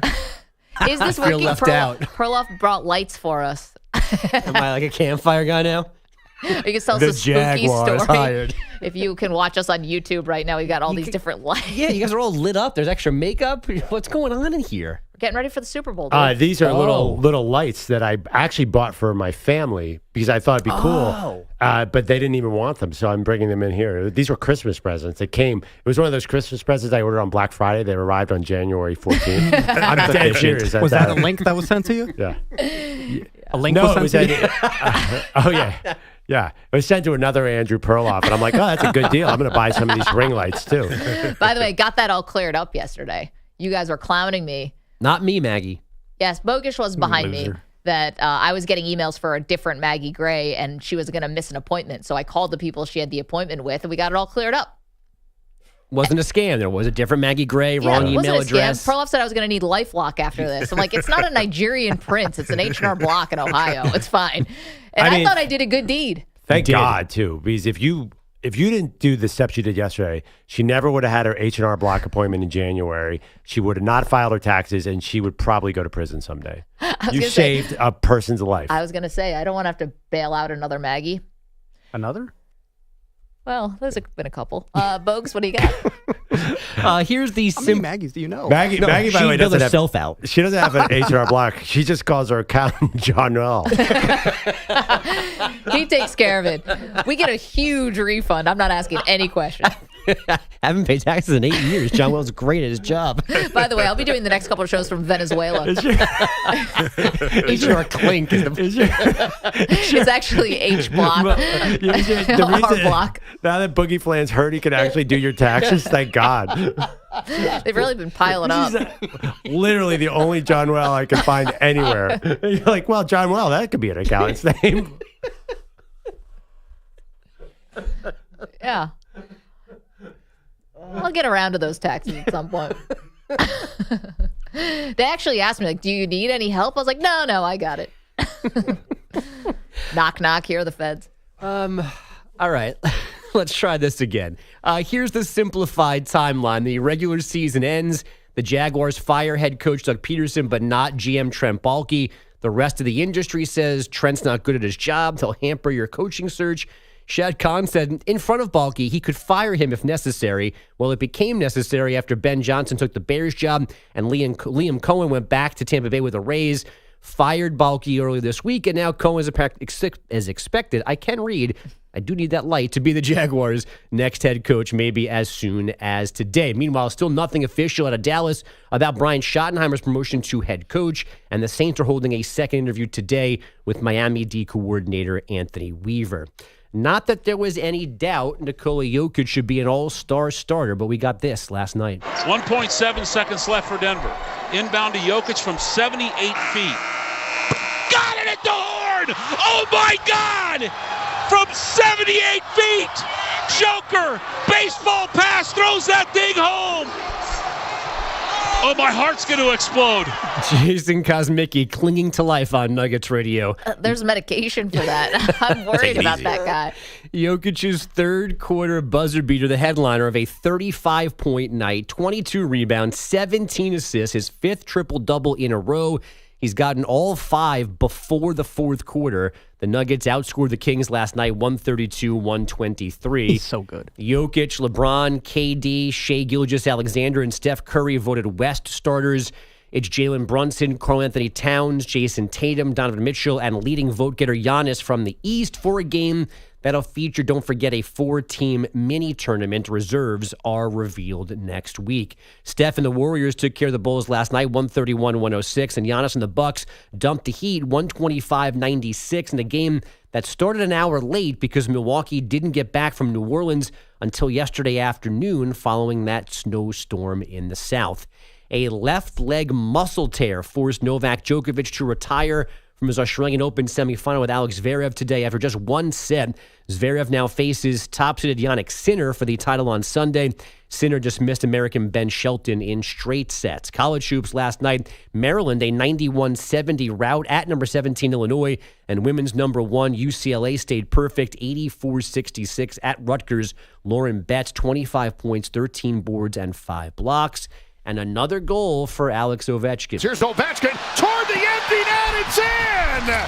Off the draw! And a puck that goes in for Alex Ovechkin. How about that? With 3:28 to go, an empty netter, and that's what they came to see. That's John Walton on Caps Radio. Ovechkin capping off a 3-0 win in Seattle. A 6-game run now for Washington. For Ovi, it's career goal number 875, which now means he needs 20 to pass Wayne Gretzky for the most all time. Wayne Gretzky, the coach? Yeah. You mean the guy on TNT, that Wayne Gretzky? Same. We were talking about how, what'd you say, Perloff, that young people today don't even remember Tom Brady? No, I say soon they will forget Tom Brady because I've seen interviews with young basketball players who really don't know anything about Jordan other than the shoe. I'm telling you, people forget fast. I know, but Brady just won a Super Bowl like 5 years ago. It's not that long ago. In 5 years from now, that'll be 10 years, and say you're 16 years old and a big sports fan, that means you were 6 when he last won. It's math, Maggie. Thanks, bro. Mansplaining that. I mansplained the math, too. Call your accountant with that math. Got John Well on line 2. Oh, we're all going to end up in prison. 855-212-4227. Just kidding. We got picks to make. NFL picks. They come your way next. You're in a 5-minute break.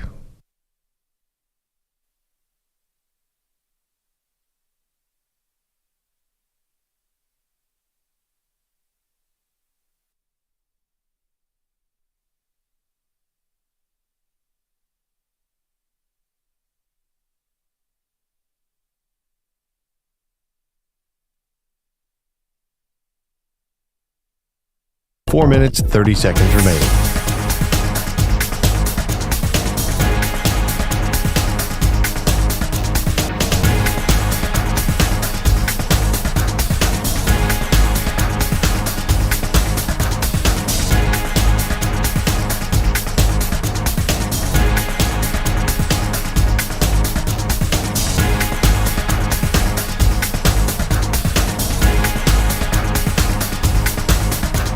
Four minutes remaining.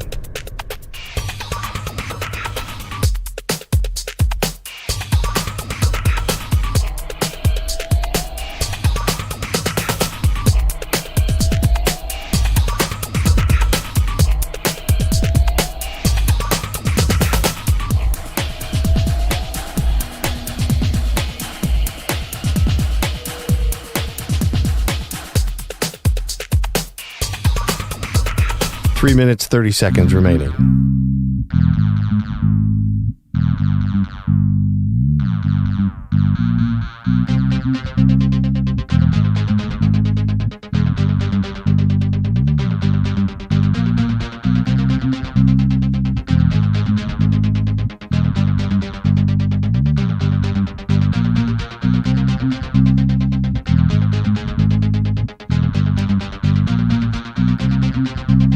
Three minutes remaining.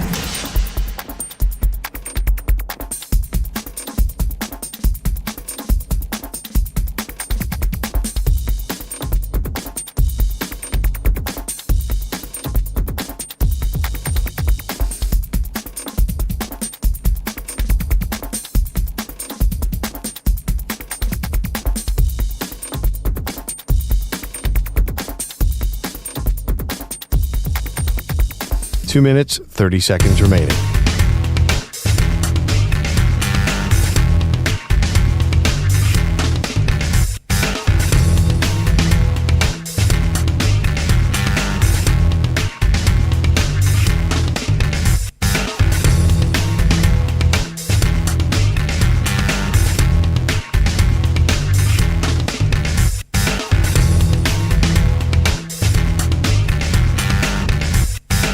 2 minutes remaining.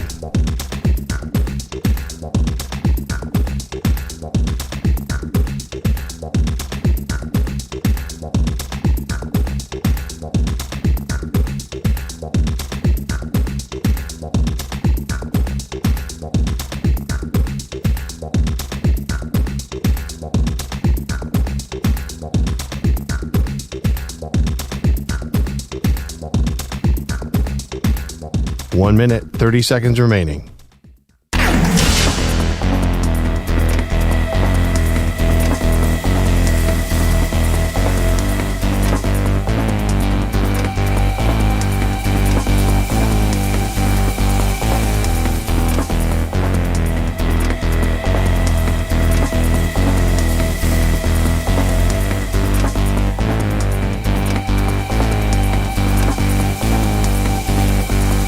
One minute remaining.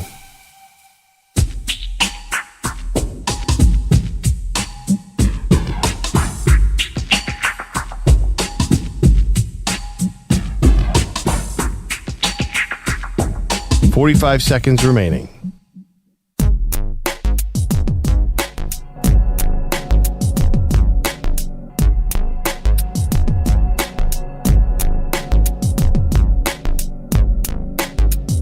$30 seconds remaining.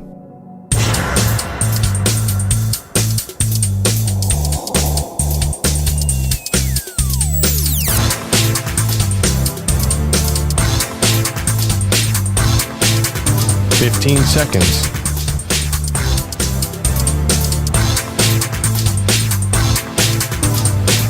Break ends in 5 seconds.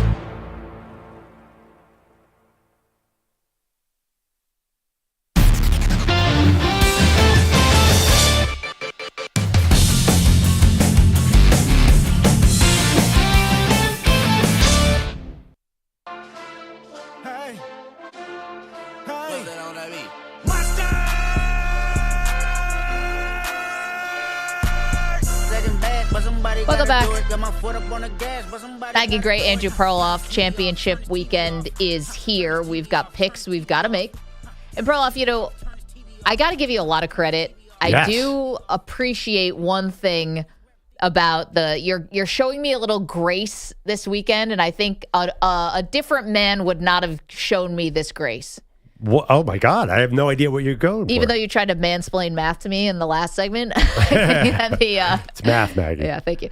I still have trouble with it. But you you realize that I've been consistent about something all year long when we make picks.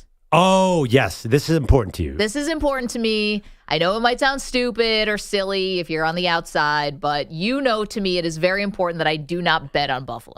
Yeah, I don't like to bet the games. I can't handle it. I'm already way too emotionally invested.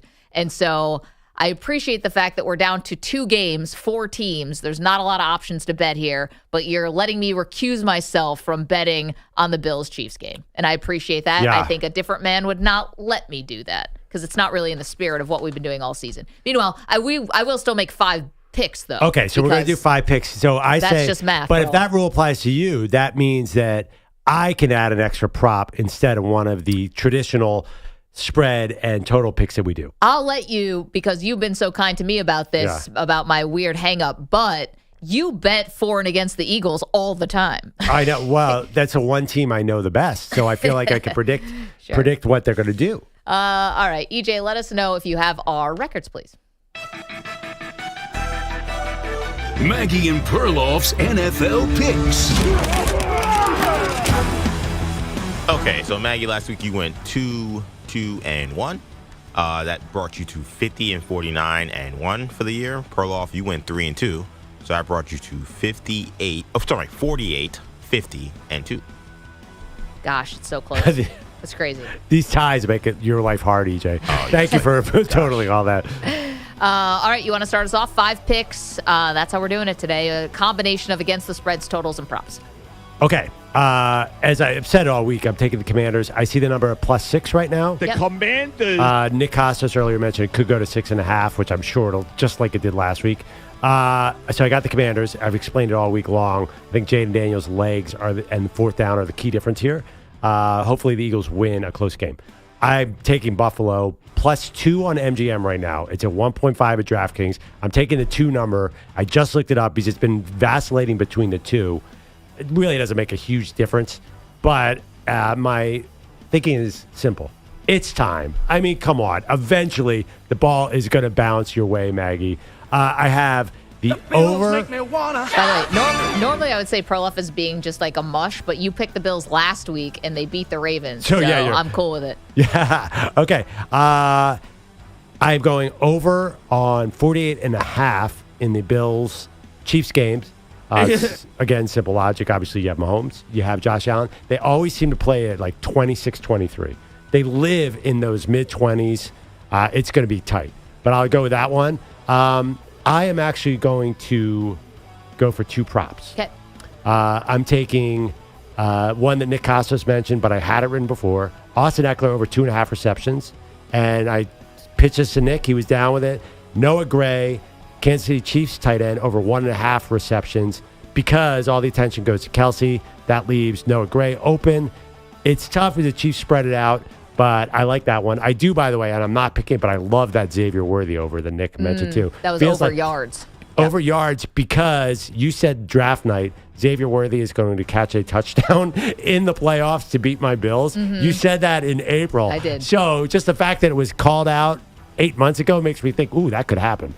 Yeah. So that's my 5 picks, over 48.5 in the Bills-Chiefs. Buffalo +2, Washington +6, Noah Gray over 1.5, Austin Eckler over 2.5 receptions.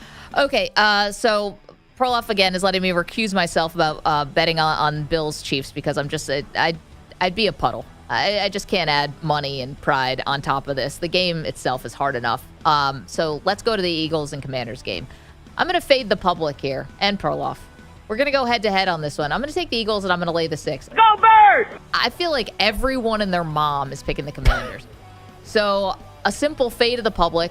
I've also explained through the last couple days all the ways that this could potentially go wrong for the Commanders that no one is like leaving space for. It's been all about Jalen Hurts' knee, and there's been nothing about a rookie quarterback has never done this before, rookie quarterback on the road, Vic Fangio having something dialed up for Jaden Daniels, Dan Quinn in big games. I mean, I could go on and on.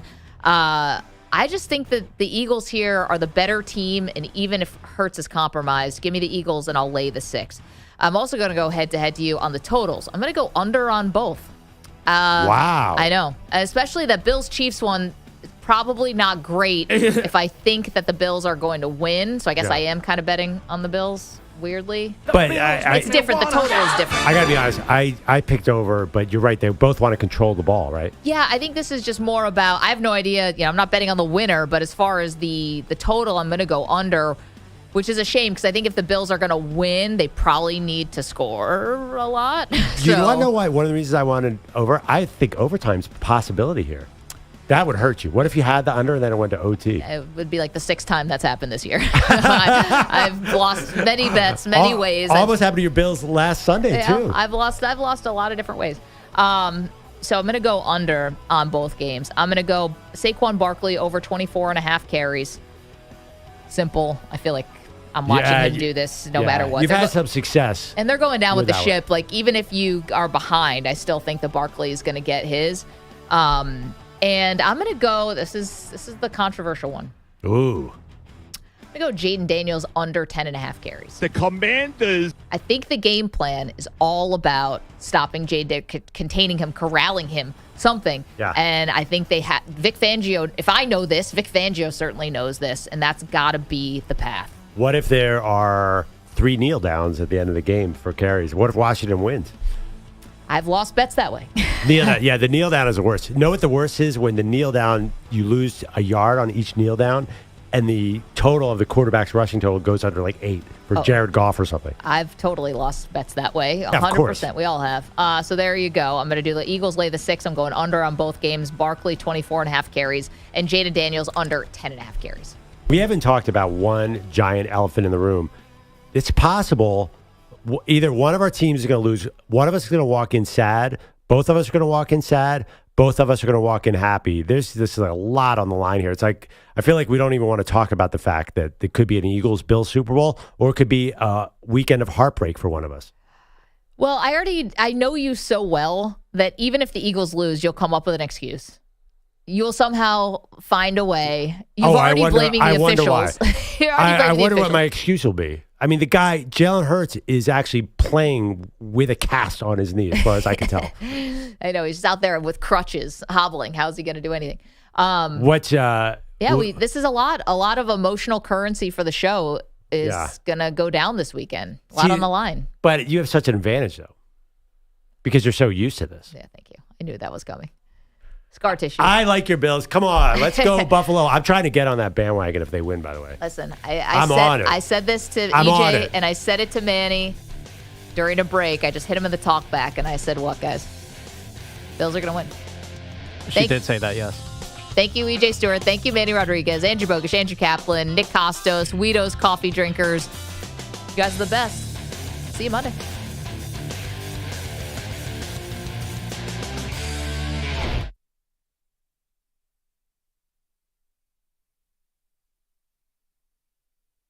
You're in a 5-minute break.